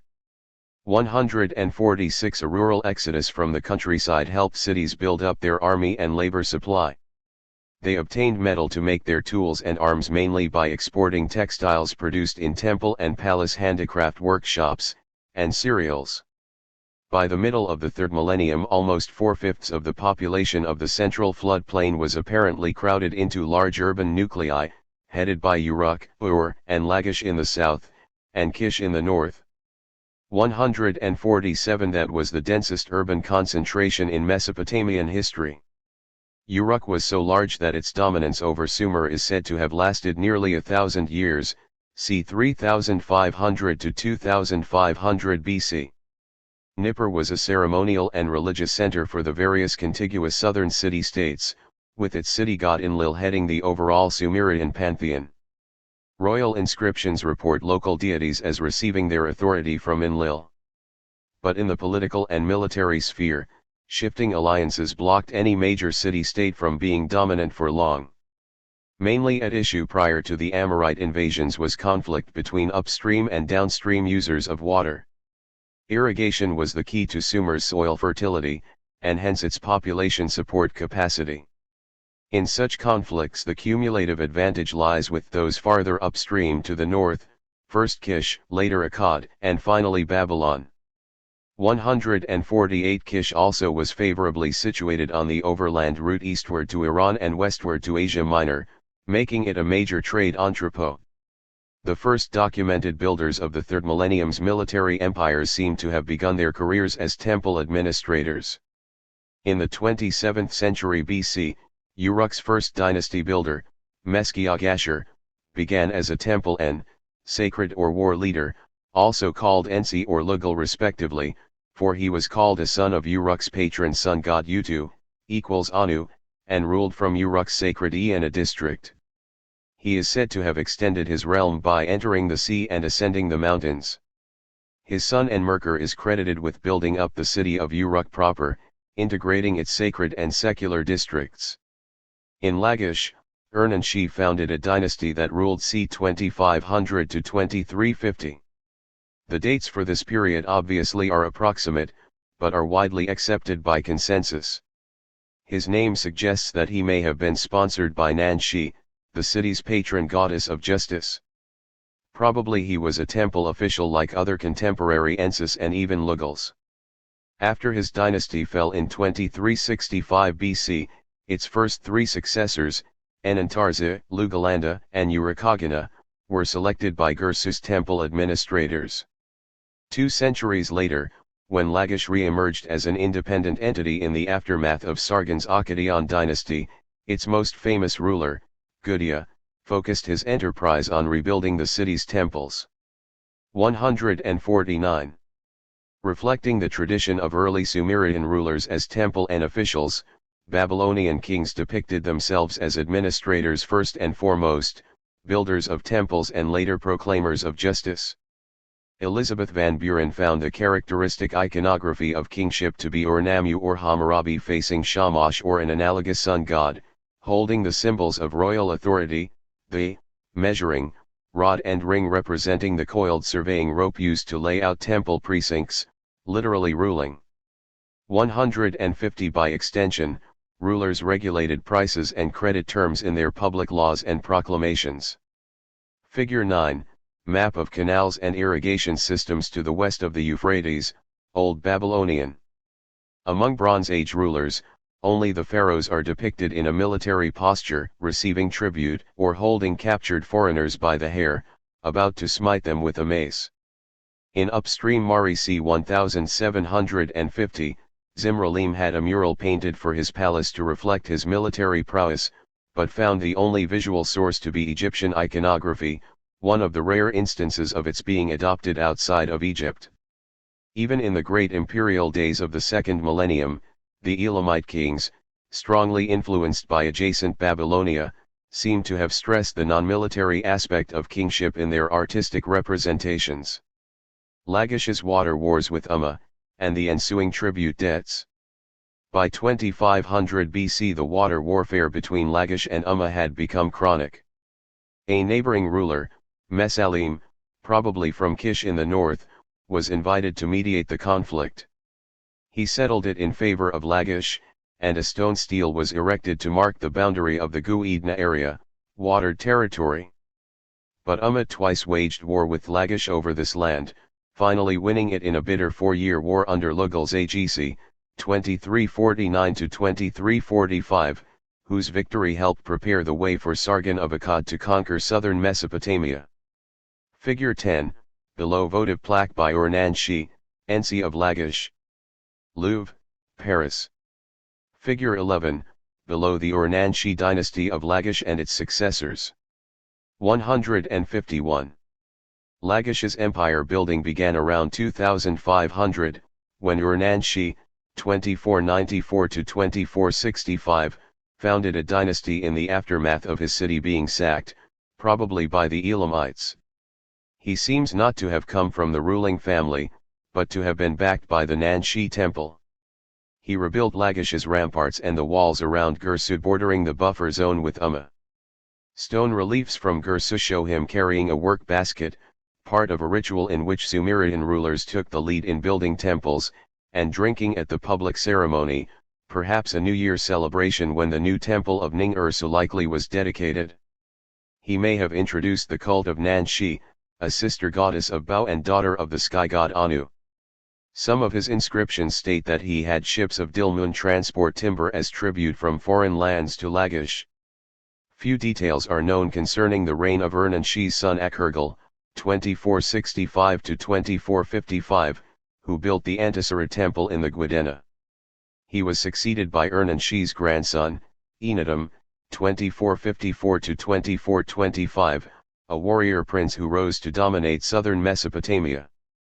Umma's leader Gish took the opportunity of this distraction to invade the Gwadena and destroy Mesalim's stele.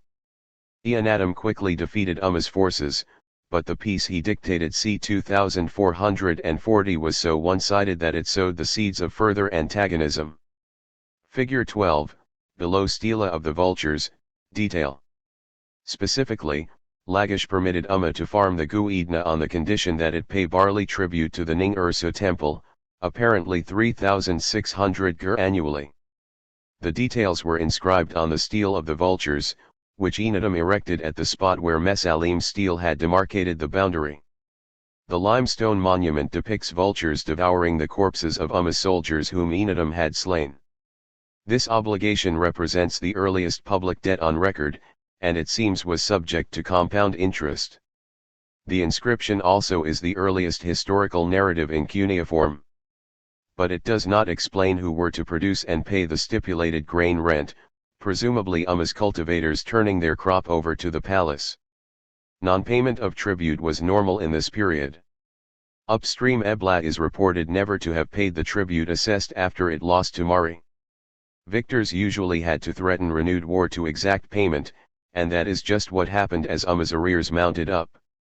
Lagish administrators calculated that Umma's annual obligation of 3,600 gur had multiplied to the remarkable sum of 144,000 gur.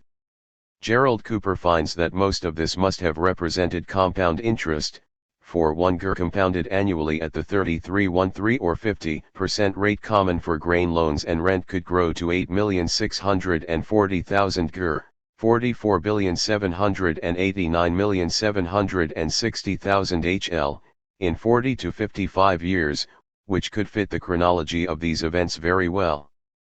152 The stele, 16, 18 to 24, states that Umma's leader swore to Enadum, by the life of the god Enlil, I may exploit the field of the god Ning Ursu as an interest-bearing loan. Figure 13, below stele of the Vultures, detail. Having defeated Umma, Enadum swept west to defeat Uruk and Ur, and claimed the title King of Kish.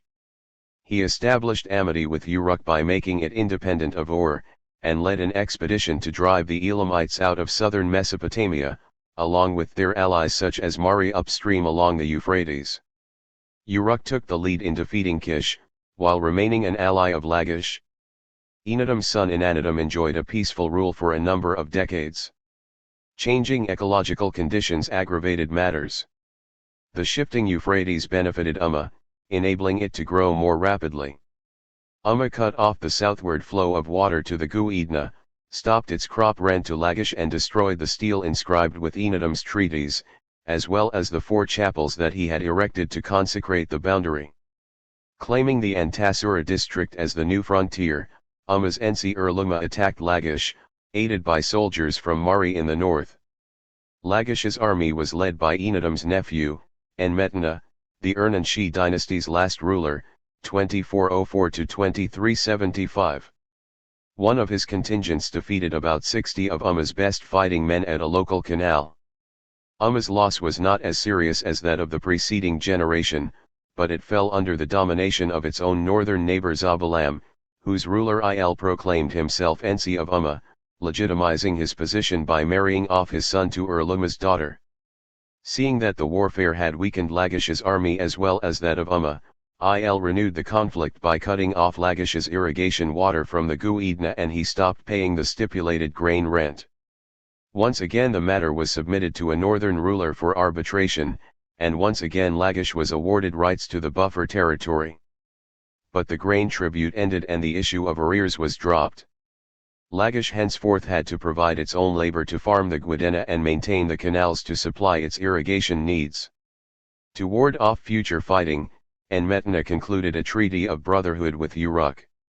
The remainder of his 30-year rule was spent in relative peace, building temples and sanctuaries as well as fortifications. His most ambitious project was to avoid future water struggles over the Guidna by digging a new canal flowing east to the Tigris. Enmetna's proclamation of Amargi, economic freedom from debt. Early in his reign Enmetna promulgated the earliest Sumerian debt cancellation on record, c. 2400. No doubt there were earlier Amargi proclamations. 153 He instituted liberty for the sons and daughters of Lagish and some of its dependencies. He cancelled obligations for Lagish. He restored child to mother, and mother to child. He cancelled obligations regarding interest-bearing grain loans. 154 The term that Enmetna used for obligations, se or 5ra, no doubt included the principal, at that time mainly crop rent and fees owed to public collectors, but not commercial claims. In AD 1971, archaeologists unearthed the tablets recording this edict from the temple foundation in which it had been buried. The edict's sparse wording, like that of subsequent such proclamations, has created some controversy over just what Amargi meant. It consists of ama, mother, and the verb gi, to return, connoting a sense of return to the mother condition, a release from the state of indebtedness. The term thus connoted liberty from debt bondage. 155. Figure 14, below text of Enmetna's Amargi proclamation, drawing of tablet. Arrears for back payments and proto-taxes had accumulated against many citizens, no doubt aggravated by the long series of wars. The text's first translator, Maurice Lambert, interprets the situation as follows: vanquishing the foreign enemy, Enmetna gives to the poorest of his town a remission of their debts. Certain poor families have had to sell their children, others have had to sell the mother. This is why, following his victory in the south, Enmetna restores the child to its mother, and returns the mother to her children. He also, or rather, thus, annuls the interest due. 156. Frayne notes that Enmetna's text then cancelled obligations for the citizens of Uruk, Larsa, and Patibara, an action that would normally follow a ruler's liberation of a city, suggesting that Enmetna controlled them. 157 Enmetna's Amargi edict seems to have won the peace by recognizing that it would be futile to ask populations to wage war under conditions that forced them into debt or threatened the sale of their widows or children as war slaves or debt servants. 158. Figure 15, below inanatum. Not until classical antiquity was fighting allowed to impoverish populations in its wake. The wars fought by Rome's peasant army were notorious for leaving its soldiers and their families in debt, forfeiting their land to creditors. Some were resettled as coloni on the land of defeated territories, displacing foreign cultivators in a falling domino process. But Enmetna's rule seems to have been one of increasing prosperity for Lagish. In the forefront of its industry were its weaving workshops, exporting textiles to Uruk, Adab and Nippur. Families in the communal sector sold wool and grain to the temples, and even a decade after Enmetna's rule, the reform texts of Urukagina presuppose the possession, even among poor people, of houses, gardens, farm animals, and sheep. 159 But the palace and temple personnel sought to take the fruits of this prosperity increasingly for themselves. See Endnotes Chapter 8. War, Debt, and Amargi in Sumer, 2400 BC. 9 Urukagina proclaims Amargi, 2350 BC. Enmetna's son, Inanitum II, ruled only briefly as a figurehead as the Urnenshi dynasty came to an end around 2365 BC. The Ning Ursu hierarchy sponsored its temple manager, Sangha, Enantarza to become Ensi, 2364–2359, relegating Inannatum's son Lumitor to a secondary temple position. 160 Enantarza's son Lugalanda, 2358–2352, was followed by Urukagina, 2351–2327, whose family seems to have been Bao temple officials. His reform text states simply that he was picked out of the crowd and appointed Ensi without Lugalanda having died or suffered a military defeat. 161. This episode has led to much speculation about the relative role of Ens, Ensis and Sangas for Sumerian rulership in general. Uruk's ruler was called En, reflecting his role in the Inanna temple. In Lagish's neighbor the ruler's title was Sangha, evidently also the chief temple administrator. In Nicholas Postgate's reading, Urukagina's title of Ensi reflects the rising dominance of palace rulers over temples, not associated with the temple as such, but with the city-state of which the main temple is the ideological core. One is Ensi of Lagish or of Adab, not of a deity or of a temple. 162. There does not seem to have been a coup. As Ensi, Urukagina was in charge of the economy, largely via its temples, but evidently a conflict erupted between Lugalanda and the Sangha, responsible for management of temple land and related economic functions. 163 Lugalanda continued to live in Lagish for several years, and his wife Baranamtara enjoyed a position of eminence. Maurice Lambert suggests that Lugalanda may have been considered too loyal to Uruk, whose throne had just been claimed by Lugals Agisi, Ensi of and soon to become Lagish's mortal enemy. 164 In any case, Urukagina became Lugal 4 months after having been appointed Ensi. Domestically, the palace's takeover of temple property and the extortionate practices of its bureaucracy had led the population to clamor for reforms. That may explain Urukagina's name, which Dietz Edzard translates as the state of legitimate laws, in the sense of the legitimate lawgiver. Other versions include the one who make laws just in the city. 165. The Ning Ursu temple officials designated the rulers, but the palace then absorbed Ning Ursu's estates and herds. The wives of its Ensis Enantarzi and Lugalanda were in charge of the Bau temple, while administrators representing their children were nominally in charge of the Shulshagana temple. Other relatives of the royal family took over public land. It seems that Lugalanda and his Nubanda administrator Enigal squeezed an economic surplus out of the temple labor force by lowering ration levels, and obliged members of each profession to pay the palace a share of what they charged for basic services to the population at large. This led the temple bureaucracy and professions to sharply increase their fees and requisite offerings for performing marriages, divorces, and burials, measuring, shearing and other functions. 166 Revenues from farming and fishing rights, tithes of shepherds and gardeners were precisely calculated according to their value. 167 The beneficiaries were the administrators, their wives, inspectors, overseers, traders, horse masters, herdsmen, and even singers linked to the royal court. Palace domination of the temples. The palace was always a center of religion, summarizes Walther Salaberger. The king acted for his land and his people before the gods. 168 Although grounding their legitimacy in temple sanctification of their rule, palace rulers controlled temple property and production, long-distance commerce, and hence the flow of silver and strategic materials, as well as luxury goods such as perfumes. 169 Sales, credit, and other transactions within this palatial sphere of the economy were based on silver. In Gursu, the Bau temple did not actively control the politically important treasuries. 170 In neighboring numerous branches of the economy converted their primary goods annually into tiny sums of silver, which were collected by the province and then delivered to the state in the form of donations to a religious festival. The palace mobilized silver to invest in foreign trade and entrust to merchants to obtain more silver, raw materials, and provide luxuries, Salaberger found. Merchants were essential for the distribution of these goods over wide distances, conducting their business on the basis of silver loans and payments.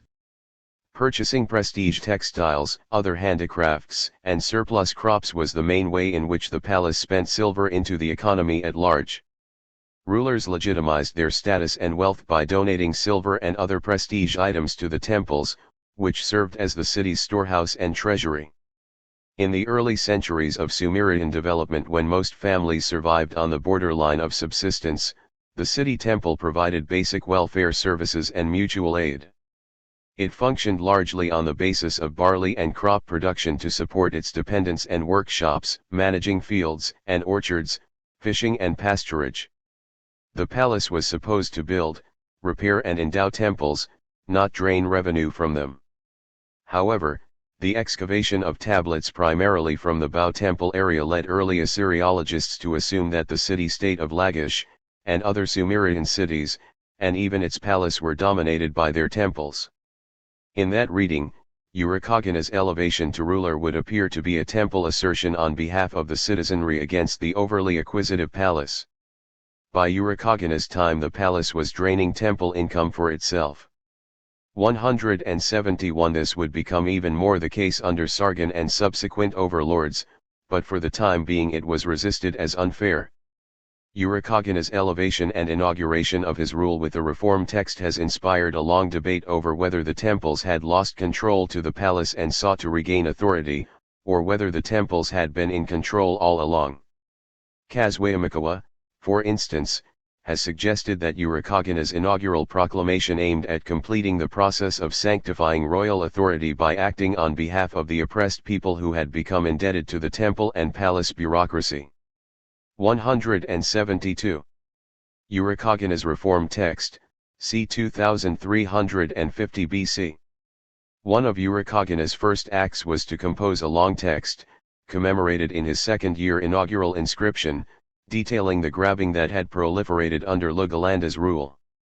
Copies exist in several variants, which were publicly displayed on clay cones and an oval plaque.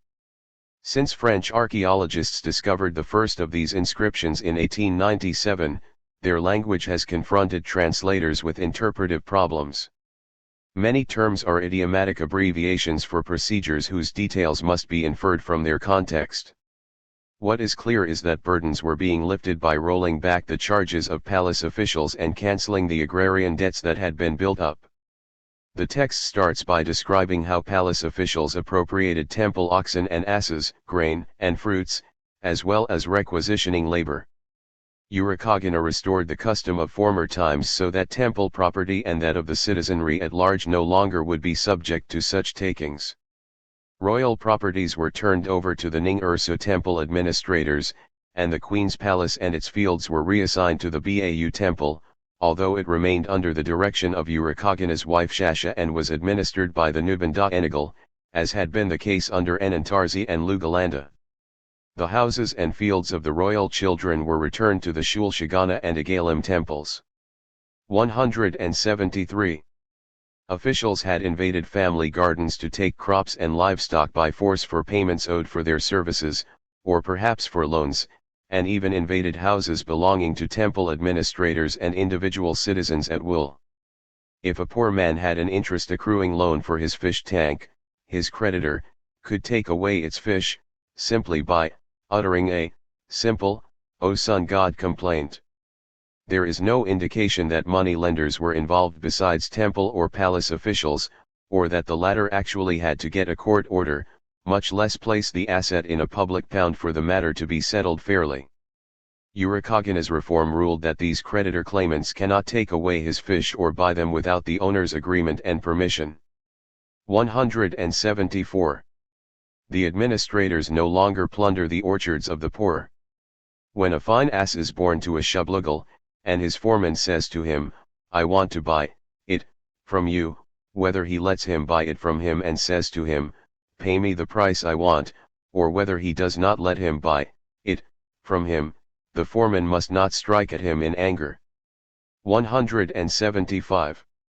That seems to be what Urukagina meant when he stated that prior to his reforms officials seized, foreclosed upon or had in charge for his own benefit boats, sheep, fisheries, and other professional property. His reform also rescued citizens from selling their houses to avaricious officials. Henceforth, owners could name their own price, and if the prospective buyer would not meet it, the sale could not be forced by bullying. It may be too much to believe that the bureaucracy ceased operations, as Cooper reads these passages, or that henceforth there would be no more mascom collectors throughout the land. 176 But Urukagina evidently changed their modus operandi so that they no longer were so predatory. Figure 16, below clay cone of the Urukagina reform text. Louvre, Paris. Fees for marriages and divorces had become onerous. Under Lugalanda and perhaps Enantarza, priests had charged a silver shekel for officiating in addition to 5 shekels going to the palace. To bring them back within popular reach, Urukagina decreed that these ceremonies be performed gratis. Burial fees were reduced from 7 pitchers of beer and 420 loaves of bread to just 3 pitchers and 80 loaves to furnish the essential meal for the singers and servants of the cult. 177. Workshop rations had been cut back, forcing artisans, apprentices and blind laborers, slaves, to beg for food. Urukagina guaranteed that specific amounts of bread, beer, and other food would be provided to members of the Gursu and Lagish craft guilds, the blind and other workers. He also increased by nearly 2/3 the number of individuals entitled to receive these rations, cancelling debts and freeing bond servants. Under Enmetana, debts had stemmed largely from warfare and were cancelled upon victory. But now, in peacetime, many citizens were forced into debt to self-dealing officials. Most damgar collectors, fiscal agents, were not lending out their own money, but simply were owed fees or payments, or perhaps they lent out money they had collected and were holding to pay the palace and temples. They charged interest and, when they could, seized the assets of debtors. 178 One man had to sell his son to Enantarza, the first instance recorded of the mortgage or sale of one's own children. 3 slaves are bought from 3 different persons by Baranam Tara, wife to Lugalanda. 179. A Sumerian proverb indicates that debtors were members of the community who might soon recover their strength. Do not drive away a debtor, that man may turn hostile against you. 180 But most proverbs tell of increasing misfortune resulting from usury. A poor man worries about what he has borrowed, i.e., money borrowed is soon sorrowed. The poor man has no power, helplessness is the widow's lot, and what is snatched out of his mouth must pay his debts.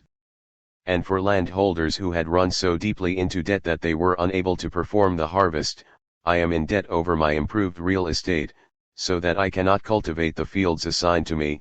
181 Evidently because he fell into bondage to his creditor. Of a compassionate creditor, or a man who became rich without eating into another person's resources, he did not take it out of the mouth of a poor man. Debts had grown oppressive as arrears mounted under Lugalanda, and many families ran the danger of forfeiting their means of livelihood. Urukagina's reform text ends by stating that he cleared and cancelled obligations for those indentured families, and the clay plaque version of this text records that debt servitude for theft has been abolished. 182. One version of the reform text stipulates, as for women of former times, a man could take 2 of them, but for women of today, indemnity payments, for debt, have been removed, and the practice has been abolished. 183 This seems to refer to women pledged to creditors as debt servants, and hence belonging to 2 men, her husband and the creditor, so that she had for all practical purposes, marital obligations to 2 men. 184 Henceforth women pledged for debt were to owe sexual services only to their husbands, not to the creditor. Far from suggesting polyandry in ancient Sumer, this reform would have abolished the possibility of a woman arraigned for debt being liable to sexual exploitation by a creditor. 185. Urukagina concluded his reforms by establishing their freedom for citizens of Lagash living in debt, as well as an amnesty for lawbreakers. He made a binding oral agreement with the god Ning so that he would never subjugate the orphan or widow to the powerful, evidently for payment. 186 As early as 1905, Francois Thorodangin got to the heart of the matter in the earliest translation of the text. He pointed out that Sumer's term for justice meant specifically that officials and wealthy individuals, the powerful, would have no legal claim for debt foreclosure against widows or orphans, that is, to oblige women or children to be turned over to creditors to work off the family's debts. 187. Urukagina's debt amnesty is the first known amnesty alluding to protecting widows and orphans, although it was implied in Enmetna's Amargi proclamation. Sumerian Amargi as an ideological Rorschach test for translators. Urukagina's text concludes with a statement that when he received the kingship from Gursu, he instituted Ama, R.Gi, the word used by Enmetna. 188 Many Assyriologists have rendered this term as liberty or freedom in the abstract. Yet Thorodangin recognized already in 1905 that the term was akin to Akkadian Andararam and Misaram used by Babylonian rulers cancelling debts. 189. Diakonov has elaborated the meaning of Amargi. The word Andararam is a translation of Sumerian Amargi returning to mother, that is, to the original situation. It does not mean liberation from some supreme authority but the cancelling of debts, duties, and the like. Also, cleaning is a terminus technique used for release from payments. 190 Dominique Charpin concurs. The word for mother, ama, should be thought of as point of origin, the original mother status. 191. The significance of this interpretation of a return to the origin is that slaves were not freed, but were returned to their former owners.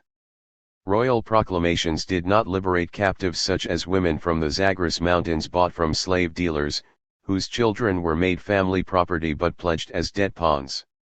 For a slave born of a slave mother, Amargi meant a return to the master in whose house he or she was born. 192 This restored families intact with their servants, along with assets taken by creditors and fiscal collectors. The question inevitably arises as to how effective Urukagina's reforms were. Kramer wrote glibly that they were soon gone with the wind. Like many another reformer, he seemed to have come too late with too little. 193 This quip is unfair. Urukagina did not seek a utopian reconstitution of the social order. In granting amnesty to debtors who had forfeited property or the liberty of their family members, his reforms were part of what one might think of as the archaic financial cycle. It would not have been practical for Enmetna, Urukagina, or any other ruler of the epoch to stop debt from building up again, because credit was essential to enable individuals to balance income and outgoings. What was important was to reverse the economic and social distortions this created. The excavated Bronze Age policy inscriptions are a shadow of a social cosmology whose features must have been so well known that no one thought to explain the logic or write a manual of how Amargi and its cognate policies worked. No alternative mode of economic organization existed to argue, let the market work and don't reverse progress. Let creditors foreclose and transfer property from weak hands to strong, from the poor to the wealthy so as to accumulate even larger surpluses. The archaic worldview was just the opposite. But it seemed so natural that there was no need to defend clean slates. The response taken by Enmetna, Urukagina, and their successors to rising personal debt was realistic in not banning interest but letting the process resume until it once again reached the point where it became destabilizing, and then putting the economy back in order. Inevitably, debt pressures grow into new crises, as they do in today's world. All that can practically be done in such circumstances, not only in the Bronze Age, of course, but today as well, is to wipe out debts that can't be paid and let the financial process resume, until it again goes too far. The timing of Amargi and subsequent clean slates. There is no inscription saying that on such and such a date Enmetna, Urukagina, or Gudea proclaimed Amar, Gi or Miserum. Presumably everyone knew that they were announced, most notably when authority passed to a new ruler. The second year of most rulers was named for these proclamations, as each year name reflected the major royal achievement of the preceding year. No doubt there was a formal ceremony to mark the transition to a new ruler. But when these acts were proclaimed in the middle of reigns, as often occurred in Babylonian times, there may well have been a regular ceremonial occasion to do so. Throughout antiquity most such renewal ceremonies followed a ceremonial pattern similar to the New Year festival. Hendrik Versnel, a Dutch historian of classical antiquities myth and ritual, has noted how Mesopotamia's New Year festival followed a ceremonial structure that was adopted for rituals as distant as the Roman military triumph. 194. The common denominator is the reordering of social balance. Throughout Asia the New Year is an occasion for settling debts, by paying what one owes to be sure, not annulling them.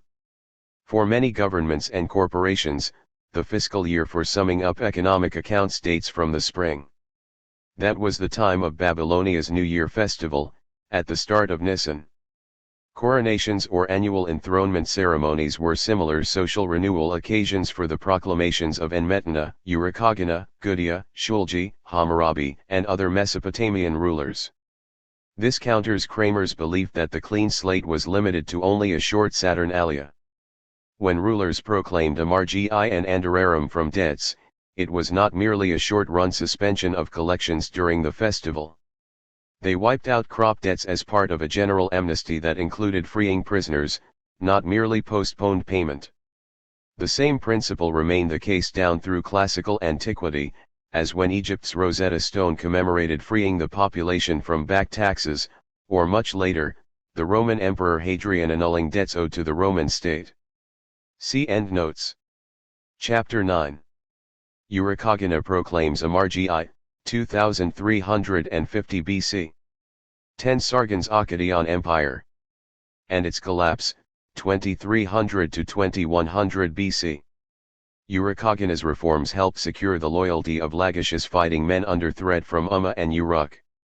Meanwhile, Umma's Ensi, Lugalzagisi had acquired the throne of Uruk in 2351 BC.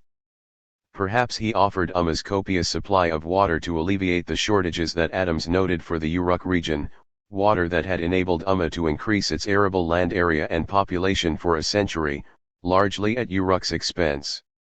195. Ending Lagish's alliance with Uruk, Lugalzagisi revived the conflict over the Gu-Edna boundary land by diverting its water yet again. This confronted Lagish with the dilemma of whether to accept his sovereignty, give up the contested territories, and pay indemnities without discussion, or to resist, preparing for war with Umma and, inasmuch as Lugalzagisi had become king of Uruk, with that city too.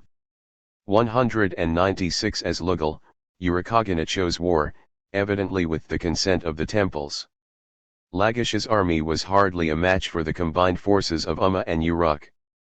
It was vulnerable to upstream attacks diverting its water and cutting off its trade with northern Mesopotamia. After war broke out, normal trade relations were maintained only with Dilmun in the Persian Gulf to the south, Susa to the east and Ur in the northeast. Urukagina went to Umma in his third year to try to negotiate a truce, but Lugalzagisi mounted a surprise attack on the canal that supplied Lagish with water from the Guadena, and destroyed many sanctuaries throughout the countryside while seizing half of Lagish's territory, from the Gu-Edna to Gursuk. 197 A lamentation text relates how the leader of Umma set fire to the Akibara. He set fire to the Antasur and bundled off its precious metals and lapis lazuli. He plundered the palace of Tyrush, he plundered the Abs-Yubanda and other sacred places in Lagish, including temples and shrines to the gods Enlil, Utu, Inanna, Nanshi, Dumuzi-Abzu, Nindar, Ninma and others. In the fields of Ning-Ursu, whichever were cultivated, he destroyed the barley. 198. These losses obliged Urukagina to cut back the rations he had increased at the start of his rule. Men were called into the army from the temples and weaving workshops. Their place was taken by women and old ones, joined by about 60 slaves, newly bought. 199 But the size of Lagish's weaving establishments was nearly doubled, apparently to produce goods to trade for raw materials. Records of temple herds and offerings disappear in Urukagina's fourth year. The next year austerity intensified, and sheep and cattle disappear from the documentation. Another major attack came in Urukagina's sixth year, by which time the temple stores were empty and their cattle and sheep had to be let out to forage, although weaving employment still increased.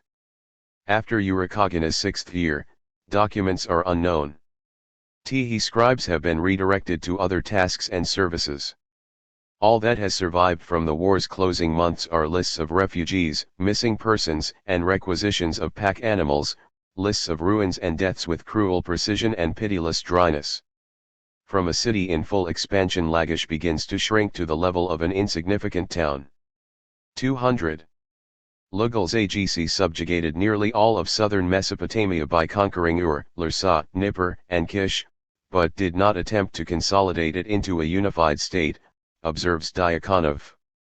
Although he defeated Kish, he did not destroy the Kish Lugals, and having defeated Lagish, he was not able to remove Urukagina from power. 201 Yet he dreamed of creating a far-flung empire by moving westward to the Mediterranean and other regions beyond Mesopotamia's historic sphere of influence. In doing this he stretched his forces thin. Sumer had been at peace for 2 generations under Uruk's nominal but weak suzerainty. By conquering Kish and other northern cities, Lugals Agc triggered a response that led to the region's militarization behind Sargon, former cupbearer to Kish's ruler Ur-Zababa. Sargon's conquest of southern Mesopotamia. Historians have not learned just how or when Sargon attained the throne. The legends about his humble origins, the Sumerian king's list states that his father was a gardener, stem from later times, when he was called Sargon the Ancient, probably referring to his 55-year reign, c. 2334 to 2279. 202 His royal name, Sarukin, Sargon, means the king is legitimate, in the sense of insisting on his legitimacy after his takeover, or the king is just, a rhetoric reminiscent of Urukagina. Having conquered Mari in the north, probably in alliance with Eblat and Nagar, Sargon found the south weakened by Lugals Agc's region-wide fighting. Using a mobile fighting technique with arrows and spears to outmaneuver his opponent's infantry phalanges weighed down by heavy shields and lances, Sargon attacked Uruk and defeated Lugals Agc's League of 50 Ensis. Lugals Agc mounted a last stand, but was beaten by Sargon and brought in next ox to the gate of Enlil to end his 25-year reign, c. 2351 to 2327. 203. For the first time on record Sumer was nominally unified. The king list later depicted the land as always having been integrated under a single ruler, with dominance shifting for military reasons, not because of favoritism of the gods. 204 That is what made Sargon's reign different from that of the preceding Ans and Ensis, whose authority nominally was based on their relationship with the temples. There is no hint of a reform or Amar, Gi proclamation during his rule to alleviate his demands for tribute. He appointed sons of Agade as Ensis of the southern cities, installing military garrisons to back their authority. Soldiers apparently were given land of their own, at the expense of former inhabitants. The result was many revolts throughout southern Mesopotamia. Acting as overlord, Sargon took over temple estates in each southern city. He appointed his daughter Enhejuan high priestess to the moon god Nana at Ur, and to a similar position at Uruk. His grandson Naram-Sin did the same thing. 205 Instead of ruling at least nominally on behalf of the city god that originally meant overseeing mutual aid, he took the title Strong God of Agade, deifying himself instead of ruling on behalf of the city's patron deity. Sacrifices and what became taxes were henceforth to the palace, not to the gods, because military rulers took over that role. 206. For the remainder of Babylonian history, temples would be taken under direct palace control. Making no pretense of governing on behalf of the local economy, the Akkadian dynasty was brutally extractive, turning the economic functions of temples and local governing institutions against their communities. There is no record of any cancellation of debts, because attempts to protect or restore economic balance would have reduced the flow of tribute to Akkad. Ensis and their city priesthoods ceased to be independent rulers by right of succession and became merely governors, who were appointed and removed by the king and who were moved from one economic center to another. Other officials and commanders likewise were shifted from town to town to ensure that they served Akkad's interests rather than developing a stake in promoting local development. 207 Sargon and his successors kept at their court the representatives of the remaining aristocratic family lineages, especially the ruling ones. Their status was part dignitary, part hostage. 208. In cultural as well as economic life, individualism was concentrated at the top of society. History's earliest known author of a poem is Sargon's daughter Enheduanna. In art, the place of a superhuman, impersonal image of a god or a priest was replaced by images exhibiting a powerful individuality. 209 Privatization of wealth occurred from the top down, what Leo Oppenheim called feudalism from above, characterized by personal appropriation of public wealth and bureaucratic position. 210 A large standing army was created, overseen by a burdensome imperial bureaucracy headed by military commanders. Opportunities for personal achievement narrowed for most of the population. Only a small proportion of commoners got promoted in the army or the administration, or were connected with trade. 211. Although the Akkadians did not promote local prosperity, their extension of trade spread Sumerian entrepreneurial practices as far northwest as Cappadocia in central Anatolia. This seems to be the period when the northern Mesopotamian practice of assigning the palace's administrative and commercial functions to private traders spread throughout the southern region. 212 Sargon's trade missions are described as obtaining silver from Asia Minor's Taurus Mountains, and cedar wood from Lebanon and Syria. Sea trade with the Indus Valley seems to have reached a peak, and Sargonic texts describe ships docking at Akkad from Dilmun, Malacca, on the coast of India, and Magan/Oman. 213 This commercialization to squeeze out trading profits foreshadowed the centralized Ur-III period and, to a lesser degree, the Eisen, Larsa, and Old Babylonian periods of the Middle Bronze Age, 2100 to 1600 BC. Figure 17, below head of an Akkadian ruler. Figure 18, below the Akkadian dynasty. 214. Repression of resistance in the south had begun under Lugal's aegisi, but Sargon and his sons engaged in unprecedented brutality. His son Remush devastated Ur, Umma, Lagash, Dur, and Elam, and many larger cities dwindle or are abandoned outright. 215 As the Sargonic rulers deported prisoners from recalcitrant cities whose rebellions were suppressed. 216 Lagash barely recovered from the devastation inflicted by Lugal's aegisi, and built few monuments during the Akkadian period. Umma tried to make a stand against Sargon, but shrank from over 400 hectares to somewhere between 240 hectares, while the substantial city of Ummelakarab to the south of it, was totally abandoned. 217. Gushan domination of Sumer, c. 2220–2120. The Gushans, a tribe from the Zagros Mountains in Iran, brought social and economic anarchy to Sumer. 4 kings ruled in the first 3 years of their domination.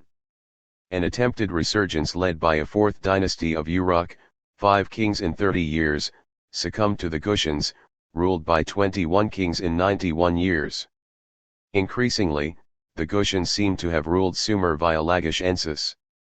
After Remush and his brother Manishtushu were killed in palace revolts, Sargon's grandson Naram-Sin, 2254–2218, called himself king of the 4 quarters of the world, and was the first ruler to use the divinity title, a star-shaped Ding-Ur, as part of his name.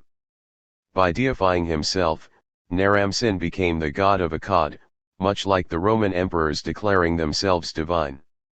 Inasmuch as the city deity invariably held land, workshops, and other property, Naram-Sin claimed title to the land of Akkad and all the regions it controlled. His assertion of personal godhood over temple property threatened local priesthoods and overruled the power of local interests. 218. Under Naram Sin the Akkadian Empire attained its furthest boundaries.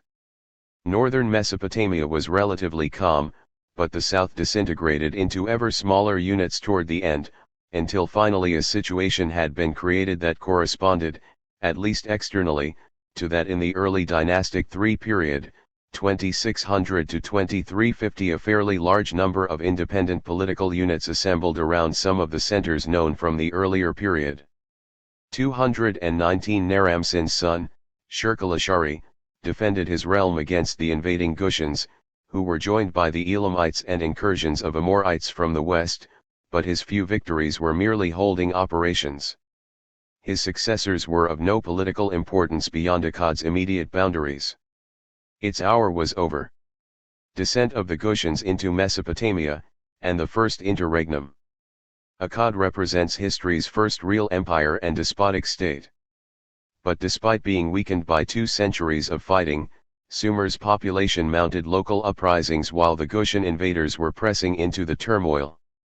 The epic called The Curse of Akkad, and sometimes the Akkar Avenged, states that Enlil, whose temple at the old religious center at Nippur was looted by Naram Sin, picked the Gushan mountain tribes as his instrument of revenge. They are the only people described with hatred, even by comparison with the Akkadians, stereotyped as the classic subhuman barbarian. 220.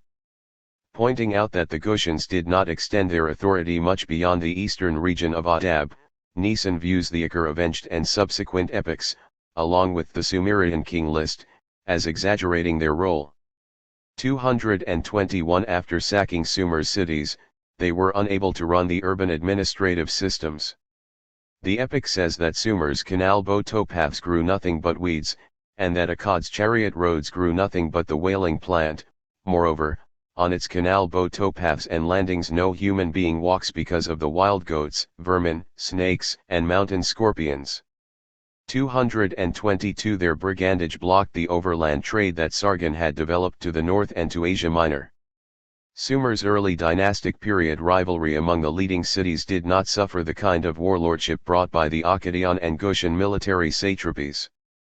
The Sumerian king list asks plaintively, who was king? Who was not king, as it enumerates 21 Gushan rulers in the span of 91 years. Their decentralization helped break Akkad's military looting and tribute taking, but economic life fell to a lower level than was the case under Akkad. Local dynasties developed during the half-century or so when the interregnum was deepest between the fall of Akkad and the rise of Ur. Little is heard of debt relationships in the Akkadian period and its Gushan aftermath. Proclamations of liberty from debt and rural usury would have involved amnesties from the tribute demanded by Akkad. Meanwhile, trade and administrative enterprise were assigned to families acting in a quasi-official capacity. This set the stage for new vested interests to emerge over the next few centuries with increasing wealth and local power of their own over the next few centuries. When economic life was reconstructed under the dynasties of Ur III, Larsa, Isin and Babylon, it was characterized by an entrepreneurial mercantile class that used its surplus wealth to engage in rural usury and, increasingly, to seek absentee land ownership. Urakagan's Amargi Act had aimed mainly at reversing palatial and temple fees and payments that had led to indebtedness. It had not been necessary to address the loss of crop and land rights, and debt bondage had not reached nearly the extent that made it necessary for Ur III rulers and their Babylonian successors to deal with these problems. The economic transition brought about by these post-Sargonic trends appears already in the experience of Lagash leading up to the Neo-Sumerian Ur III period. See Endnotes Chapter 10. Sargon's Akkadian Empire and its collapse, 2300 to 2100 BC. 11 Lagash's revival under Gudea, and his debt cancellation, 2130 BC. It is only from Lagash that sufficient records survive to describe Mesopotamian society between the fall of Akkad and the beginning of the Ur III period c. 2100 BC. Thanks to the city's eastern location close to the Zagros Mountains, and possibly the willingness of its ensis to work with the Gutians in collecting tribute, Lagash enjoyed a renaissance for about half a century as its merchants re-established trade from the Taurus Mountains to Elam and Dilmun. 223.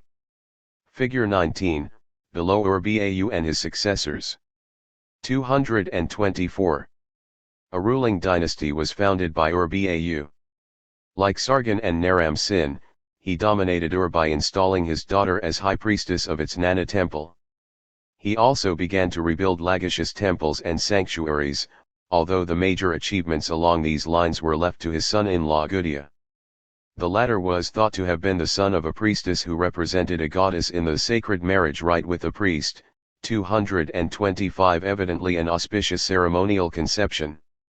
The longest surviving Sumerian poem, Cylinders A and B, 1,400 lines, commemorates Gudea's rebuilding of the Temple of Gaitumdug, c. 2130. Other inscriptions describe how he rebuilt the Ning-Ursu temple. There is hardly any other group of inscriptions by a ruler as saturated with the ideology of the temple city as Gudea's, observes Neeson.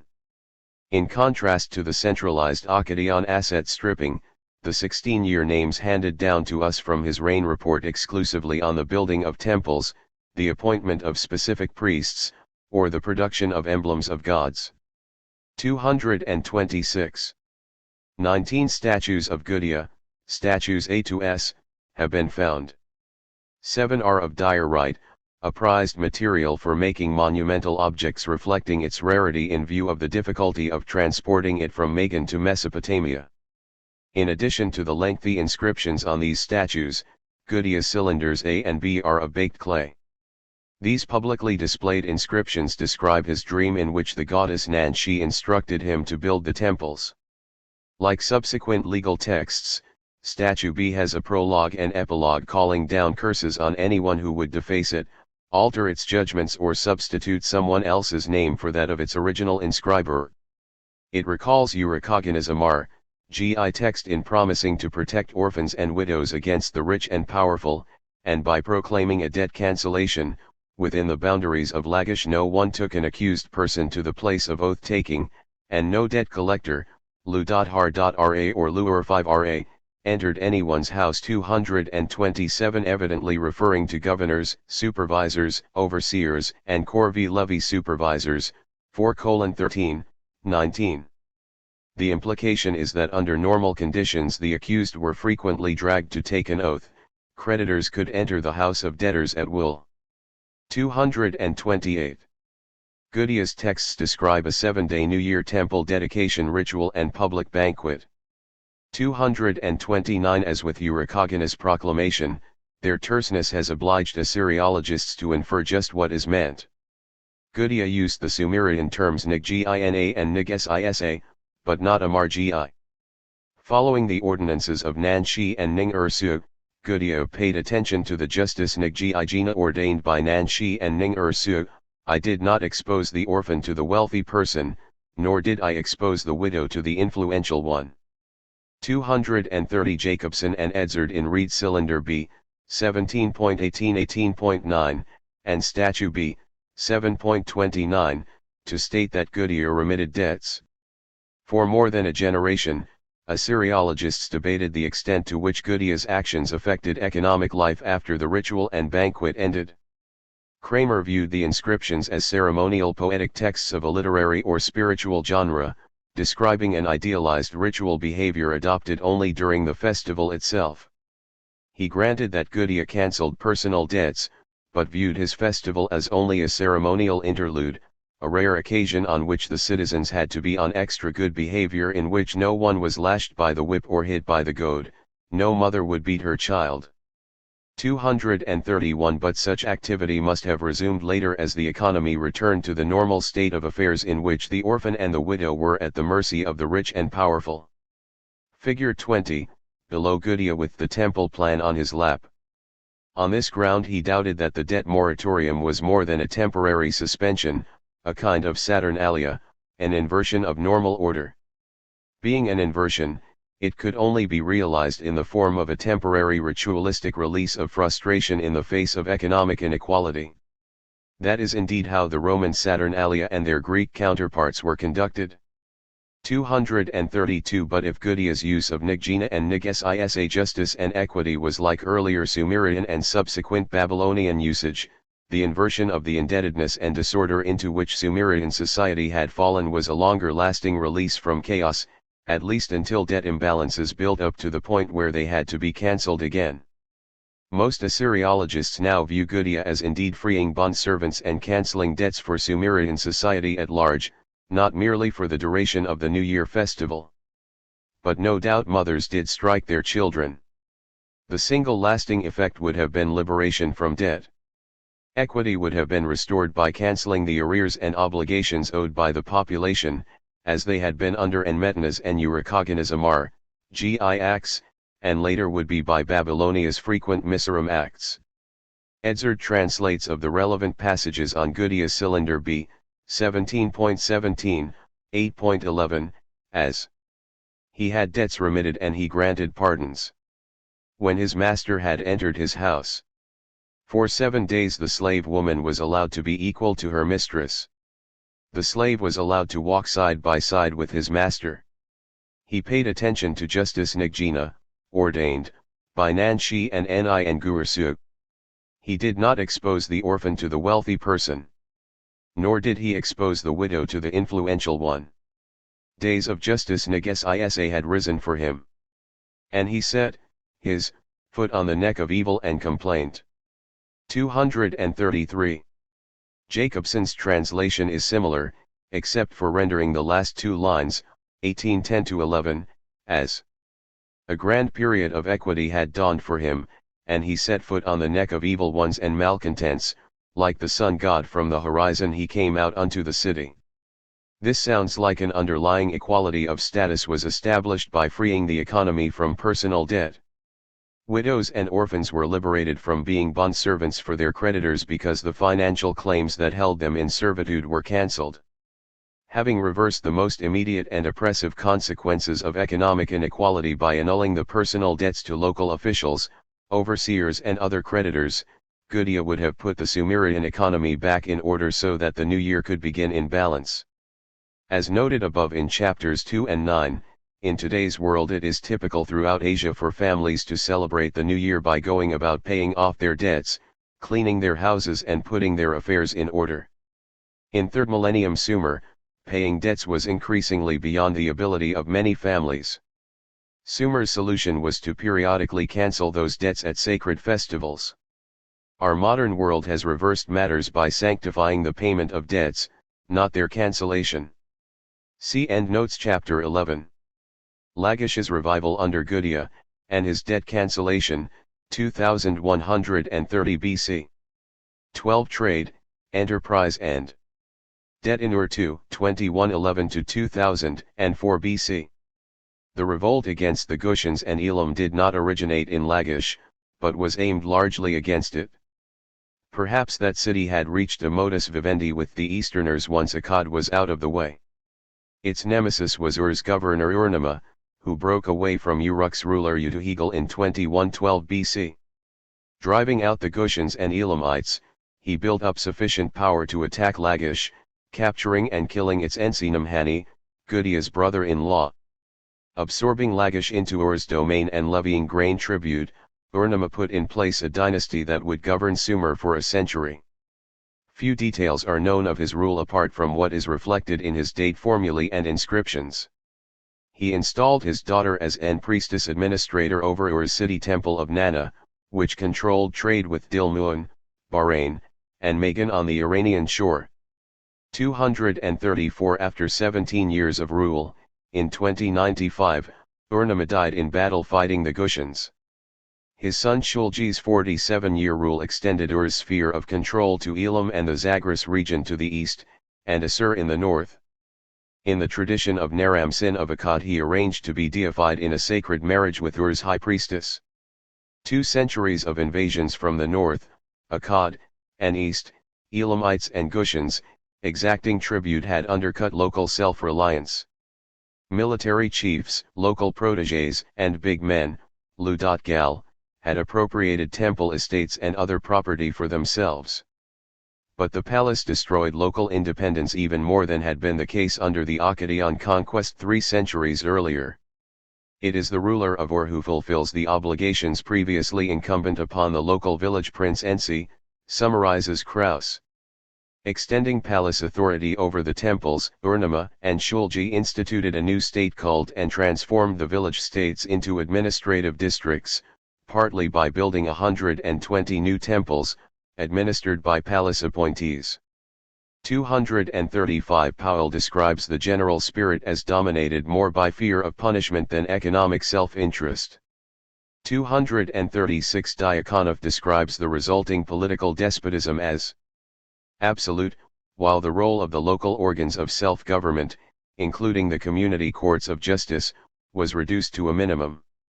The nomes ceased being traditional self-governing states and became administrative districts headed by royal officials whose title Ensi was now a mere sound. All royal land was cultivated by gangs of laborers denoted by the general term garush, able-bodied men, working the whole year round and receiving nothing but meager rations in kind. Both the garush and the slave women were cruelly exploited, and their mortality was so high that a natural reproduction of all this labor force is hardly conceivable. 237. Privatization of trade and agriculture. The Ur-3 century is the best documented in Sumerian history, mainly by palace archives but also those of the rising class of managers to whom the palace delegated authority as revenue collectors. The leading enterprise was the foreign trade that the Akkadians had built up, enabling merchants to make profits by exchanging palace consignments of handicrafts for raw materials and luxury goods. Although much of the copper trade was financed by the state sector, writes Stephen Garfinkel, on the basis of examining private mercantile archives, the actual organization of the copper trade remained the prerogative of individual entrepreneurs. 238. Domestically, Shulgi extended the Akkadian practice of delegating management of a considerable increase in the area of the royal land to control personnel wielding quasi-feudal authority over families that had lost their own land tenure in local communities. 239 Land managers, herding overseers and other economic functionaries owed the palace a stipulated return, but could keep whatever they could extract above this level. Figure 21, below the Ur-3 dynasty. Despite declining crop yields, the palace raised sharecropping rents to 1/3 of the harvest, compared to 1/8 or 1/7 in Lagash in Urukagina's time. 240 arrears increased and many families fell into a state of clientage. Many parents had to sell their children to keep them alive, and impoverished families, mainly widows together with their children and slaves, placed themselves, presumably as clients, at the disposal of a temple household, or were donated to the temples by families that no longer could afford the cost of their upkeep.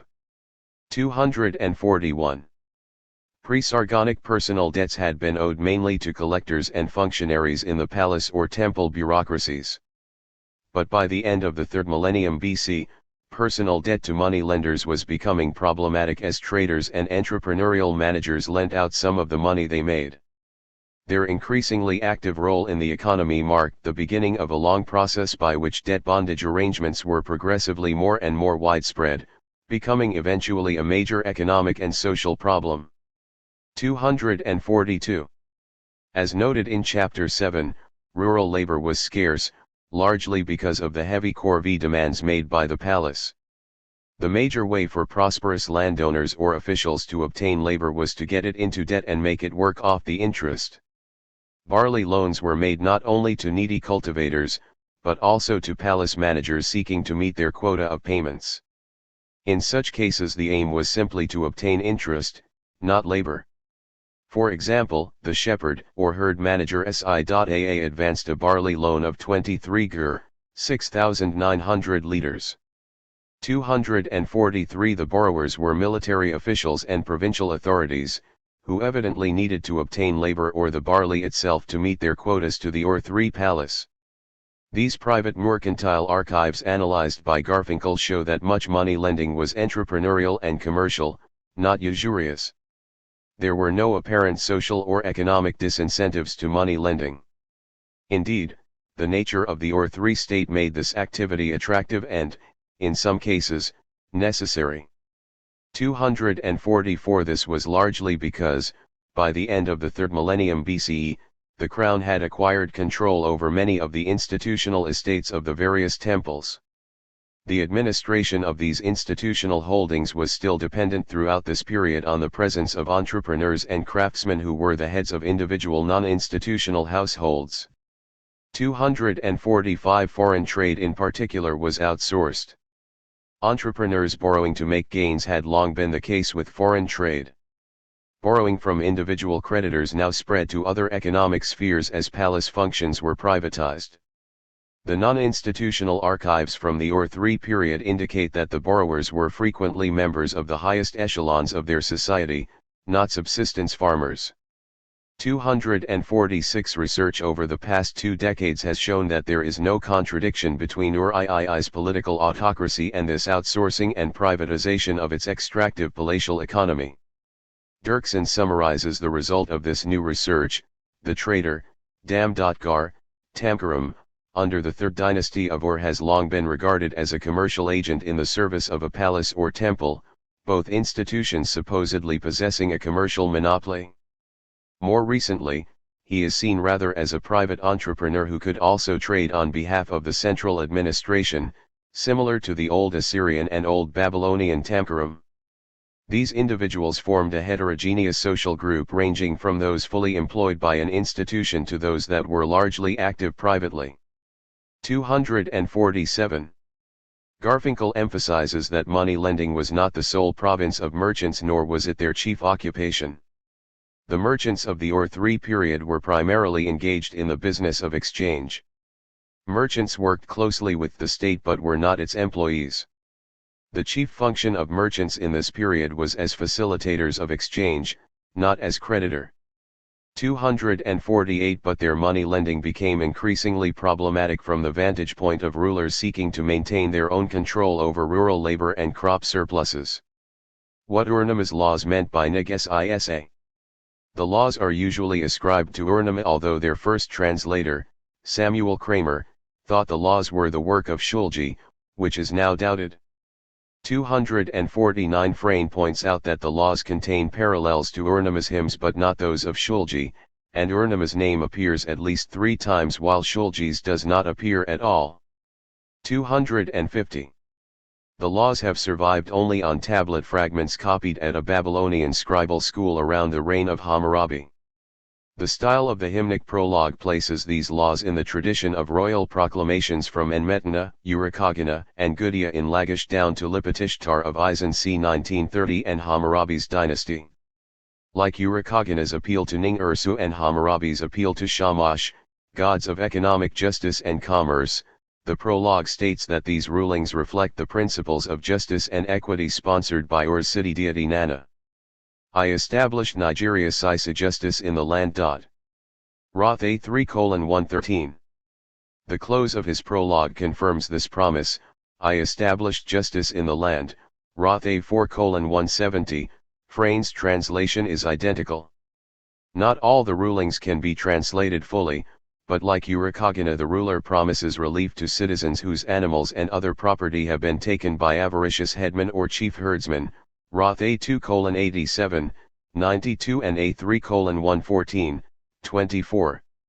After promising to liberate the population from seizures of property, the ruler promises to protect the poor from the rich, standardize weights and measures, and set fines for various crimes or infractions. There is no specific mention of freeing bondservants or returning lands that had been forfeited or sold under duress, but the ruler claims, A4 162-168, I did not deliver the orphan to the rich. I did not deliver the widow to the mighty. I did not deliver the man with but 1 shekel to the man with 1 mina, i.e., 60 shekels. I did not deliver the man with but 1 sheep to the man with 1 ox. The text echoes Urukagina's and Gudea's wording for cancelling debts. But like these earlier texts, translators are left to make their own rendition of what is being promulgated. Key legal terms remain so ambiguous that literal translations of the texts, which are highly idiomatic and make use of a complex technical terminology, leave readers with a new, equally unintelligible text. 251. Kramer's early version sounds much like how Urukagina, in his reading, described officials as acting under Lugalanda. The ruler removed the chiselers and the grafters, or, as the code itself describes them, the grabbers of the citizens' oxen, sheep, and donkeys. Just how the grabbing was done is not spelled out, but evidently it was for payments due for palace charges or services. Was this against the law? There is nothing in the literal text about grafters. Was the problem corrupt officials, or the buildup of debts owed to them, and behind them, to the palace? The officials appear to have been supervisors responsible for collecting taxes or related fees, such as guild heads responsible for paying what their underlings owed. 252. Kramer admits that he is merely guessing that Urnima did away with the duties of these various officials. He adds that the term may have meant reformed, or made just again, not necessarily clearing the slate. 253. The III laws also standardized fines for specific infractions. If a man failed to keep his portion of a dike in proper repair and thereby flooded the field of another man, he shall measure out, for him, 3 gur of barley per iku of field. This apparently approximated the normal yield that would have been lost. For crimes, 1 mina for breaking someone's bone in a fight, 2/3 of a mina, 40 shekels, for cutting off his nose with a knife, but only 10 shekels for cutting off his foot. This latter rule corresponds to 45 of the laws of Eshnunna as well as to Hittite laws, reflecting the common background for most Bronze Age Near Eastern legal inscriptions. Most important, these laws set the interest rate for barley loans at 1/3 of the principal, and at the decimalized equivalent of 20% for silver loans. If a man gives another man 300 silas of grain as an interest-bearing loan, its interest rate per annum is 100 silas in grain, equals 33%. If a man gives another man 10 shekels of silver as an interest-bearing loan, its interest rate per annum is 2 shekels in silver, equals 20%. 254. The parallels between these proclamations and those of Urukagina suggest a customary forgiveness of back taxes and associated personal debts, which evidently had grown oppressive. Most were owed to palace collectors or functionaries. If cancelling these obligations occurred while Urnima was making war on Lagash, most such debts probably would have been owed to Lagash officials or those in the Gushan or Elamite tribute-taking administration. So we are brought back to what was meant by pledging to establish nig.si.sa, justice, and niggina, truth, in the land. These words recall Urukagina's and Guddia's texts, and foreshadow the prologue to Lipitishtar's laws in Isin, as well as those of Hammurabi, who rendered these two Sumerian terms in Babylonian as Misirim and Kittim respectively. See below, Chapter 16. Steinkeller does not think that the III laws went so far as to actually liberate bondservants, as would be the case in the subsequent Old Babylonian period, 2000 to 1600 BC, when debt bondage became a way of life for a significant portion of the whole population. Rural usury had not yet become so serious a problem that Urnima or Shulgi felt a need to promulgate state-sponsored debt cancellations, or at least we have no firm evidence for them. 255 Steinkeller attributes the rising problem of indebtedness to money lending and the dominance of northern economic traditions with the incursion of Amorites and other northerners. In northern Babylonia as far south as Nippur, the evidence of private money lending is very clear. The northern socio-economic system was dominated by the palace economy and showed a marked presence of private economic activity, especially as far as the ownership of arable land is concerned. 256. Members of most mercantile families and other entrepreneurs inherited their positions. Over the course of III, William Hello reports, the post of chief administrator of the Temple of Inanna at Nippur was the preserve of a single family, passing from father to son over at least 4 generations, beginning with Urmimi, 257 from one of Nippur's most prestigious families. Another branch included successive governors of the city. Richard Zettler's dissertation on the Inanna Temple at Nippur finds that the family archive of the chief administrator is mixed in with records of the temple operations. Relatives of the temple's chief administrator had sufficient authority to seal doors both in the administrative sector of the temple and in its residential quarter. They could conclude contracts on behalf of the temple and at least on occasion act for the chief administrator. 258. Figure 22, below Urnama Law Code.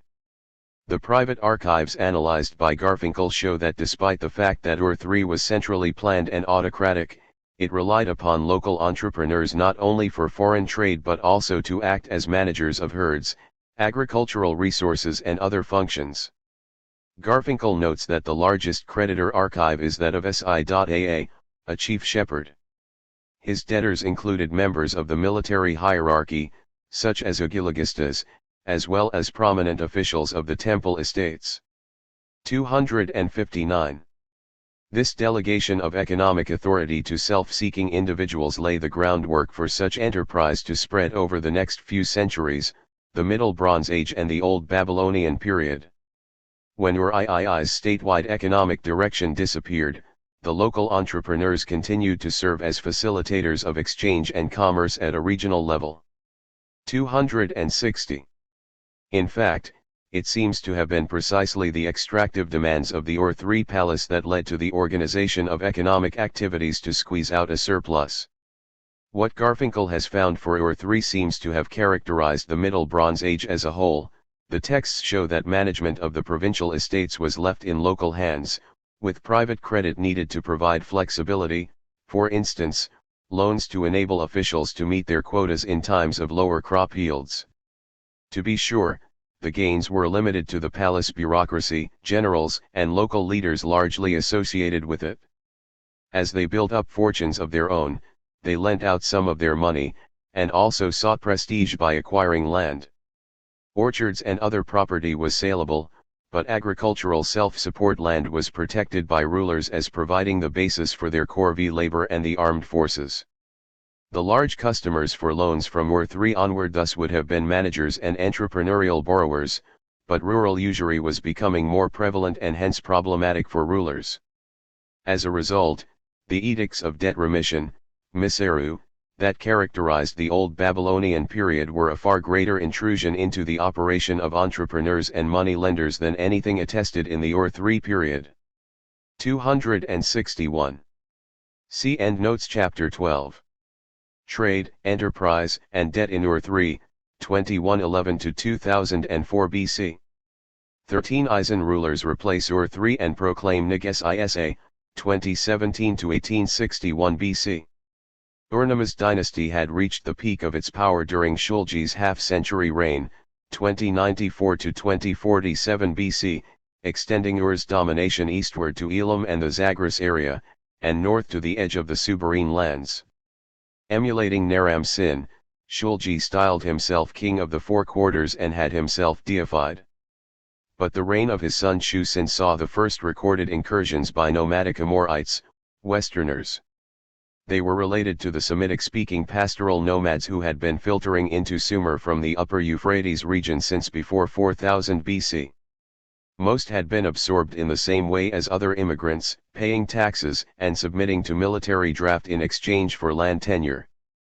But around 2030 to 2000 they came in more tightly knit tribal groups, taking over northern towns such as Mari.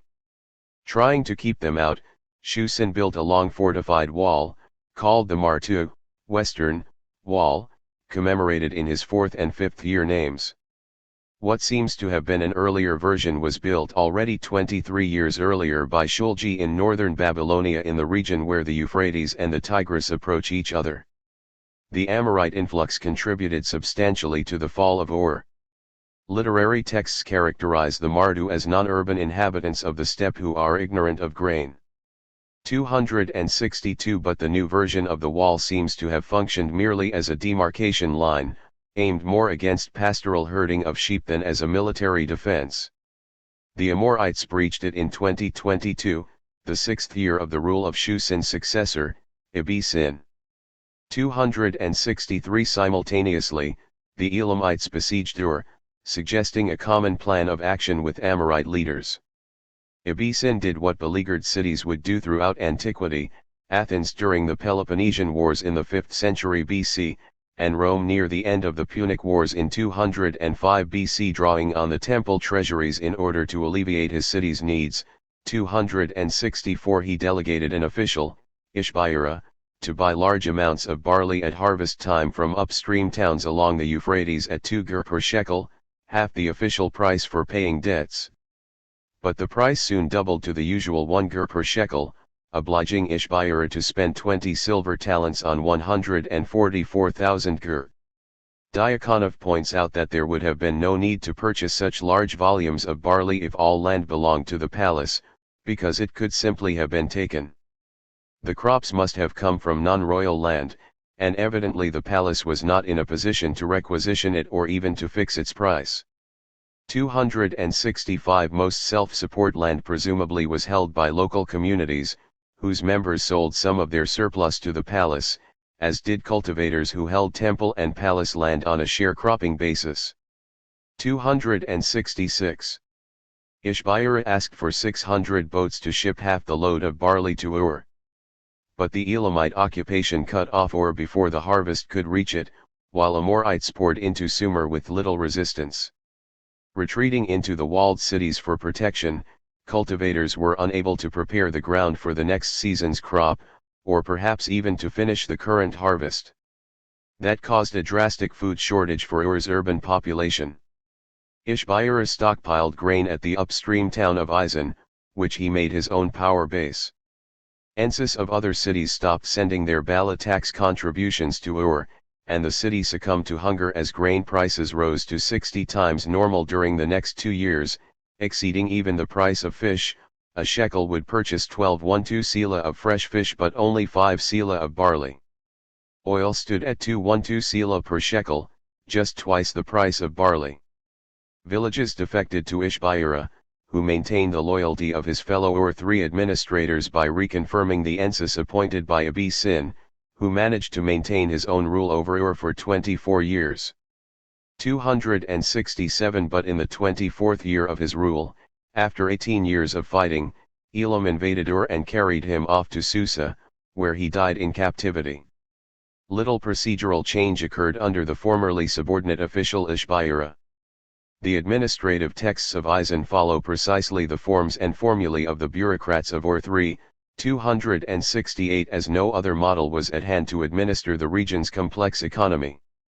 Ishbaira also restored many of Ur's monuments, and even retrieved the statue of Nana from Elam, whose soldiers had taken it when they captured Ibn. When Elam backed a client Amorite dynasty to rule Larsa, to the east of Ur, Ishbaira reconquered Ur and established Isan suzerainty from the Persian Gulf as far north as the sacred capital of Nippur. His Isan dynasty dominated the south for nearly a century, about as long as Ur-3 had ruled, from 2017 through Lipitishtar's death in 1924 BC. But in contrast to Ur-II's centralized control, most towns remained relatively independent. Many local dynasties managed to outlast the century of Ur's rule, but on a smaller scale, with no kingdom able to create an empire of its own. Lipitishtar's laws and the fall of the Isan dynasty. Debt problems became more pressing in the Isan-Larsa aftermath, 2000 to 1800, as southern Mesopotamia reverted to a looser federation of city-states. Neither this period nor the rest of the Old Babylonian epoch restored the centralization of Ur-3. Merchants and entrepreneurs played a growing economic role, and lent out as usury some of the money they made. Rulers responded to the ensuing rise in indebtedness by reasserting palace control over trade and enterprise, and protecting the indebted population from bondage to creditors and forfeiture of their self-support land at the expense of palace demands for corvée labor and army service. The first surviving records of Isan's debt cancellations are those of its third ruler, Idin Dagan, 1974 to 1954, and his successor Isham Dagan, 1953 to 1935. As in Ur-3, they used the term nig.si.sa. Ishmdagan's debt annulment appears to have coincided with a military campaign mounted just prior to his coronation. In addition to being a customary act of rulers upon taking the throne, this no doubt helped protect his land-tenured citizen infantry from the encroachments of tax officials and usurers at a time when Assur seems to have attacked at least as far south as Babylon. Figure 23, below chronology of rulers of the first Isin dynasty. 3 years after Ishmdagan's son Lipitishtar took the throne in 1934 BC, the ambitious fifth ruler of Larsa's dynasty, Gungunum, 1932–1906, came to power and set out to conquer southern Mesopotamia. To prepare for the coming fight, Lipitishtar cancelled agrarian debts throughout Isin's sphere. The problem of back tax debts evidently remained serious. Although he needed to ensure continuity of his revenue, sitting by and letting families forfeit their liberty and land rights would have led to defections from Isin. So, like other members of his dynasty, Lipitishtar declared a general tax forgiveness and debt annulment. When a year date of Lipitishtar announces that he decreed justice, notes Edzard, it is to be understood as cancelling debts by a Nigeria Sisa Act, not compiling civil laws. 269 The term he used for his debt release was the earlier Sumerian Amar, Gi. The laws of Lipitishtar have survived in scribal excerpts from schools where the inscription remained part of the period's belles lettres. University of Pennsylvania archaeologists dug up the first of these copies in the 1890s in Nippur, even before the laws of Ur-Namma and Hammurabi were found, but the tablet lay unidentified until Samuel Kramer discovered it in 1947 while searching through the museum's inventory at the University Museum in Philadelphia. 270. As was normal for rulers from Ur-Khaganate to Hammurabi, a prologue announces that the source of Lipitishtar's laws is divine, and that his purpose is to establish justice, Niges Isa, in the land, to eliminate cries for justice, to eradicate enmity and armed violence, to bring well-being to the lands of Sumer and Akkad, I 20–37. He established justice Niges Isa in the lands of Sumer and Akkad, and restored order, Amar, Gi 4, to liberate the sons and daughters of Nippur, Ur, Isin, and the rest of Sumer and Akkad who were subjugated by the yoke, that is, debt bondage, 2:1–15. Lipitishtar gave landholders 3 years to pay their taxes, 18.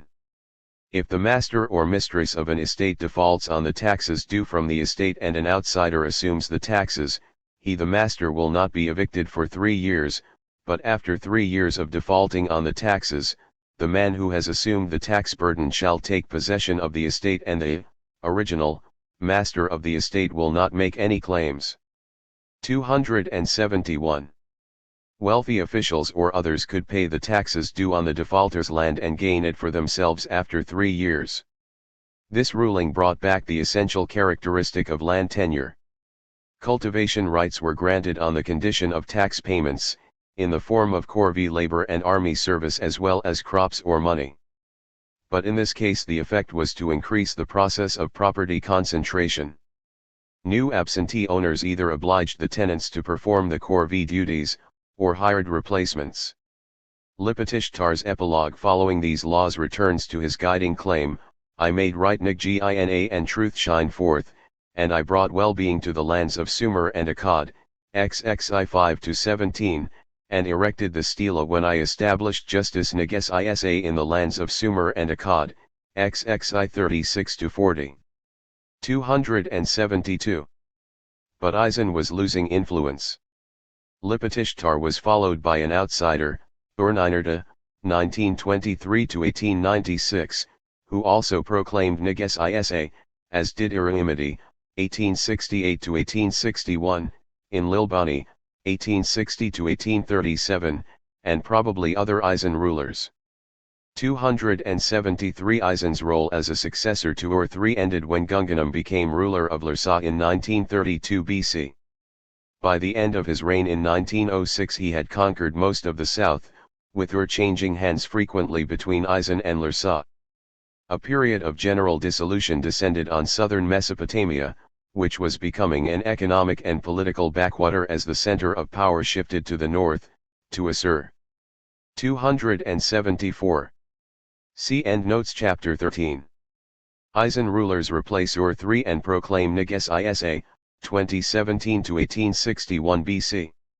14. Diffusion of trade and finance via Assyrian merchants, 2000 to 1790 BC. Sumerians founded the upstream trading post of Assur between 2500 and 2400 BC, about a century before Sargon built Akkad. Built on a cliff overlooking the Tigris, it was favorably situated on the east-west caravan trade route, east viator to Susa and Iran's Diyala plain, and on to Afghanistan for tin, to bring back and trade west via Syria up to Asia Minor. Larson describes Assur as a self-governing community of merchants in a great trading center and port kurum for traders and craftsmen. 275. Sumerian towns were basically agrarian along with stock raising, but every city had a harbor or at least a quay, always on the outskirts of the cities, since commerce and all the things associated with trade had to be kept at a distance. Boats landed there, bringing provisions and goods from other cities and countries, and local traders had their warehouses there. 276 parallels might be the island of Dilmun, Bahrain, in the Persian Gulf for sea trade with the Indus, or the island of Ischia for Near Eastern trade with Etruscan Italy in the 8th century BC, or the island of Hong Kong for European trade with China. Sargon's dynasty shifted southern Mesopotamia's trade center to Akkad in order to keep commerce in its own hands. Ur-Ii's rulers made Assur the seat of a military governorship, but after the fall of Ur-3, Assyrian merchants became relatively free of foreign control as economic and political relations became more decentralized. This enabled Assur's merchants to restore their commerce, providing tin and copper from the Iranian plateau to southern Mesopotamian towns to make weapons and tools, in exchange for luxury textiles and handicrafts sold to Asia Minor. Assur planted trade outposts in Anatolia after about 1900 BC to obtain silver as well as gold, which it sold to Elam for tin. Apparently as a result of this latter trade, gold became the main denominator of Assyrian trading investments, in contrast to southern Mesopotamia's emphasis on silver. Much of the documentation for this trade comes from Kanesh in central Anatolia. Located directly north of the Mediterranean's eastern coast, it is the largest Assyrian outpost yet excavated. About 300 Assyrians lived there for 3 generations during the 19th century BC, leaving over 22,000 letters, contracts, accounts, and court records documenting their trade as private entrepreneurs, working on their own account and at their own risk. 277. These business letters and other records document only the private side of this trade. No Assyrian temple records have been found, but the city temple of Ishtar may have been the initial financier of this trade. One study has found that down to and including the Ur-3 dynasty the merchant class was indeed partly in the direct employ of the institutions. The merchant's status seems to have given them entitlement to purchase the individual concessions to palace staples, but in the Ur-3 period and probably earlier it is clear that when they receive silver and copper they are being paid to undertake a commission, not being issued with a commodity for disposal on the open market, so that the initiative comes from the institution. 278. Another study of this period describes Assyrian traders as receiving their stock of trade from the temple, in fact, from the officials in charge of the various specialized storehouses or the temple of Nana in Ur. 279. In turn, the temples not only received many valuable votive gifts and offered storage facilities, they also were in some way commercially involved. 280. Most likely, the temple advanced capital and shared in the earnings from trade in an arrangement that enabled merchants to gain a profit for themselves after compensating the temple. Veenhoff describes their Ikribu gifts to their temples as reflecting the fact that the merchandise or the silver belonged to a temple, and to all appearances had been entrusted to a trader, either simply as a commercial loan, or by means of a commenda partnership, or by way of investment in an enterprise. In view of the large sums of Ikribu that merchants paid to their temples, up to 10 and 15 minas of silver and several hundred pieces of expensive textile, the word can not only refer to goods/money dedicated to a temple or deity, presumably to ensure the success of a trading operation. It also seems unlikely that ikrabu only refers to shipments of silver or merchandise, part of the profits of which had been vowed to a temple. 281.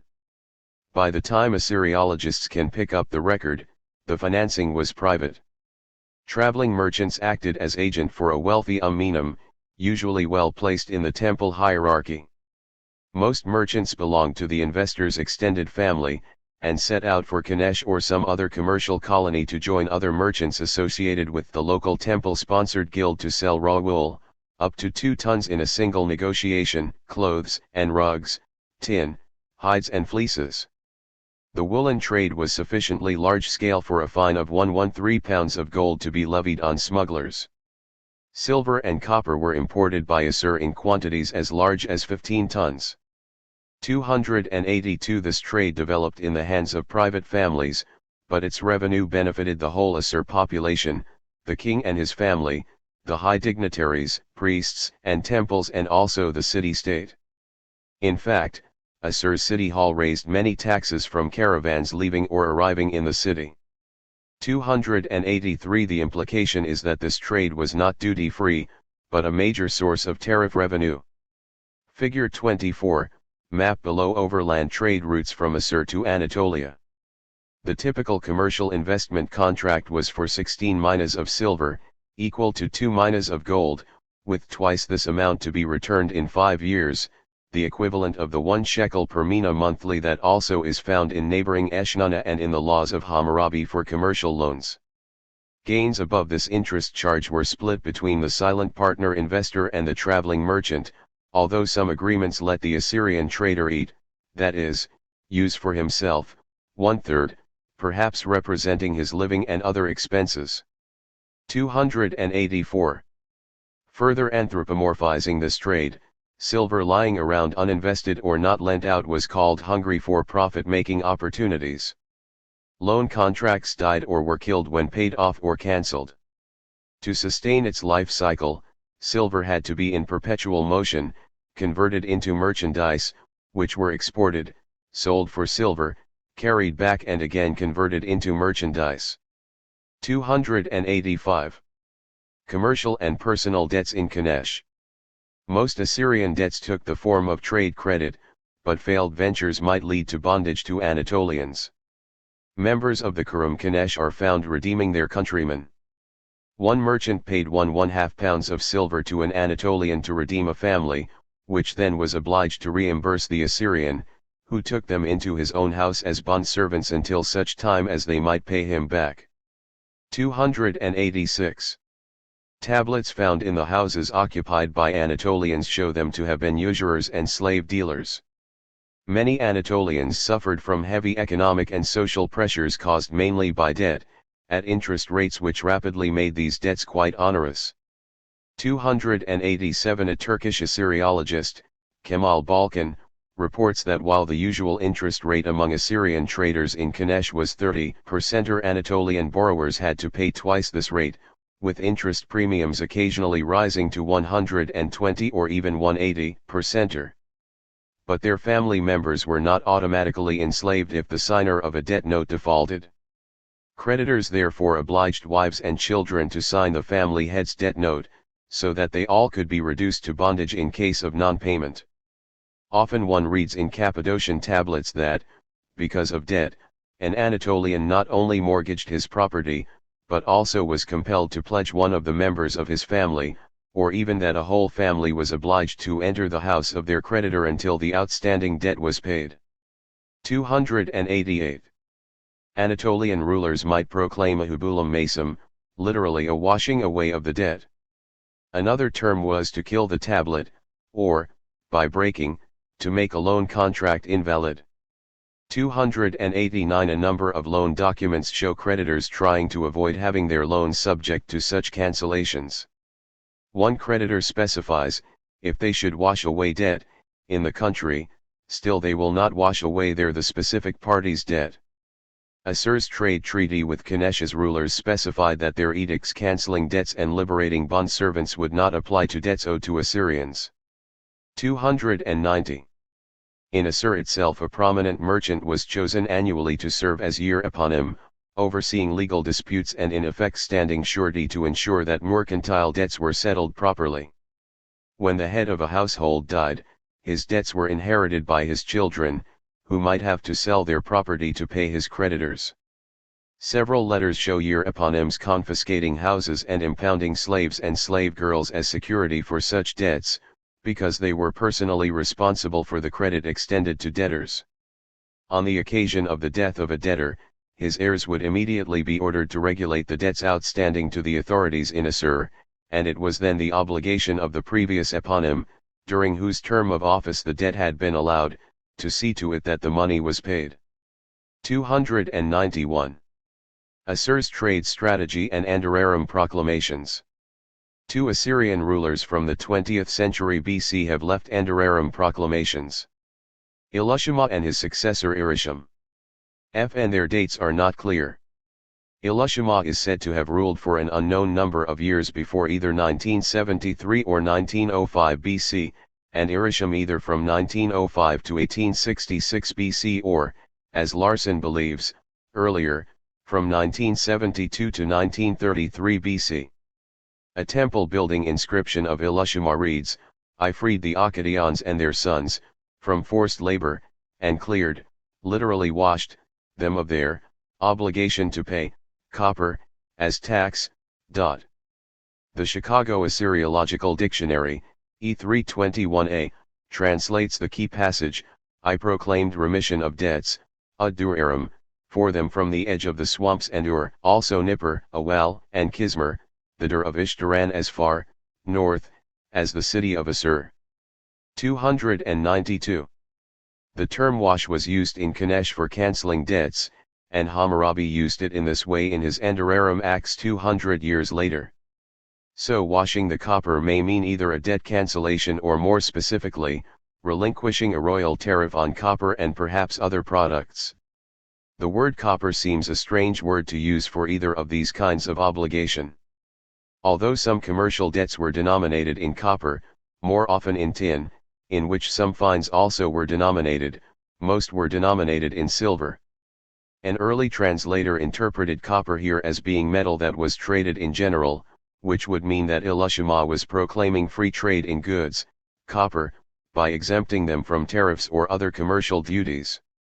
293. Larson likewise considers Ilushuma's proclamation to be a free trade policy to attract traders from Babylonia, selling textiles to Assur's commercial networks for trade with Anatolia. We know from the old Assyrian texts that washed copper and good quality copper were identical concepts. Hence, he suggests, a royal trade monopoly was being ended, abolishing old tariff duties and taxes, and that it is probable that it is connected with the international trade in which copper was one of the most important items. 294. At issue is whether agrarian debts were included as part of a general remission. Most inscriptions using such language were debt cancellations, especially when justice is mentioned. Choosing a sacred temple building inscription seems more appropriate for a general debt amnesty than just to proclaim such free trade, although it seems that the new city temples built by Ilushuma played a major role in Assur's foreign trade. We thus have two proposed solutions to the meaning of Andararam as used by Assyrians: on the one hand, freeing trade in copper and perhaps other commodities from royal tariffs; on the other hand, a broad debt cancellation. Both meanings may be true. A free trade act freeing merchants from tariff duties would relinquish a specific category of tax debt, but that is just one type of debt. Postgate has warned against the free trade interpretation, but adds that Ilushuma did more than revoke personal enslavement for debt. 295.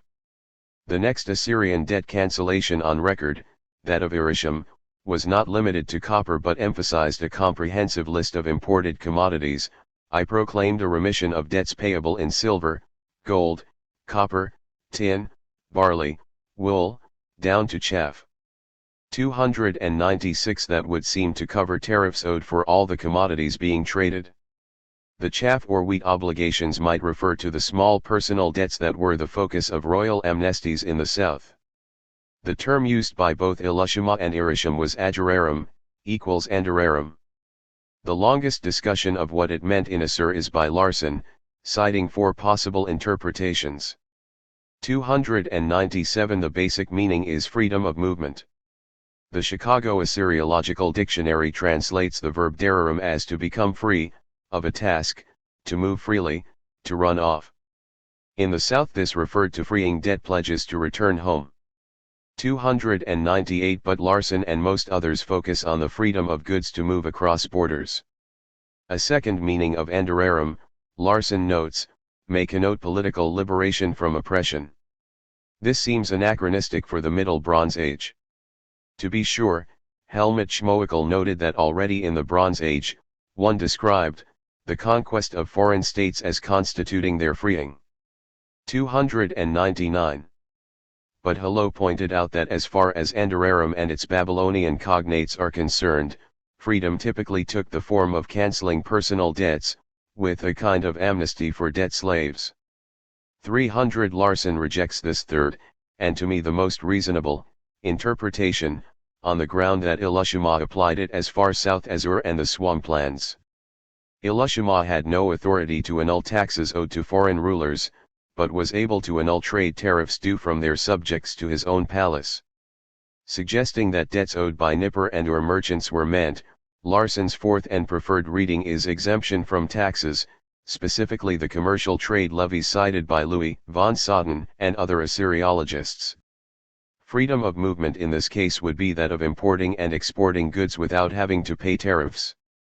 However, Larson criticized Louis for viewing Irisham as having initiated, or at least perfected, the first experiment of free enterprise on a large scale.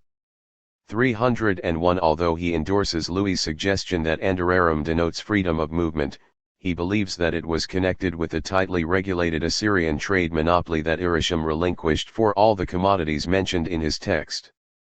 302 This left Assur's commerce to be dominated by the free flow of private capital, leading to the great period of colonization that seems to have begun a generation or two later for Kanesh and other trading kurums in Asia Minor. At issue is how many kinds of debts were meant. Obligations owed to the palace and temples would include personal debts and back taxes, along with import duties and other public fees.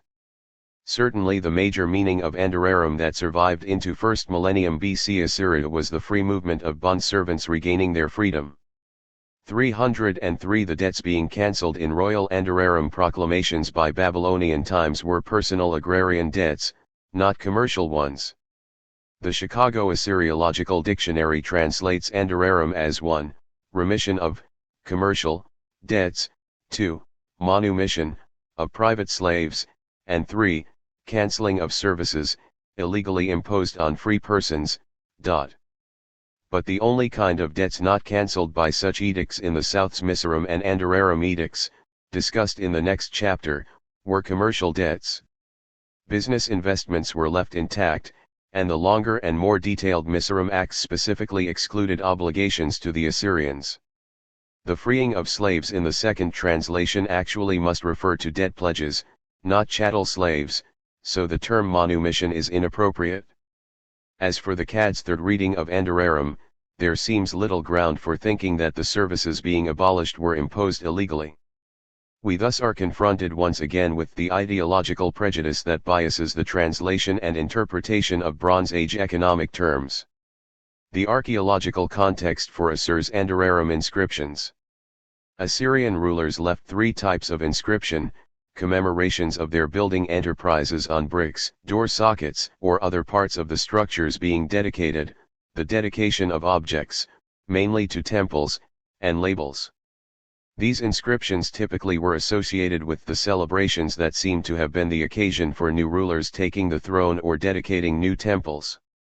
Renger criticizes Larson for focusing too narrowly on the old Assyrian traders who clearly represent an exceptional case, 304 neglecting Babylonian practice.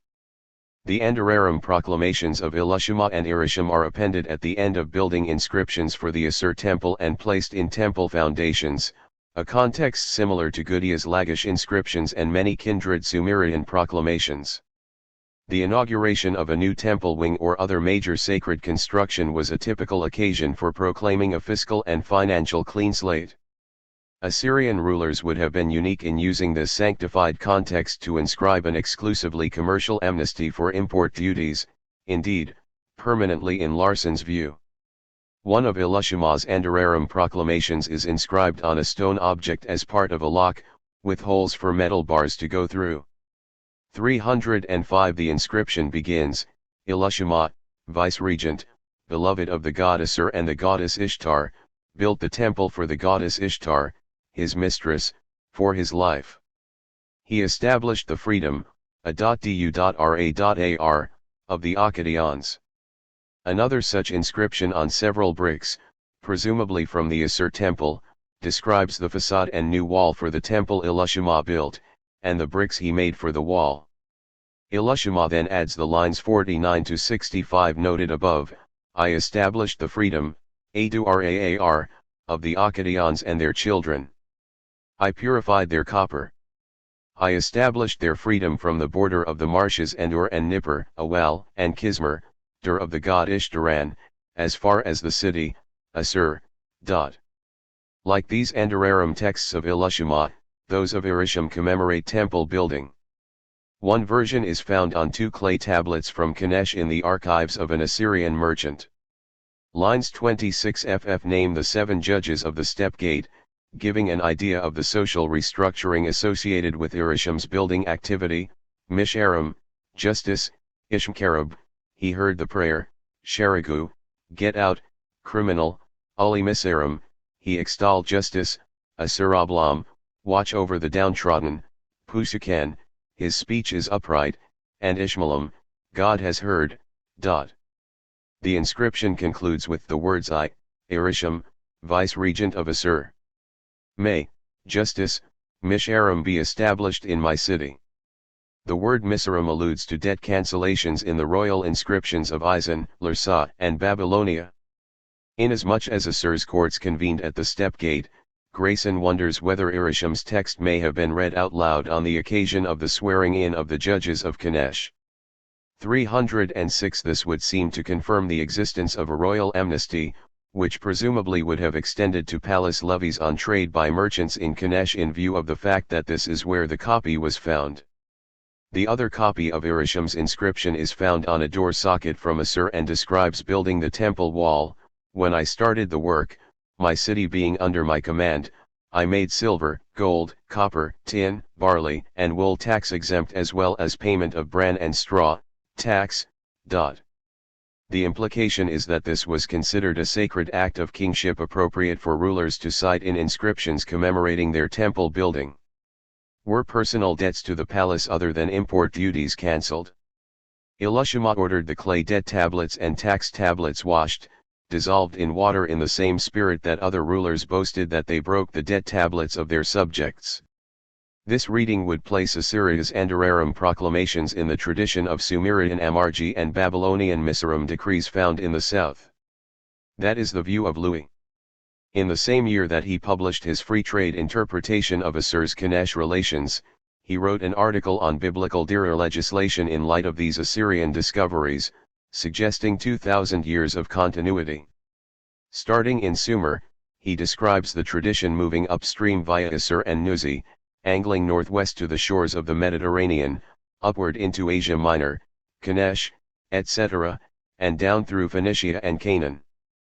These Sumerian, Assyrian, and Babylonian examples confirm that the Old Testament debt cancellations and releases of bondservants were actually implemented, at least originally.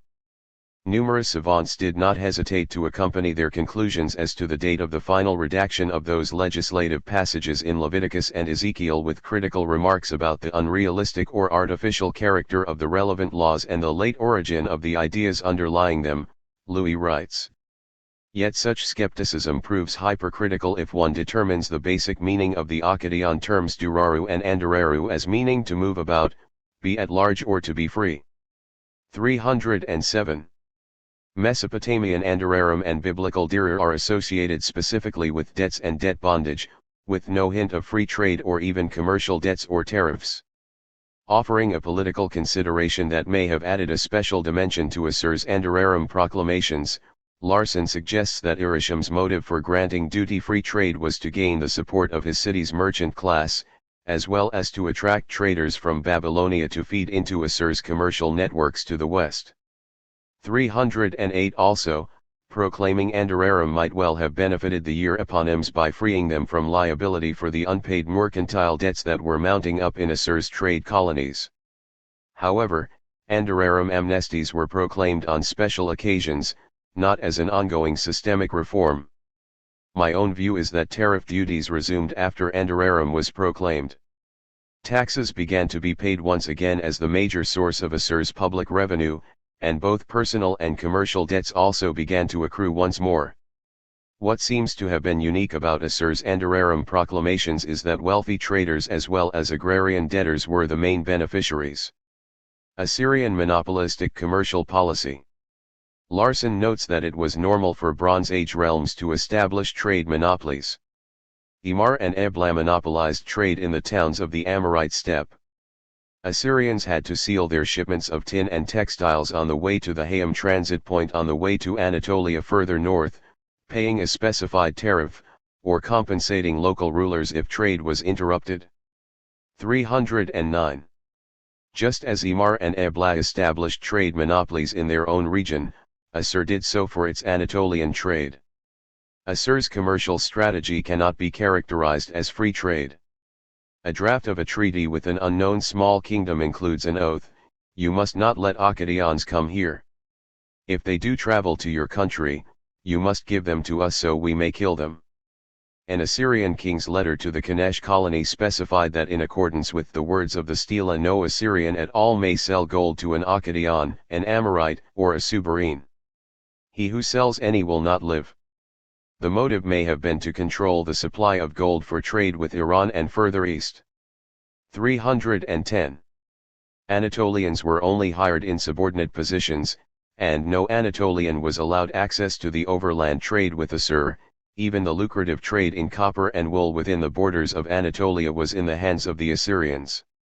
Local rulers had to secure roads and were responsible for catching thieves and murderers. They also had to agree not to covet or seize houses, fields, gardens, or slaves belonging to Assyrians, and to accept that the Assyrians were not obliged to perform corvée, forced labor on royal projects, duties that were otherwise normally tied to land holding. And if the king issued an edict ordering the manumission of slaves, this would not apply to slaves. Larson means bondservants belonging to Assyrians. 311. But Assur soon lost its commercial prominence to Shamshi-Adad, 1809, 1776 BC, who conquered it along with much of the surrounding region, establishing his own capital at Shubat-Enlil in Syria. Southern Mesopotamia was becoming decentralized under a series of rival dynasties in Isin, Larsa, and Babylon. In Anatolia a far-reaching break occurred, for the world of the early Hittite kingdom that ensued retained next to nothing of the Assyrian traditions. 312. See Endnotes chapter 14. Diffusion of trade and finance via Assyrian merchants, 2000 to 1790 BC. 15. Privatizing Mesopotamia's intermediate period, 2000 to 1600 BC. The Middle Bronze Age, the half-millennium from 2100 to 1600 BC, is one of civilization's most important transition periods. What gave it the quality of middleness was the dissolving of palace and temple control after Ur III broke down. Decentralization and privatization of enterprise and credit followed in the wake of invasions and social dislocations that enabled warlords to seize temple and palace estates and workshops. This phenomenon was akin to Boris Yeltsin's family of grabitizers and red directors picking up the pieces after the Soviet Union collapsed in 1991.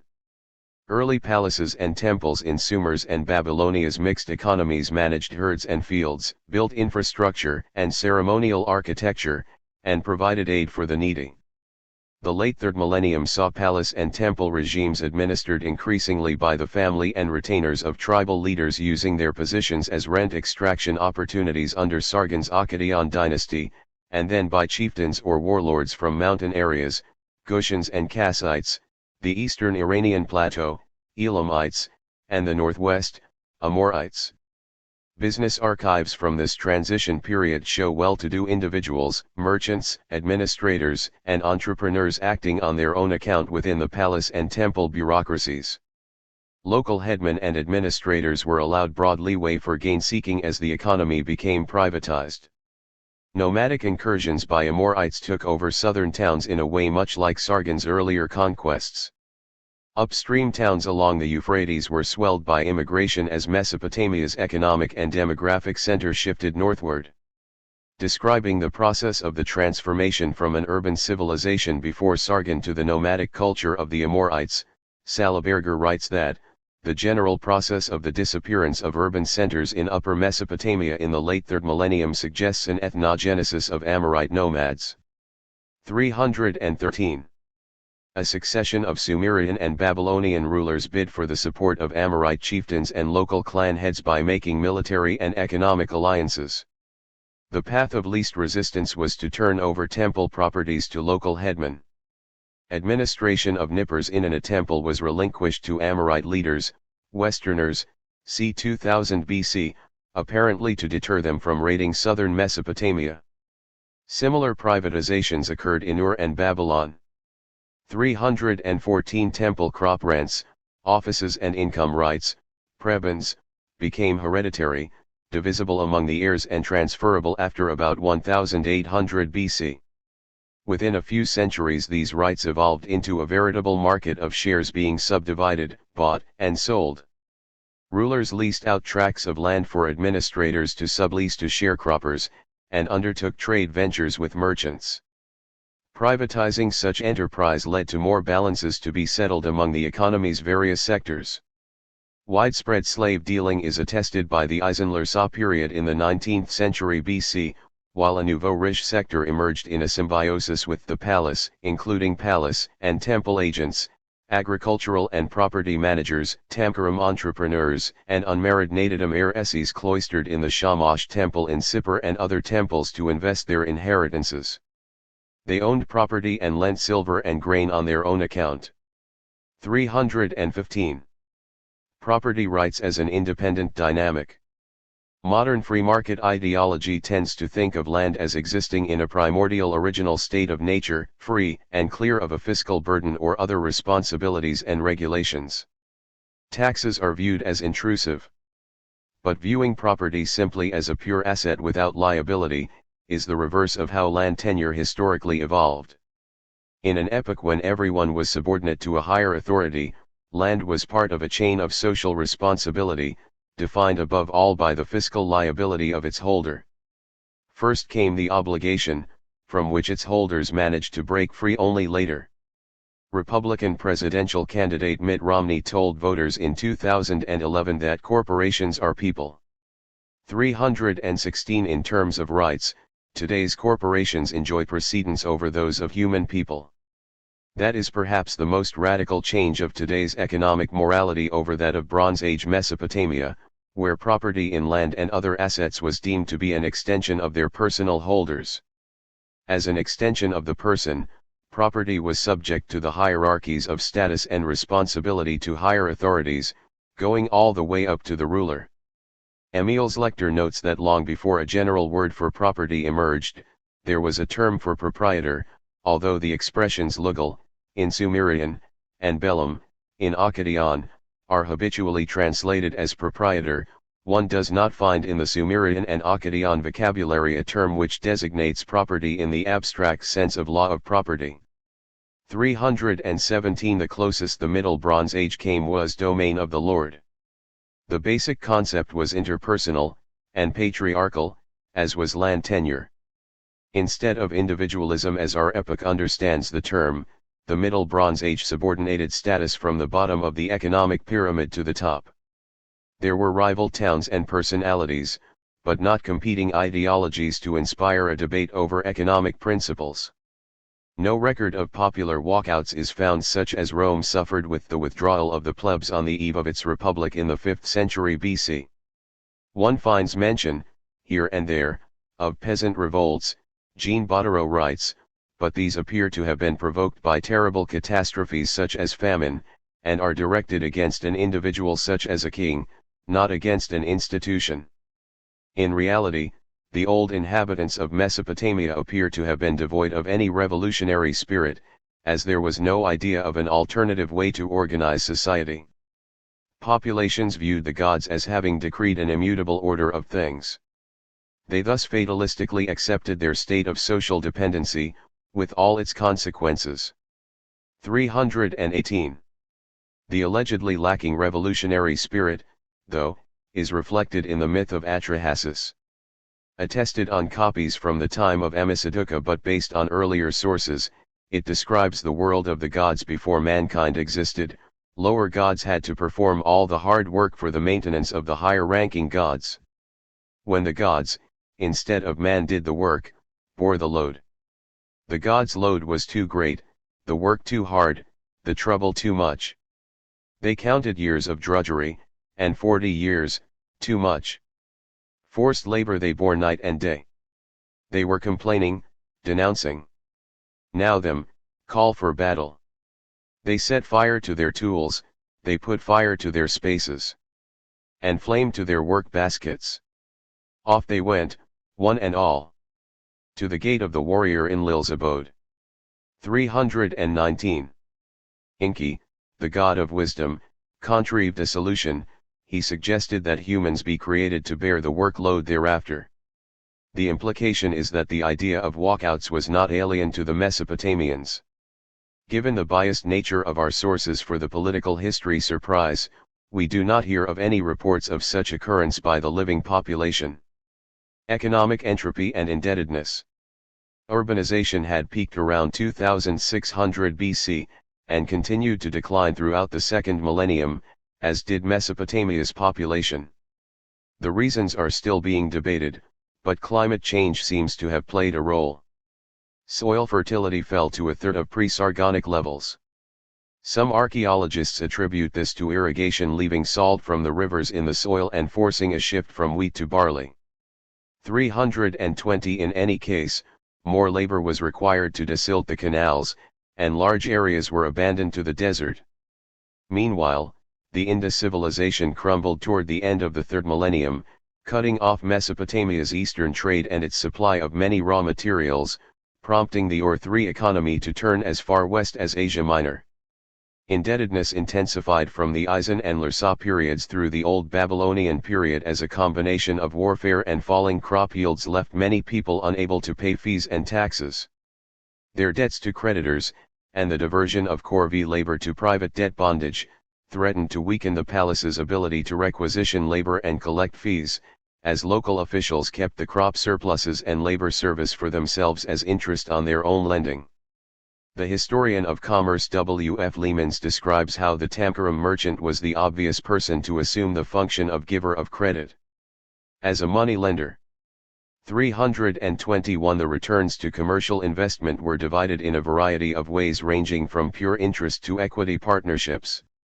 The invention of contract formulae for various forms of private economic transactions, sale, loan, tenure, sale marriage, etc., allowed for the transformation from state to private enterprise, and for the development of capitalistic economic patterns. 322.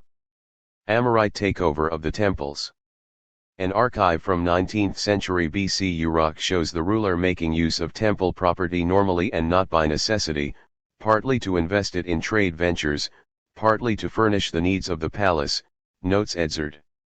It is significant that a large inventory of the possessions of the Nanaya temple of Uruk was kept in the palace. An old Babylonian omen does indeed denounce such encroachments, predicting that the king will take property of the house of the gods to the palace, but Shamash the sun god, guardian of law and right, will see it. 323. Elizabeth Stone finds that business was conducted increasingly in the private apartments of temple administrators, and that a few offices had associated prebend fields in Nippur, which entitled the owner to a share of the sacrifice. By the Eisen-Larsa period these revenues had become a kind of private property which could have been passed on to the heirs of the owner. 324. A financial market in rentier shares. Temple offices produced an earmarked usufruct or revenue in return for services to the temple, which was subdivided as it came to be bequeathed to new generations of family members. The earliest contracts with regard to these temple offices record the control of whole or half offices, notes Stone, suggesting that these offices had either only been in the family for a short period of time or that they were neither heritable nor divisible before the time of the first contracts. Stone concludes that the offices became heritable and divisible at the time they were given to these families, whose possession of substantial agricultural land suggests a rural power base. 325. When Nippur was attacked, most likely by Amorites from the northwest, the lamentation over the destruction of Nippur describes how active warfare penetrated the city itself during the reign of Ishmdagan, 1953–1935. What may have stopped the fighting, Stone suggests, was the decision by his father, Idin Dagan, 1974–1954, to buy off the leaders of these rural, tribal groups. To stem future rebellion, the king moved them into the city, provided them with a large area of urban real estate, and co-opted the leaders with gifts of real estate and temple offices. Like the British during the Mandate period, they brought the tribal leaders into the cities where they could be controlled, 326, giving them temple positions and the prebend revenues traditionally attached to them. 327. This is what happened in medieval English monasteries in the 13th century AD, when the papal court appointed Italians to local prebend-paying offices, as described vividly by Matthew Paris in his Chronicles. 328. One result was to separate administrative functions from the prebend income earmarked to support temple officials. This was not unlike what Adolph Burley and Gardner Means described in the 1930s as representing the new capitalism of our own epoch, divorcing ownership from management duties. 329. Whereas only a single Ugula, head administrator, received income from the Inanna temple in the Ur III period, by Old Babylonian times, when up to 100 may have shared a single office, the ownership of an office can have had little to do with the bureaucratic activities implied by the title. 330. It is hard to imagine that each individual who received temple income actually had to carry out the associated duties for just a few days. Their income rights were split from the office as such, and became alienable as long as a qualified individual could be hired to perform the designated service in return for part of the prebend income. The upshot was that instead of building up wealth by their own enterprise, inheritors of these sinecures were passive recipients of temple income. The rural troublemakers simply collected the temple revenues traditionally allocated to support administrators. 331. Based on a similar study of Ur's temple personnel in Hammurabi's dynasty, Charpin concludes, as did Stone, that the subdivision of temple prebend incomes must have begun late in the Ur III period. After 180 to 200 years, so many successive bequeathings and partitions of these prebends had occurred that some holders received only a few days' income per year. Typical revenue subdivisions appearing in the cuneiform records are 15 days, 124th of the 360-day administrative Mesopotamian year, 712 days, 148th, 5 days, 172 ND, 323 RD days, and just 123 days per year.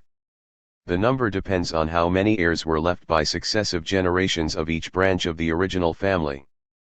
The result, after a century and a half of successive divisions, is an extreme parcelization of prebends.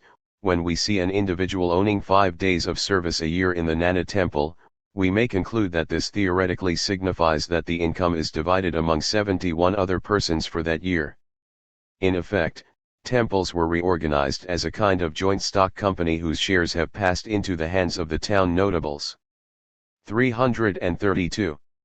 The sale of temple offices would continue down to Christian times from Mesopotamia to Asia Minor, and ownership of temple usufruct flows came to be marketable.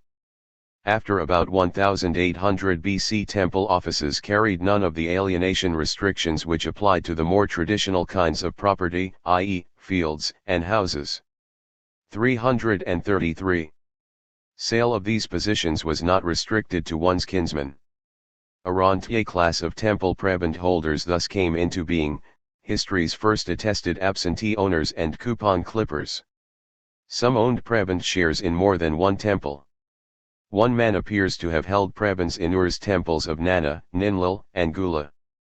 In the early 18th century BC during Rimsin's rule, a person paid 15 shekels of silver to purchase the office of anointer, brewer, and chef for the temple of the healing god Damu in Larsa for just a lunar half-month. 334 such investment in temple incomes, and indeed, their marketability, introduced a rentier aspect to many public sector functions. This privatization and indeed, financialization of trade and professional life was the major economic novelty of the Middle Bronze Age. It was associated with the influx of nomadic groups that took over southern Mesopotamian towns. Tensions between local headmen and the palace. Although allied to the palace in loose feudal-type arrangements, palace collectors, local chieftains, officials, merchants, and big men were an ever-present threat to break free as autonomous powers in times of weakening central authority. Local headmen in villages or areas where royal control weakened sought to resist centralized royal power. Modern historians will recognize this dynamic as erupting when England's barons rose to oppose King John, producing the Magna Carta to limit royal authority, and keep the land tribute quantified in the Doomsday Book for themselves as privatized land rent. But in Mesopotamia there never was any such declaration of principles or ideology opposing the palace's power or its right to proclaim clean slates. There was, however, a constant maneuvering to find loopholes and simply to resist implementation of such proclamations. Bronze Age Mesopotamia was no golden age, and rulers did not try to recover one when they proclaimed Amargi and Miserum. They simply sought to restore the status quo ante, the traditional state of affairs. Debt amnesties and liberty from bondage were means to build up the army, provide crop surpluses and corvée labor to the large institutions, and import luxury goods. What in time became the most corrosive form of exploitation, rural usury, thus was constrained by the need to field armies with free citizens. Villagers had some choice as to whether to side with the palace or to free themselves from overly predatory rule and its bureaucracy by defecting to the ever-present rival nomads. This constraint on palace levies was required by all but the Akkadian rulers to preserve a self-supporting land-tenured citizen army. That was the main worldly motive for Babylonian rulers to continue the Sumerian practice of debt amnesties, to limit the avarice of an administrative bureaucracy acting selfishly to draw as much labor and enterprise as possible under its own patronage. When rulers cancelled debts owed to royal collectors, managers of royal monopolies, and local headmen and merchants while deterring predatory behavior, this proclamation of justice and equity was as self-serving as it was an altruistic continuation of traditional social and religious values. Rulers were not seeking an idealized egalitarian society, but simply to restore their authority over the Middle Bronze Age's increasingly privatized economy. How wide a sphere did royal debt amnesties affect? It remains an open question as to how far royal proclamations had the ability to annul debts owed outside of the palace and temple sphere, in towns and villages away from the royal palace. Debts owed to sandal makers, smiths, weavers, or other craftsmen in the village economy don't appear in the archives, so we can't confirm that these claims were enforced by royal clean slates. Hammurabi's legal prescriptions relate most obviously to the palace sector, its dependents, and debts owed to the palace retinue. But the dependence of Babylonian rulers on local headmen led to a constant tension when it came to enforcing royal proclamations. The palace sought to tighten its control by appointing officials such as the Wakil Tamkari in charge of Tamkaram merchants. The nomadic takeover of southern Mesopotamia.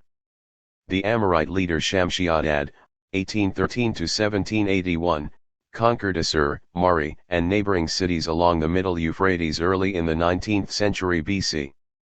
He appointed one of his sons, Ishmdagan, to rule Assur and transferred the tin trade to Mari, upstream along the Euphrates, from where his father had come. Assur's commercial role declined. By the late 2nd millennium, when Assyria revived as a military power at the onset of the Iron Age, the region had been transformed by centuries of northern Mesopotamia's legacy of tribal nomadism. Meanwhile, the Cappadocian region fell to the Hittites, who sacked Assur's Kanesh colony. Assur rebuilt it and maintained a downsized trade with Asia Minor, but the ongoing warfare in northwest Mesopotamia interrupted what had been 3 generations of flourishing commerce. Also cut off what was the Moluccan commerce via Dilmun as the Indus Valley's Harappan civilization collapsed and gave way to Indo-European speakers. Besides Shamshi-Adad, other Amorite leaders established themselves at Kish, Larsa, Dur, Uruk, and the relatively new upstream town of Babylon.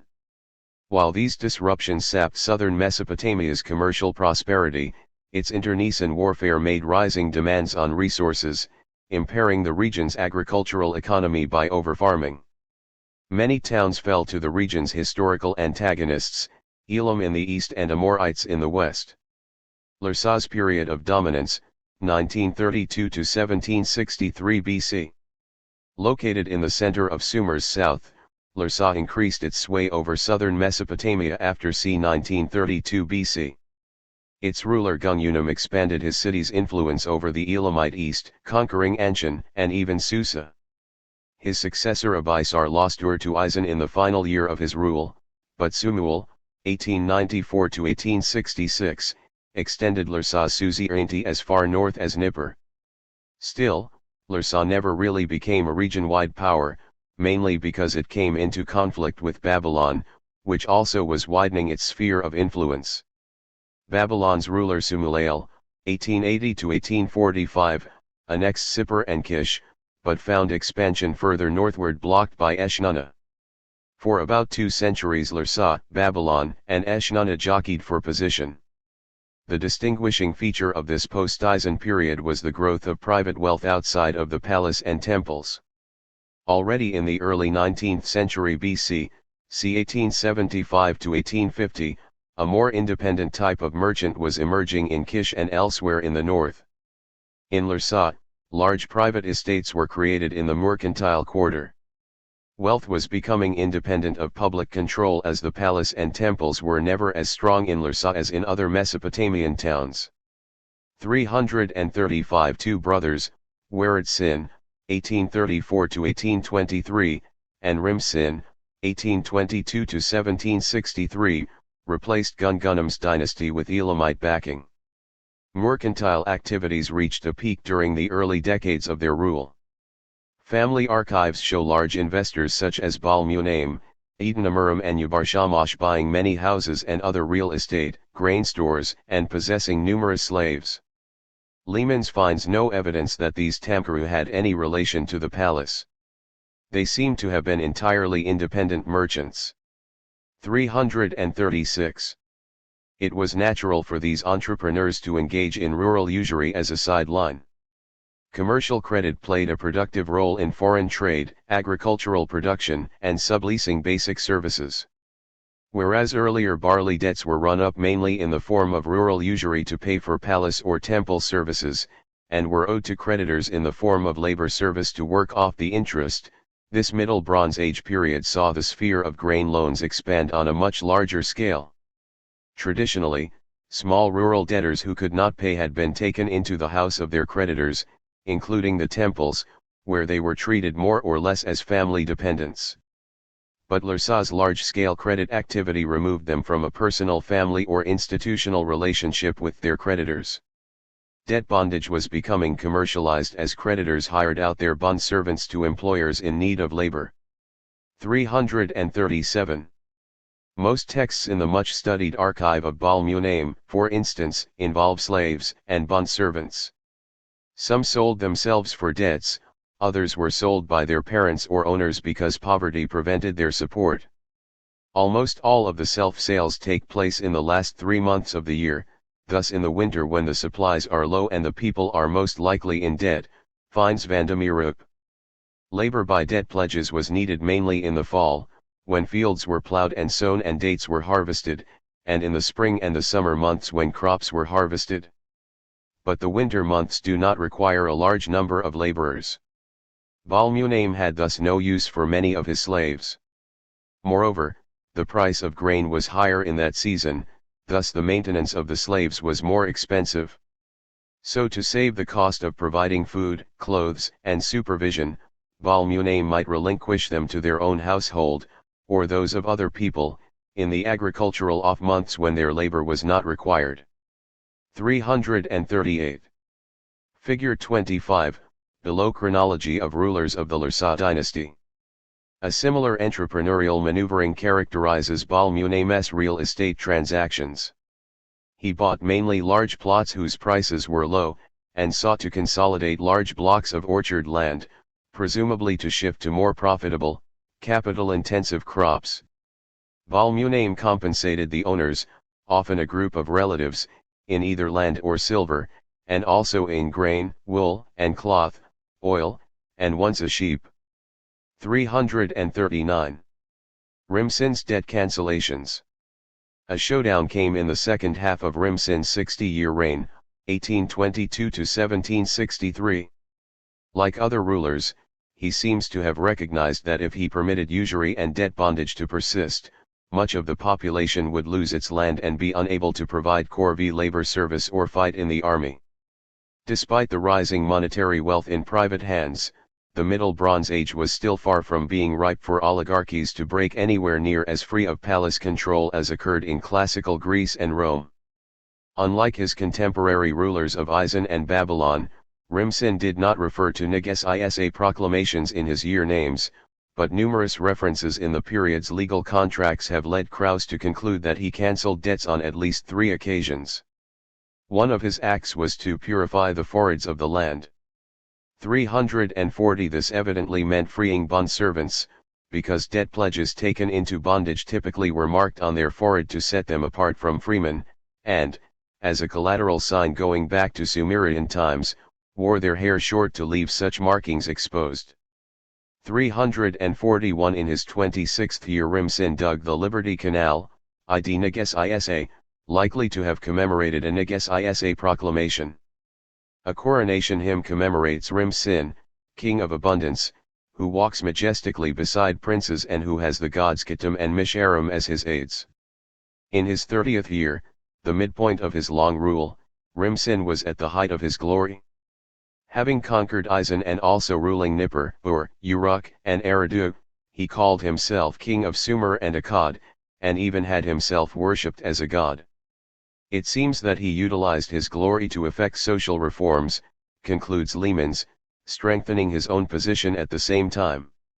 Having accomplished notable feats of arms, Rimsin had to rely on Lursa's rural population to do most of the fighting to counter the danger threatened by Hammurabi in the north. Also needed were warriors from abroad, from the surrounding deserts, who had to be attracted by agreeable conditions. That seems to be why Rimsin moved to break the influence of powerful creditors and to favor his soldiers, for example, by means of the loan of fields, upon which taxes were levied when the soldiers were not on active service. 342. Rimsin limited the autonomy of private merchants by subordinating them to a palace-appointed chief of merchants, Wakil Tamkari. Records setting forth the division of the inheritance of Balmunaim are not extant, but from the fact that his sons, unlike their father, do not appear to have been wealthy and influential people, it may be concluded that his wealth had disappeared. 343. Rimsin was doing in Lursa what Hammurabi and other rulers were doing in Amorite-influenced Mesopotamia around this time. Archives from Sippar indicate the general situation, a proliferation of Wakil Tamkari overseeing trade activities. Shamshi-Adad introduced this palace oversight to Assur. 344 rulers concentrated control of trade in the palace, especially for basic materials such as wool and foodstuffs. Prominent and wealthy Tamkari were no longer found during Hammurabi's reign, concludes Lehmans 345, and only a few major merchants are documented later. After Hammurabi defeated his erstwhile ally Rimsin in 1764-1763, he proclaimed a Misraim debt cancellation that Vandamiruk describes as applying only to Lursa, not to Babylon itself.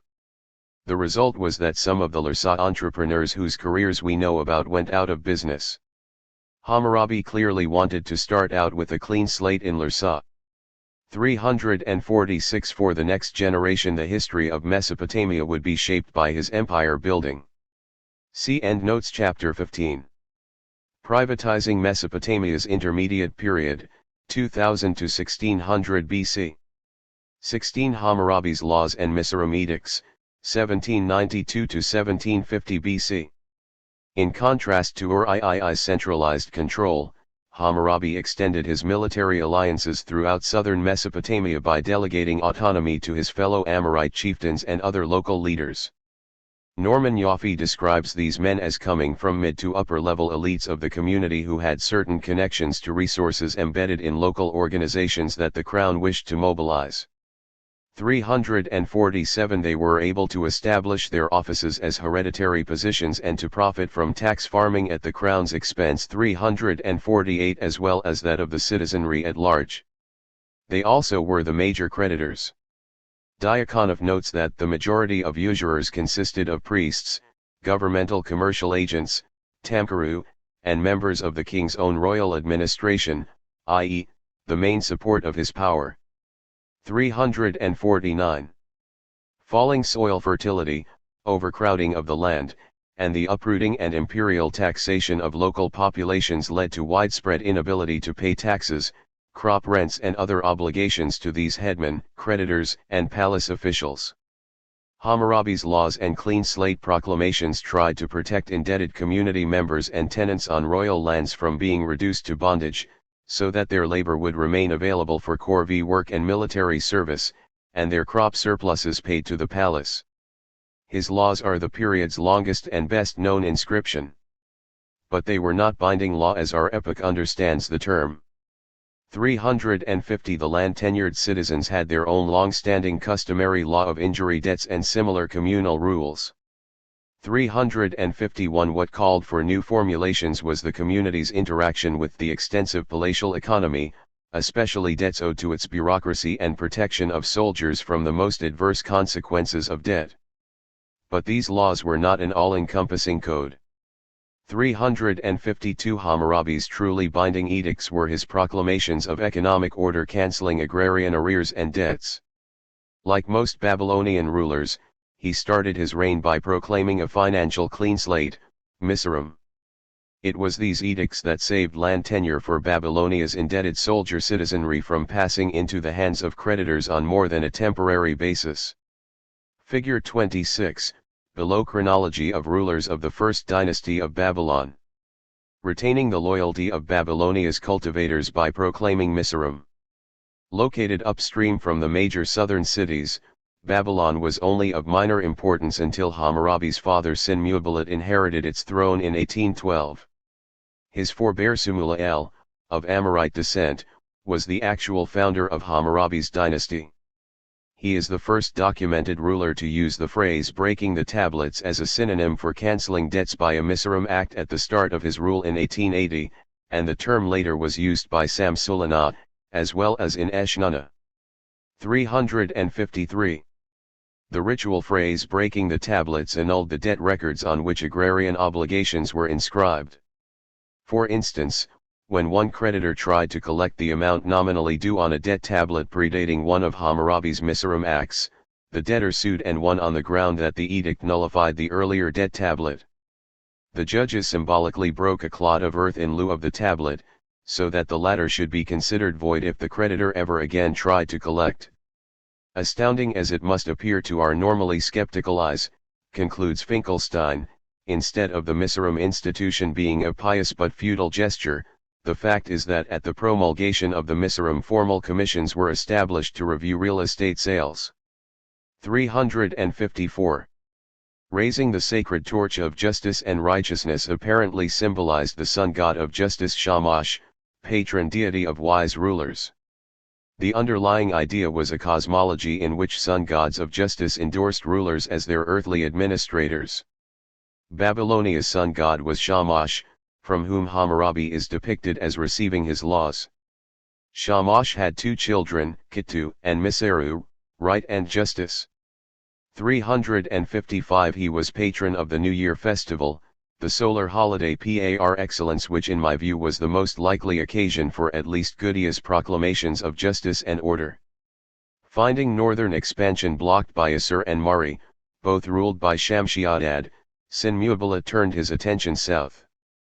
After conquering Larsa and Ur, he took on Isin and Eshnunna, gaining popular support by proclaiming Misoram. The word stems from the Semitic root ar. Its Akkadian form Esaru is the equivalent of Sumerian Sisa, making Nig Sisa and Misoram the terms to cancel debts from Ur III through Isin and Babylon.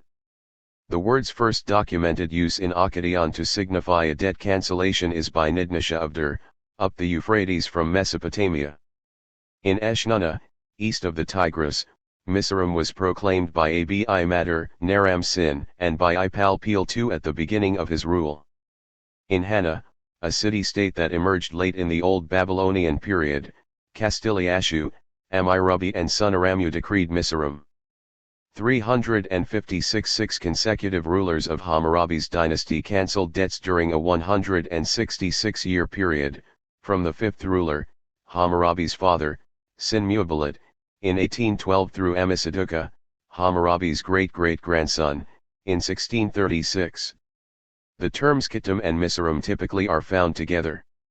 Ephraim Spiezer describes how Kittim represents an immutable aspect of cosmic order, that which is firm, established, true on the highest and most abstract level, while Misoram means equity, justice in the sense of timely policies to meet specific civil dislocations. The independent function of a ruler, whether divine or human, is confined to Misoram, that is, just and equitable implementation. 357 Along similar lines, Baudero elaborates. Kittu, by its basic meaning, kanu, to establish firmly, evokes something firm, immobile, and is best understood as that which derives its solidity from its conformity to the law. Mesheru, derived from esheru, to go straight, in the right way, to be in order, contains a more dynamic element. One can understand it, as a state or as an activity. As a state it reflects the good order of each thing in its place and according to its ways. A particular use of the same word is understood as the repair and restoration of the activities of a society, usually at least in the beginning of a reign, by abolishing the debts of the working part of the population, whose precarious conditions made them increasingly dependent upon the rich elite. Thus the Mesheru was an exercise in equity by the king par excellence, and indicated an act of grace and a moratorium on debts. 358. By restoring presumably timeless norms of justice, these edicts were not reforms. In fact, Charpin emphasizes, the ideology underlying these measures of justice is opposed to reformism. It proceeds from a desire to return to the origin, considered to be the social equilibrium point to be restored.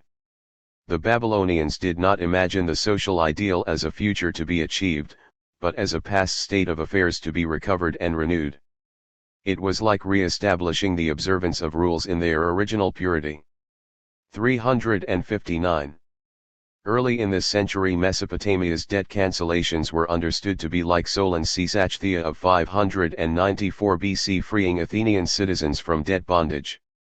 But Near Eastern royal proclamations were grounded in a different social philosophical context from Greek reforms aiming to replace landed creditor aristocracies with democracy. The demands of the Greek and Roman populace for debt cancellation can rightly be called revolutionary, but Sumerian and Babylonian demands were based on a conservative tradition grounded in rituals of renewing the calendrical cosmos and its periodicities in good order.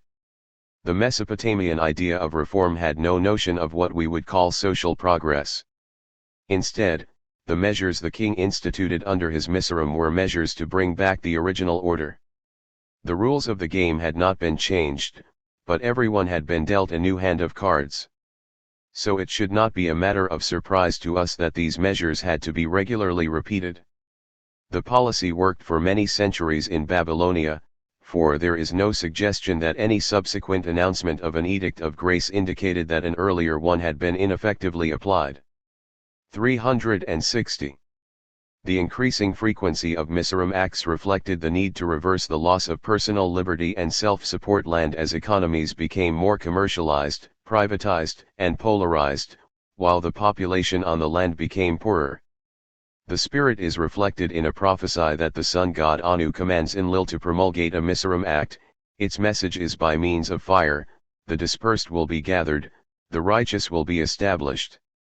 361 individuals pledged for debt who had lost their liberty would be reunited with their families, and tenure on their customary land would be restored to debtors who had relinquished their crop rights under financial duress. These debtors were to be freed from whatever back taxes and other barley obligations had accumulated. Misiram proclamations were central to Babylon's military campaigns. Releasing families of the soldier cultivators from debt bondage and restoring their land rights gave them a stake in the society whose boundaries they were fighting to extend. Sin Mubalat consolidated popular support by repeating his inaugural Misiram Act of 1812 in 1803 and 1797. When Hammurabi succeeded his father in 1792, his first political act was a Misiram Edict, memorialized in his date formula. He seems to have annulled debts again in 1780, 1771 and, at least for Larsa after he conquered it, in 1762. As was the case with his father, each Misiram Act seems to have accompanied a conquest. The first such proclamation occurred on the eve of his initial incursion east of the Tigris. The final one, in 1762, followed his defeat of Rim-Sin. Hammurabi did not simply annex the realm of Larsa, states Charpin, he took his place as the successor of Rim-Sin and did what he would have done in such circumstances, proclaiming Misiram. 362. The scope of Hammurabi's laws. Hammurabi inscribed his laws late in his reign, probably in 1754 BC, for their prologue lists his conquests and public achievements down through his 1761 victory over Rim-Sin. 363. That dating would explain why these laws were not commemorated by a separate date formula, but simply were an extension of his proclaiming justice. As noted above, the only royal declarations that were legally binding were the Misiram debt cancellations. Discovered in 1902, Hammurabi's laws have come down in numerous forms, having been copied by Babylonian scribes for over 1,000 years. Their most famous public example, now in the Louvre, is inscribed in bands circling a black diorite stone 8 feet high. Its top quarter shows Shamash with solar flames emanating from his shoulders, seated on his throne or mountain, holding in his right hand the attributes of power, the ruling rod and the coiled measuring, ruling, cord. Hammurabi faces him to receive either these symbols of rule, or the laws themselves. Interpretations vary. The very top of the stele is broken, but reportedly the sun symbol once stood in the damaged spot above the god's crown. 364. The prologue seems to confirm the symbolism of the sun god of justice, saying of Hammurabi, "May Shamash make his scepter long." The spirit of rulers governing in the name of their local sun god is indicated by a Babylonian hymn praising Shamash as illuminator of the heavens and dispeller of darkness. He also was the patron god of commerce, at that time a profession closely interfacing with the palace and temple sectors. You save from the storm the merchant carrying his capital. You give the unscrupulous judge experience of fetters. As for him who declines a present, but nevertheless takes the part of the weak, it is pleasing to Shamash, and he will prolong his life. If the merchant demanded repayment before the agreed date, there will be guilt upon him. His heir will not assume control of his property, nor will his brothers take over his estate. The honest merchant who weighs out loans, of barley, by the maximum standard, thus multiplying kindness. It is pleasing to Shamash and he will prolong his life. 365. Figure 27, below stela with the laws of Hammurabi. This spirit is typical of Mesopotamia. In Susa's marketplace, Adahashu erected a stele of righteousness c. 1800 BC, containing an official price index for grain and other commodities under the aegis of Elam's sun god Nahant, creator of the day, with the inscription, "Whoever does not take a just price, may Nahant cause him to be taken." Later texts mention great tables with grain prices. The majority of Elamite trials took place in the temple grove of the sun god Nahant. In complement to Inshushanak, invoked by ordinary people as father of the weak, the lawgiver Nahant is the Elamite god of the execution of the law, and he in particular was responsible for trade. He established a rate of interest, standardized weights, and embarked on capitalist negotiations with mortal businessmen in commercial partnership. 366. As patron god of commerce as well as Hammurabi's rule, Shamash was assigned oversight of fair weights and measures, the official standards of which were kept in the Shamash temple in Babylon. Punishment for cheating applied above all to money lenders and other creditors, and corrupt judges.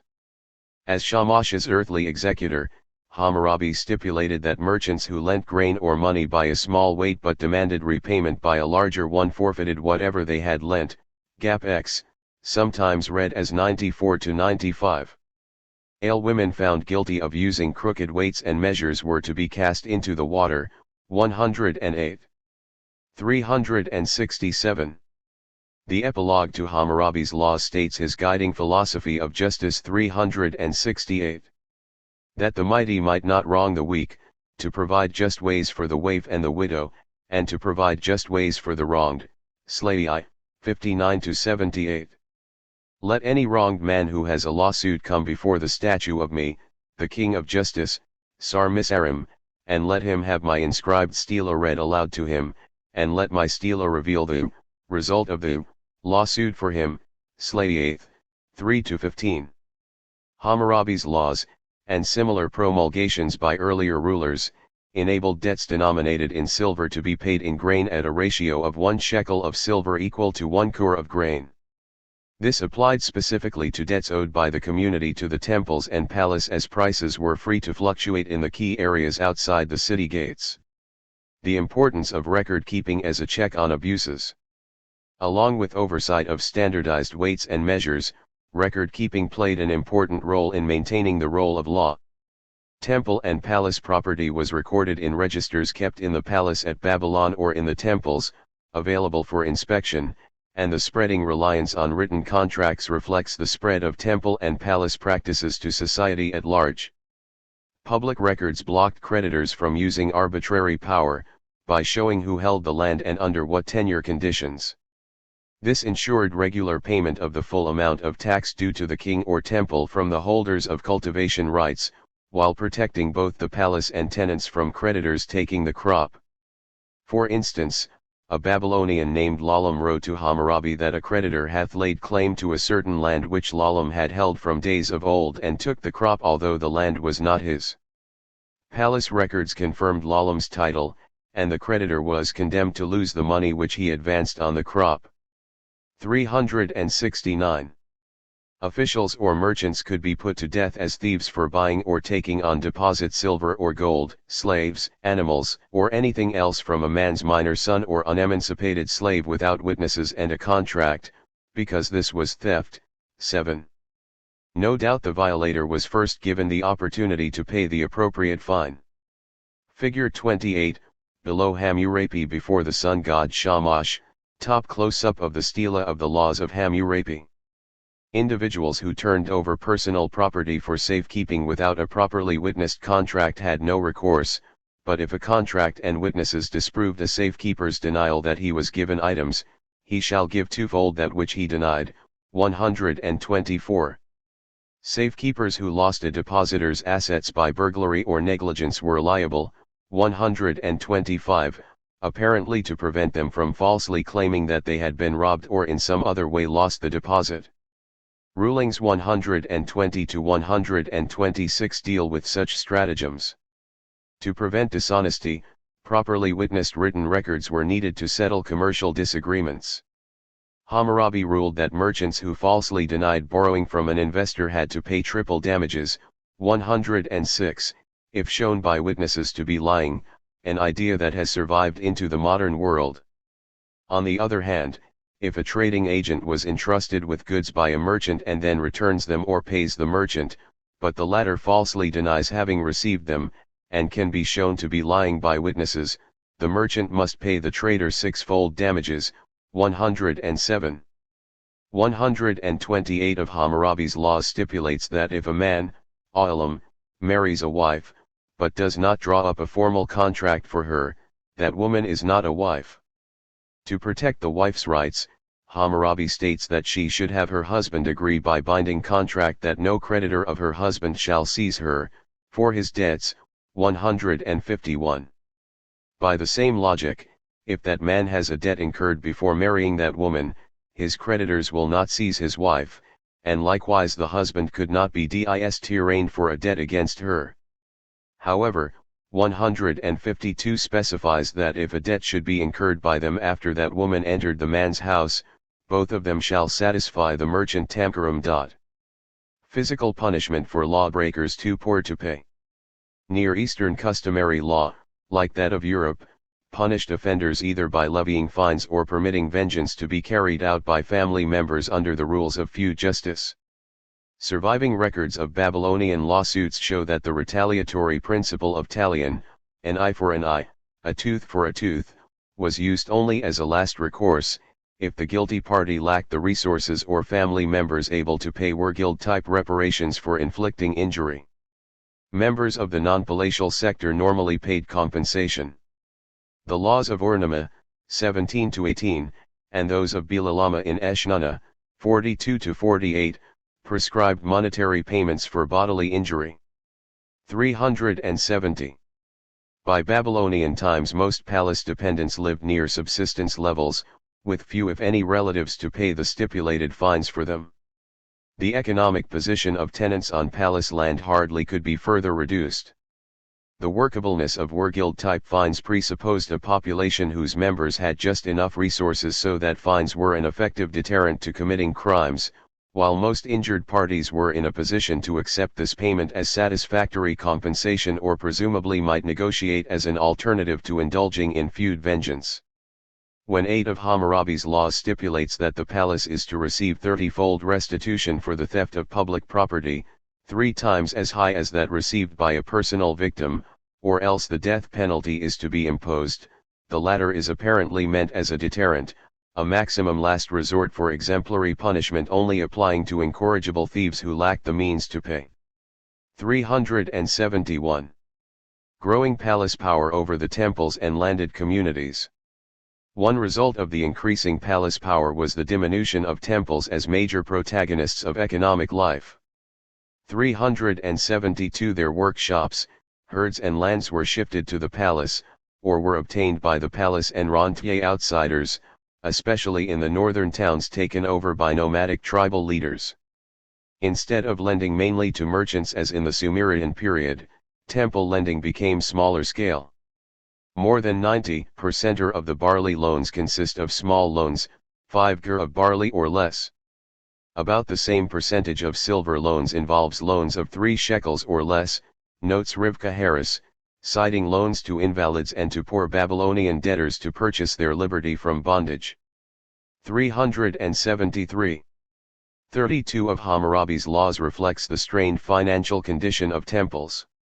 It stipulates the responsibility of traveling merchants to redeem Babylonian soldiers captured and sold into slavery in foreign towns where merchants found themselves doing business. Upon being returned to his native city, the ransomed war prisoner was supposed to repay the merchant, but not by borrowing against his own field, orchard, or house, because land tenure was part of a quid pro quo in which cultivators owed the palace rental or tax payments, military and labor services. If the soldier was unable to reimburse the merchant, the local temple was to provide the funds. If it lacked the money, the palace would pay the ransom. In addition to benefiting from royal gifts of land and prisoners and receiving a more or less regular income from offerings and tithes, the temples took a share of the profits earned by the celibate Naditu women domiciled within their precincts. Elizabeth Stone describes these heiresses as being removed from the marriage market to keep their family property intact, so that inheritance could pass to their brothers. 374. The rate of interest on silver and barley debts. To guard against creditors appropriating the crops or land of debtors at arbitrary and unfair prices, Gap T, sometimes read as 96, specified that any citizen who owed barley or silver to a Tamkaram merchant could repay the loan in goods of equivalent value, example in grain, sesame, or some other basic commodity in accordance with the ratio to silver fixed by the ruler, referring to 51. 375. One of Eshnana's earlier laws likewise obliged creditors to accept barley in payment for loans denominated in silver, at the official rate of 300 silas of barley for 1 shekel of silver. Also, like Eshnana's laws 20 to 21, Hammurabi set the rate of interest for barley debts at 1/3, but only the traditional 1/5, 20%, for silver, gapti, and enforced this ruling by saying that creditors would forfeit their claim if they tried to charge more, gapu. Although these details were effaced on Hammurabi's surviving public stele, they have been filled in from scribal copies on clay tablets. Calling a debt a silver debt did not mean that actual silver had to be paid, but only that the interest rate was 20%. This ruling would have been important for agricultural entrepreneurs or herd managers who borrowed from the well-to-do. If their creditors wanted silver, they would have to convert their barley at low market prices for grain at harvest time when crops were plentiful. This bimonetary standard had no problem of bad money driving out good, and there was no fiat money, a currency without intrinsic value. Babylonia did not have a problem with the large institutions accepting grain payments in place of silver. Grain prices varied seasonally in the open market, but payments to these institutions were contractual and set in advance at what today would be called forward hedging. The aim was to enable cultivators who owed fees, taxes, and other debts expressed in silver to make payment in barley or a few other key commodities without having to sell these commodities for silver, taking the risk of prices varying. Although prices outside of the large institutions might fluctuate in response to supply and demand, deliveries to their collectors would have been stabilized, minimizing risk. The effect was to enable less grain be used to pay debts denominated in silver. Along with 48 to 50, these rulings are all meant to give a weak debtor, a small farmer or tenant, some legal protection and help, and are given teeth by stipulating that if the creditor takes more he will forfeit everything he gave, that is, his original claim. 376 creditors who charged compound interest, by adding the interest charge to the debt principal, or who collected part of the loan but did not write a new contract crediting the debtor with his payment, had to repay twice the value of whatever they had received, Gap W, sometimes read as 93. 377. Essential assets such as oxen could not be taken as pledges, 241, because they were necessary means of production to produce crops, as well as to enable the debtor to pay taxes or work his way out of debt.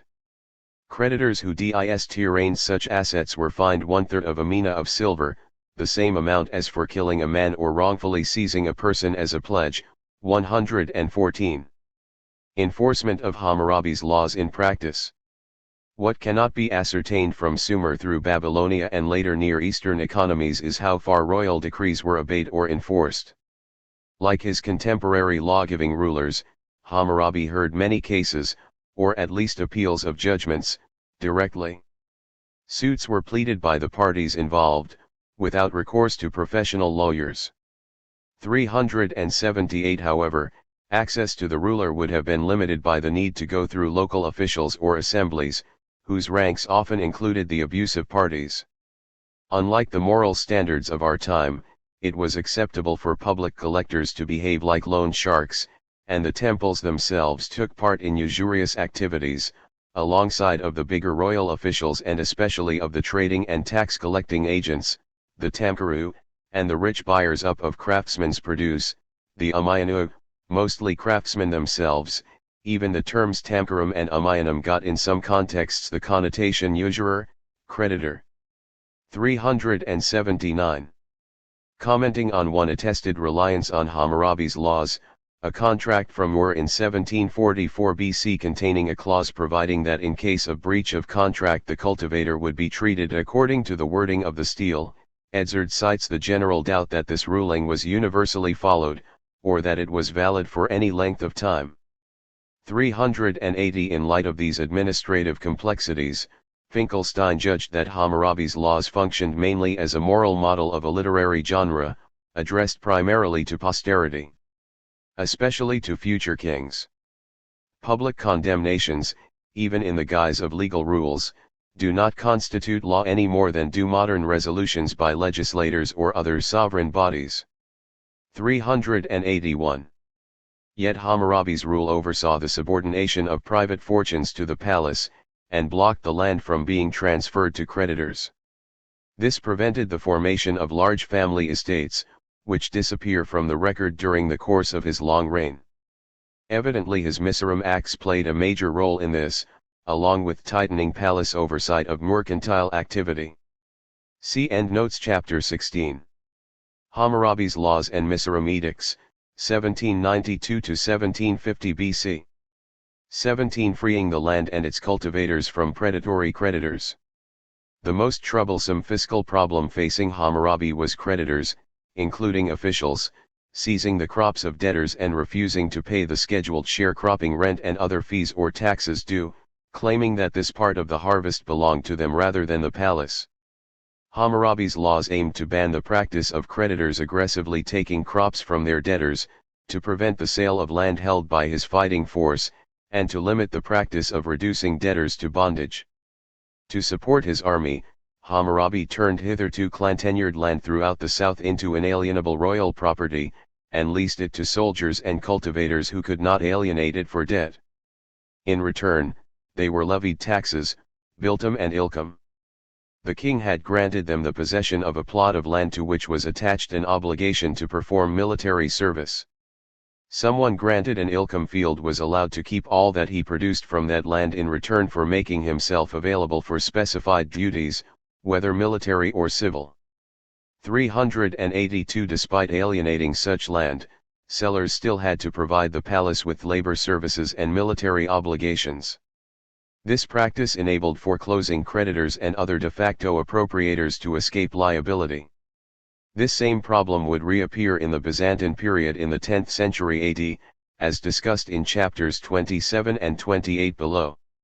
Letting creditors reduce cultivators to bondage and take their crops would have deprived the palace of this usufruct. To prevent the forfeiture of cultivation rights from depriving the palace of the taxes, rents or public service obligations associated with biltum and ilkum land, Hammurabi's laws permitted debtors to pledge the usufruct of their fields only temporarily. But these could not be permanently lost. 48. The forfeiture of such land was supposed to last only until the next Misoram decree. However, landholders could lose their rights if they failed to cultivate, or pay taxes on, land they had leased. In such cases the land reverted to its palace, temple, or absentee acquirer, along with liability for the usufruct it normally would produce, based on rates yielded by neighboring plots. 43f. The Babylonian epoch thus was far from developing the idea of private property in cropland.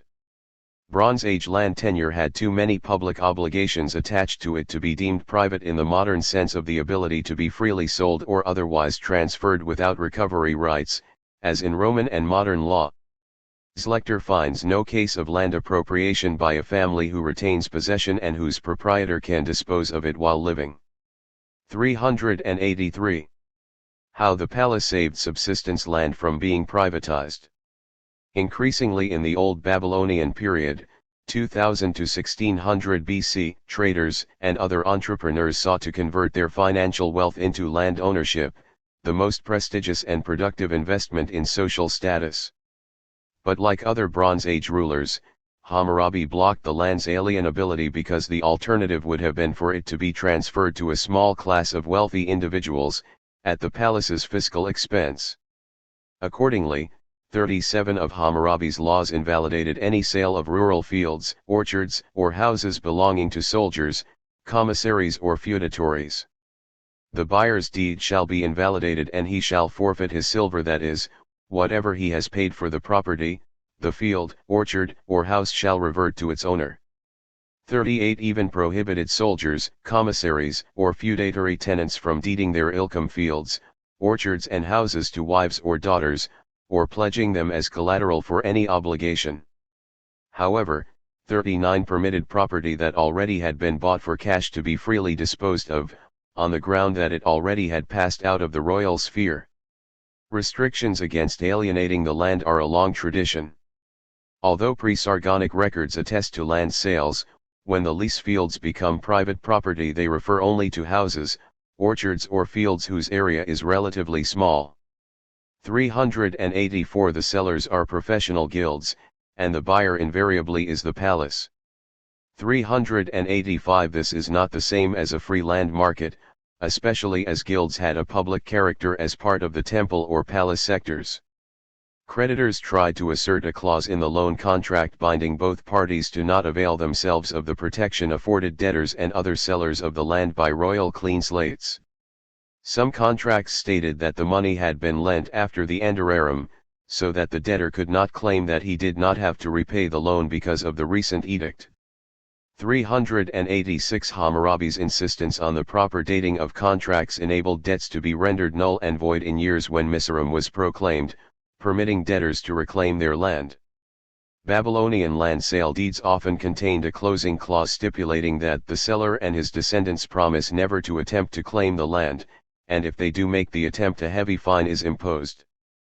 387 A document from upstream Mari early in the 18th century BC under the rule of one of Hammurabi's contemporaries, Zimralim, states bluntly that a loan is not cancelled in case an antererum should be carried out. This money shall not be released if a liberation should take place.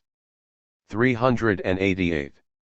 Similar contractual clauses are found in upstream Hana during the reign of Kashtiliashu in the late 1700s BC, whose date formula indicates that he established justice at least twice. A general strategy was at work beyond just land redemption. One such clause contains a brief reference to an oath pledging the contracting parties not to contest the validity of their agreement by raising claims against each other. 389 The complaining party seeking to recover his land is to have his head smeared with hot asphalt. Louis infers that it was considered necessary to insert this clause into the contract because without such a statement, the landed property might have been liable to reversion to its former owner. Such clauses anticipated Rabbi Hillel's prospol, formulated much later to weaken the force of the biblical Jubilee debt cancellations. These legalistic ploys helped make property more irreversibly alienable, and in time the charades were dropped. But the transition to permanent and unconditional transfer of land took many centuries to develop. As it did, the biblical prophets denounced it as causing the fall of Judah and Israel to foreign powers, and in the case of Rome, Michael Rostovtsev largely blamed it for the empire's collapse. 390 But in the Old Babylonian period the process was just getting underway. Limits on creditors aggressively taking crops. To avoid a fiscal shortfall, 49 to 50 of Hammurabi's laws stipulate that only the owner of the field could harvest the grain or sesame, not a creditor. Gap A, formerly read as 66, makes the same stipulation for dates. The debtor implicitly was to pay the rents or fees to the palace first, and to pay creditors only out of what was left over. 391 Creditors were not allowed even to accept a debtor's invitation to go onto his land and harvest his crop. If they tried to do this, they were to repay whatever they had taken and forfeit their entire claim. 38 Prohibited creditors from foreclosing on royal fief land owing feudal obligations to the palace, apparently because such seizure would deprive the palace of its scheduled yield and service. If a creditor foreclosed on a field, orchard, or house belonging to a soldier or feudatory as a result of a loan, or even if he paid the full price for the land, the debtor/seller could take back the field without having to pay any obligation to the creditor. 41 of Hammurabi's laws blocked land held by a soldier or state tenant from being pledged as collateral. Such debtors were allowed to reclaim their fields, orchards, or house and also keep full legal possession of the compensatory payment which was given. On the assumption that creditors tended to take more than their due when not strictly regulated, 113 of Hammurabi's laws prohibited them from collecting grain debts on the threshing floor or from the granary without the owner's permission. In such cases the taker shall return as much grain as he took, moreover, he shall forfeit whatever he originally gave as the loan. 392. Creditors practicing such abuses were nothing new. Already in Urukagina's reform text we find reports of improper seizure. Laws 23 to 24 of Eshnana imposed harsh penalties for false distraint. A claimant who took someone's slave girl without valid reason had to give back 2 slave girls. If he took a Muskanum's wife or child and caused their death, he himself might suffer capital punishment. Laws saving citizens from debt bondage. Creditors used deepening distress as an opportunity to organize debt bondage into a system of labor for hire. Many debtors contracted to provide the creditor with a more or less considerable number of reapers for the harvest. Since the debtor must have been poor, they could only have been members of his own household or his community. 393 Debt pledges became a source of workshop and seasonal labor, or Article D, as apprentices to craftsmen, with the income taken by the creditors who provided this servile labor. Debt bondage had not yet reached serious proportions in pre-Sargonic times. 394 Most slaves were foreigners or war prisoners. Members of local communities without families usually became temple wards. Only in the first half of the second millennium BC did bondage for debt become widespread, with creditors often mistreating the debt pledges. It became normal Mesopotamian practice to pledge family members as security for back taxes, loans, or other obligations, to sell them to gain the money to settle outstanding debts or, in troubled times, simply to ensure their physical survival. Physical abuse was common. 116 of Hammurabi's laws provides that if a debt servant dies as a result of being beaten or otherwise mistreated, the creditor's punishment must reflect the injured party's rank. If the deceased pledge was the debtor's son, the creditor's own son must be put to death. But if the pledge was a slave, the creditor must pay only 1/3 of a mina, and forfeit all claims on the debtor. However, 115 stipulates that there is no basis for a claim if the pledge dies a natural death. In patriarchal Babylonian society, wives, children, and servants of debtors could be pledged to creditors or sold outright for new loans, but not for the spouse's pre-existing debts. A family head could be sold into bondage if he neglected his dike or irrigation canal and let a neighbor's crops be ruined by floods, 53 to 54. If he lacked the means to replace the barley that was lost, he was to sell his property, and himself as well, to raise the money to pay restitution. 117 stipulates that wives, daughters, sons, or servants pledged to creditors were to go free after 3 years of working in the creditor's or purchaser's house. This law has given rise to considerable debate as to how strictly it was enforced. 395 Many historians believe that only the promulgation of Mizraim could have freed most Babylonian debtors from bondage. Why 3 years? One plausible explanation is that the pledge's labor service was counted as the interest due, i.e., an anticritic loan in which the collateral produces the interest. At the going annual rate of grain interest, 1/3, the debt principal would be worked off in 3 years, so the creditor would have received back the value of his original claim for payment. Some creditors tried to hold onto pledges despite the fact that the debtor had paid off his obligation.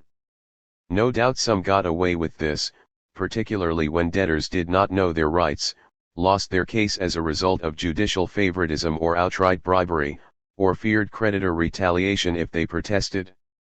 On the assumption that some judges reversed earlier, presumably fair, decisions as a result of bribery, 5 directed such judges to pay 12-fold damages for whatever their ruling would have been, and expelled them from the judicial assembly. On occasion Hammurabi confiscated the value of the bribes from guilty officials. How Hammurabi's laws preserved economic balance. The guiding principle of Hammurabi's fiscal legislation was to avoid debt obligations in excess of the normal ability to pay, except in cases of negligence or where punishment was warranted.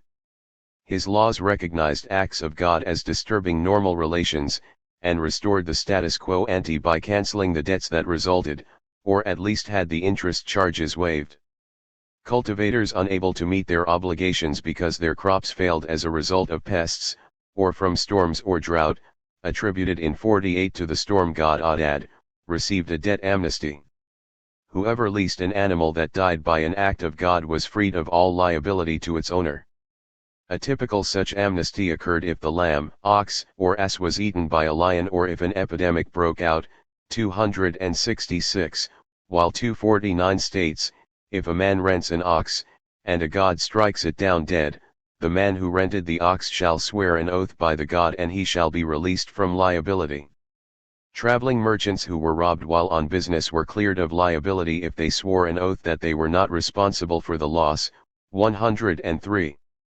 396. This seems consistent with 115, which freed creditors from liability for pledges who died of natural causes while in their custody. Hammurabi's philosophy of deterrence regarding creditor abuses. Anti-government, pro-financial historians blame the state for being always a deadweight burden, imposing taxes and inefficient regulations that slow economic progress. That is the theory that underlies most economic textbooks today, and Nobel Economics Prize winner Douglas North has notoriously elaborated it into a grand right-wing neoliberal theory of history. 397. In this modernizing spirit, Driver and Miles opine that Hammurabi's penalties went too far in protecting needy cultivators from aggressive creditors and tax collectors. 398. These legal historians thought it unfair that a Babylonian creditor had to forfeit his entire claim merely because he tried wrongfully to extort more than the legal rate of interest. This is hardly logical, they protest, for he had no right to the illegal interest but had to be repaid his capital sum. Whereas today the only punishment would be to make such lawbreakers conform to the law, in Hammurabi's time they had to pay a price for being found guilty of such offenses. Koshaker likewise objects to the idea of letting debtors receive back their pledges without satisfying their debts to creditors found guilty of illegal practices. 399. Such views miss the point of deterrent punishment, and that such punishment also provided restitution for injury. Payment of damages was to the injured parties rather than to the palace. Modern lawmakers have expressed the wish that our own legal system might aim more at restoring justice to the injured. New York State Attorney General Robert Abrams has accused our legal system of treating victims with indifference and disdain. Still preoccupied with punishing offenses against the sovereign, in America, the state, in a crime-ridden, industrialized society, criminal courts have ignored the victim's plight. Instead, victims are sent to civil courts to seek in private actions return of their property or damages. Such was not always the case. Restitution was inseparably linked with criminal punishment in many ancient cultures, among the Babylonians, Greeks, Romans, Germanic, and Hebrew tribes. The Law of Moses, for example, required fourfold restitution for stolen sheep and fivefold for the more useful ox. Not until after the Middle Ages, when the emerging nation-state began to monopolize the institution of punishment, did the theory evolve that crime is an offense solely against the state, whose dignity alone should be vindicated by criminal punishment. 400. Bronze Age rulers overrode the incipient creditor oligarchy centered mainly in their own bureaucracy, until fading palace power after 1600 BC eroded their ability to do so. By Greek and Roman antiquity, Judea and Israel, the poor and oppressed would demand in vain that their debts and back taxes be cancelled, their family members returned from debt bondage, and their hereditary lands restored or new land provided. Seeking such liberty, populations occasionally shifted their loyalties to the attackers of their cities, or threatened civil war. But in the end, Greece and Rome, as well as rabbinical Judaism, shifted the legal balance strongly in favor of creditors. See Endnotes Chapter 17. Freeing the land and its cultivators from predatory creditors. 18 Samsulinas and Ammisadukas Miseremetics, 1749 and 1646 BC. By the time Hammurabi defeated Larsa, he headed an alliance that had conquered Uruk, Isan and most of the south. Had he stopped here, he would have achieved an empire roughly equivalent to that of Ur III. But his attempt to cross the Tigris and conquer Elam proved fatal. No Mesopotamian empire builder had been able to hold Elamite territory for long, as counterattacks by the Elamites, Zagros mountain tribes and Amorites had repeatedly fragmented the region. Yet Hammurabi pressed on, capturing Mari in 1757 BC, 4 years after defeating Rim-Sin. 3 years later he took Eshnunna, but was unable to establish firm domination over it or other towns east of the Tigris. In the face of military attrition from these ventures, Hammurabi undertook a costly program of building walls around the Tigris and Euphrates region as far north as Sippar, recalling the Maginot Line attempt by Shu-Sin of Ur 3 centuries earlier. Hammurabi's son Samsulanna takes the throne, 1749 to 1712 BC. Hammurabi lay dying in 1749, having ruled for 42 years. A letter from his son Samsulanna to one of his subordinate officials tells how, upon taking control, the king, my father, is sick and I sat myself on the throne in order to govern the country. He found the land so burdened by debt that he remitted arrears due from many types of royal tenants. To strengthen the position of these debtors he restored order, miserum, in the land, remitting their tax debts and directing that tablets recording non-commercial debts be broken. In the land, nobody shall move against the house of the soldier, the fisher, and other subjects. 401 His inaugural year accordingly was named the year in which Samsulanna established freedom, Amar, Gi, in Sumer and Akkad, using the Sumerian word from nearly 600 years earlier. A contemporary letter reported that the king promulgated a redress, miserum, for the land. He raised the golden torch for the land and ended the period of mourning for the land, 402 cancelling the agrarian debts that had accumulated since the last such miserum act. Samsulanna's letter explained that his action helped the revenue bringers, local headmen and officials responsible for collecting stipulated amounts of crops or money owed to the palace by cultivators and public professionals. They were freed from liability for owing the palace for payments by individuals who could not pay. 403 To be sure, these officials often still tried to collect the peasantry's former obligations, keeping the take for themselves. The fact that such heavy debts were run up did not mean that new loans had been made by officials and merchants, but simply that arrears and obligations were accruing without being paid. Most were tax arrears owed by impoverished families in the face of declining crop yields, military disruption and the exorbitant interest rates common for agrarian usury. A rising proportion of these debt claims was uncollectible except by stripping debtors of their means of livelihood on the land, and Samsulanna had no interest in consigning these families to bondage or stripping away their land rights. In an attempt to hold his alliance together and maintain a loyal fighting force, he proclaimed a new miserum act in his 8th year. 404 The date formulae for his 9th, 11th, and 14th years indicate rebellions by cities seeking independence, while smaller towns defected to rival empire builders. The walls of Ur, Uruk, and Isin were dismantled by a military axis including Mari, Elam and Eshnunna, some Zagros mountain tribes and the Subarians north of Assur. 405. Babylon's former rival, Larsa, asserted itself for the first time since Hammurabi defeated Rim-Sin in 1763. The latter's son, Rim-Sin II, captured Nippur and cities further south. Within a year, Samsulanna had successfully regained control, but the evidence suggests that this strife led to a fatal destruction of the supply of irrigation water to the southern area. All of the southern cities were abandoned, while cities in central Babylonia, like Nippur and Isin, suffered considerably. 406 The costs entailed in this fighting sapped the region's strength, preparing the way for rebellion by local chieftains and the intrusion of a new force, the Kassites. By 1720, Samsulanna's 28th year of rule, the deteriorating military and economic situation enabled the sealand marsh peoples from the far south, where the Euphrates spread out into the Persian Gulf, to conquer Babylonia as far north as Nippur, which was abandoned, not to enjoy full urban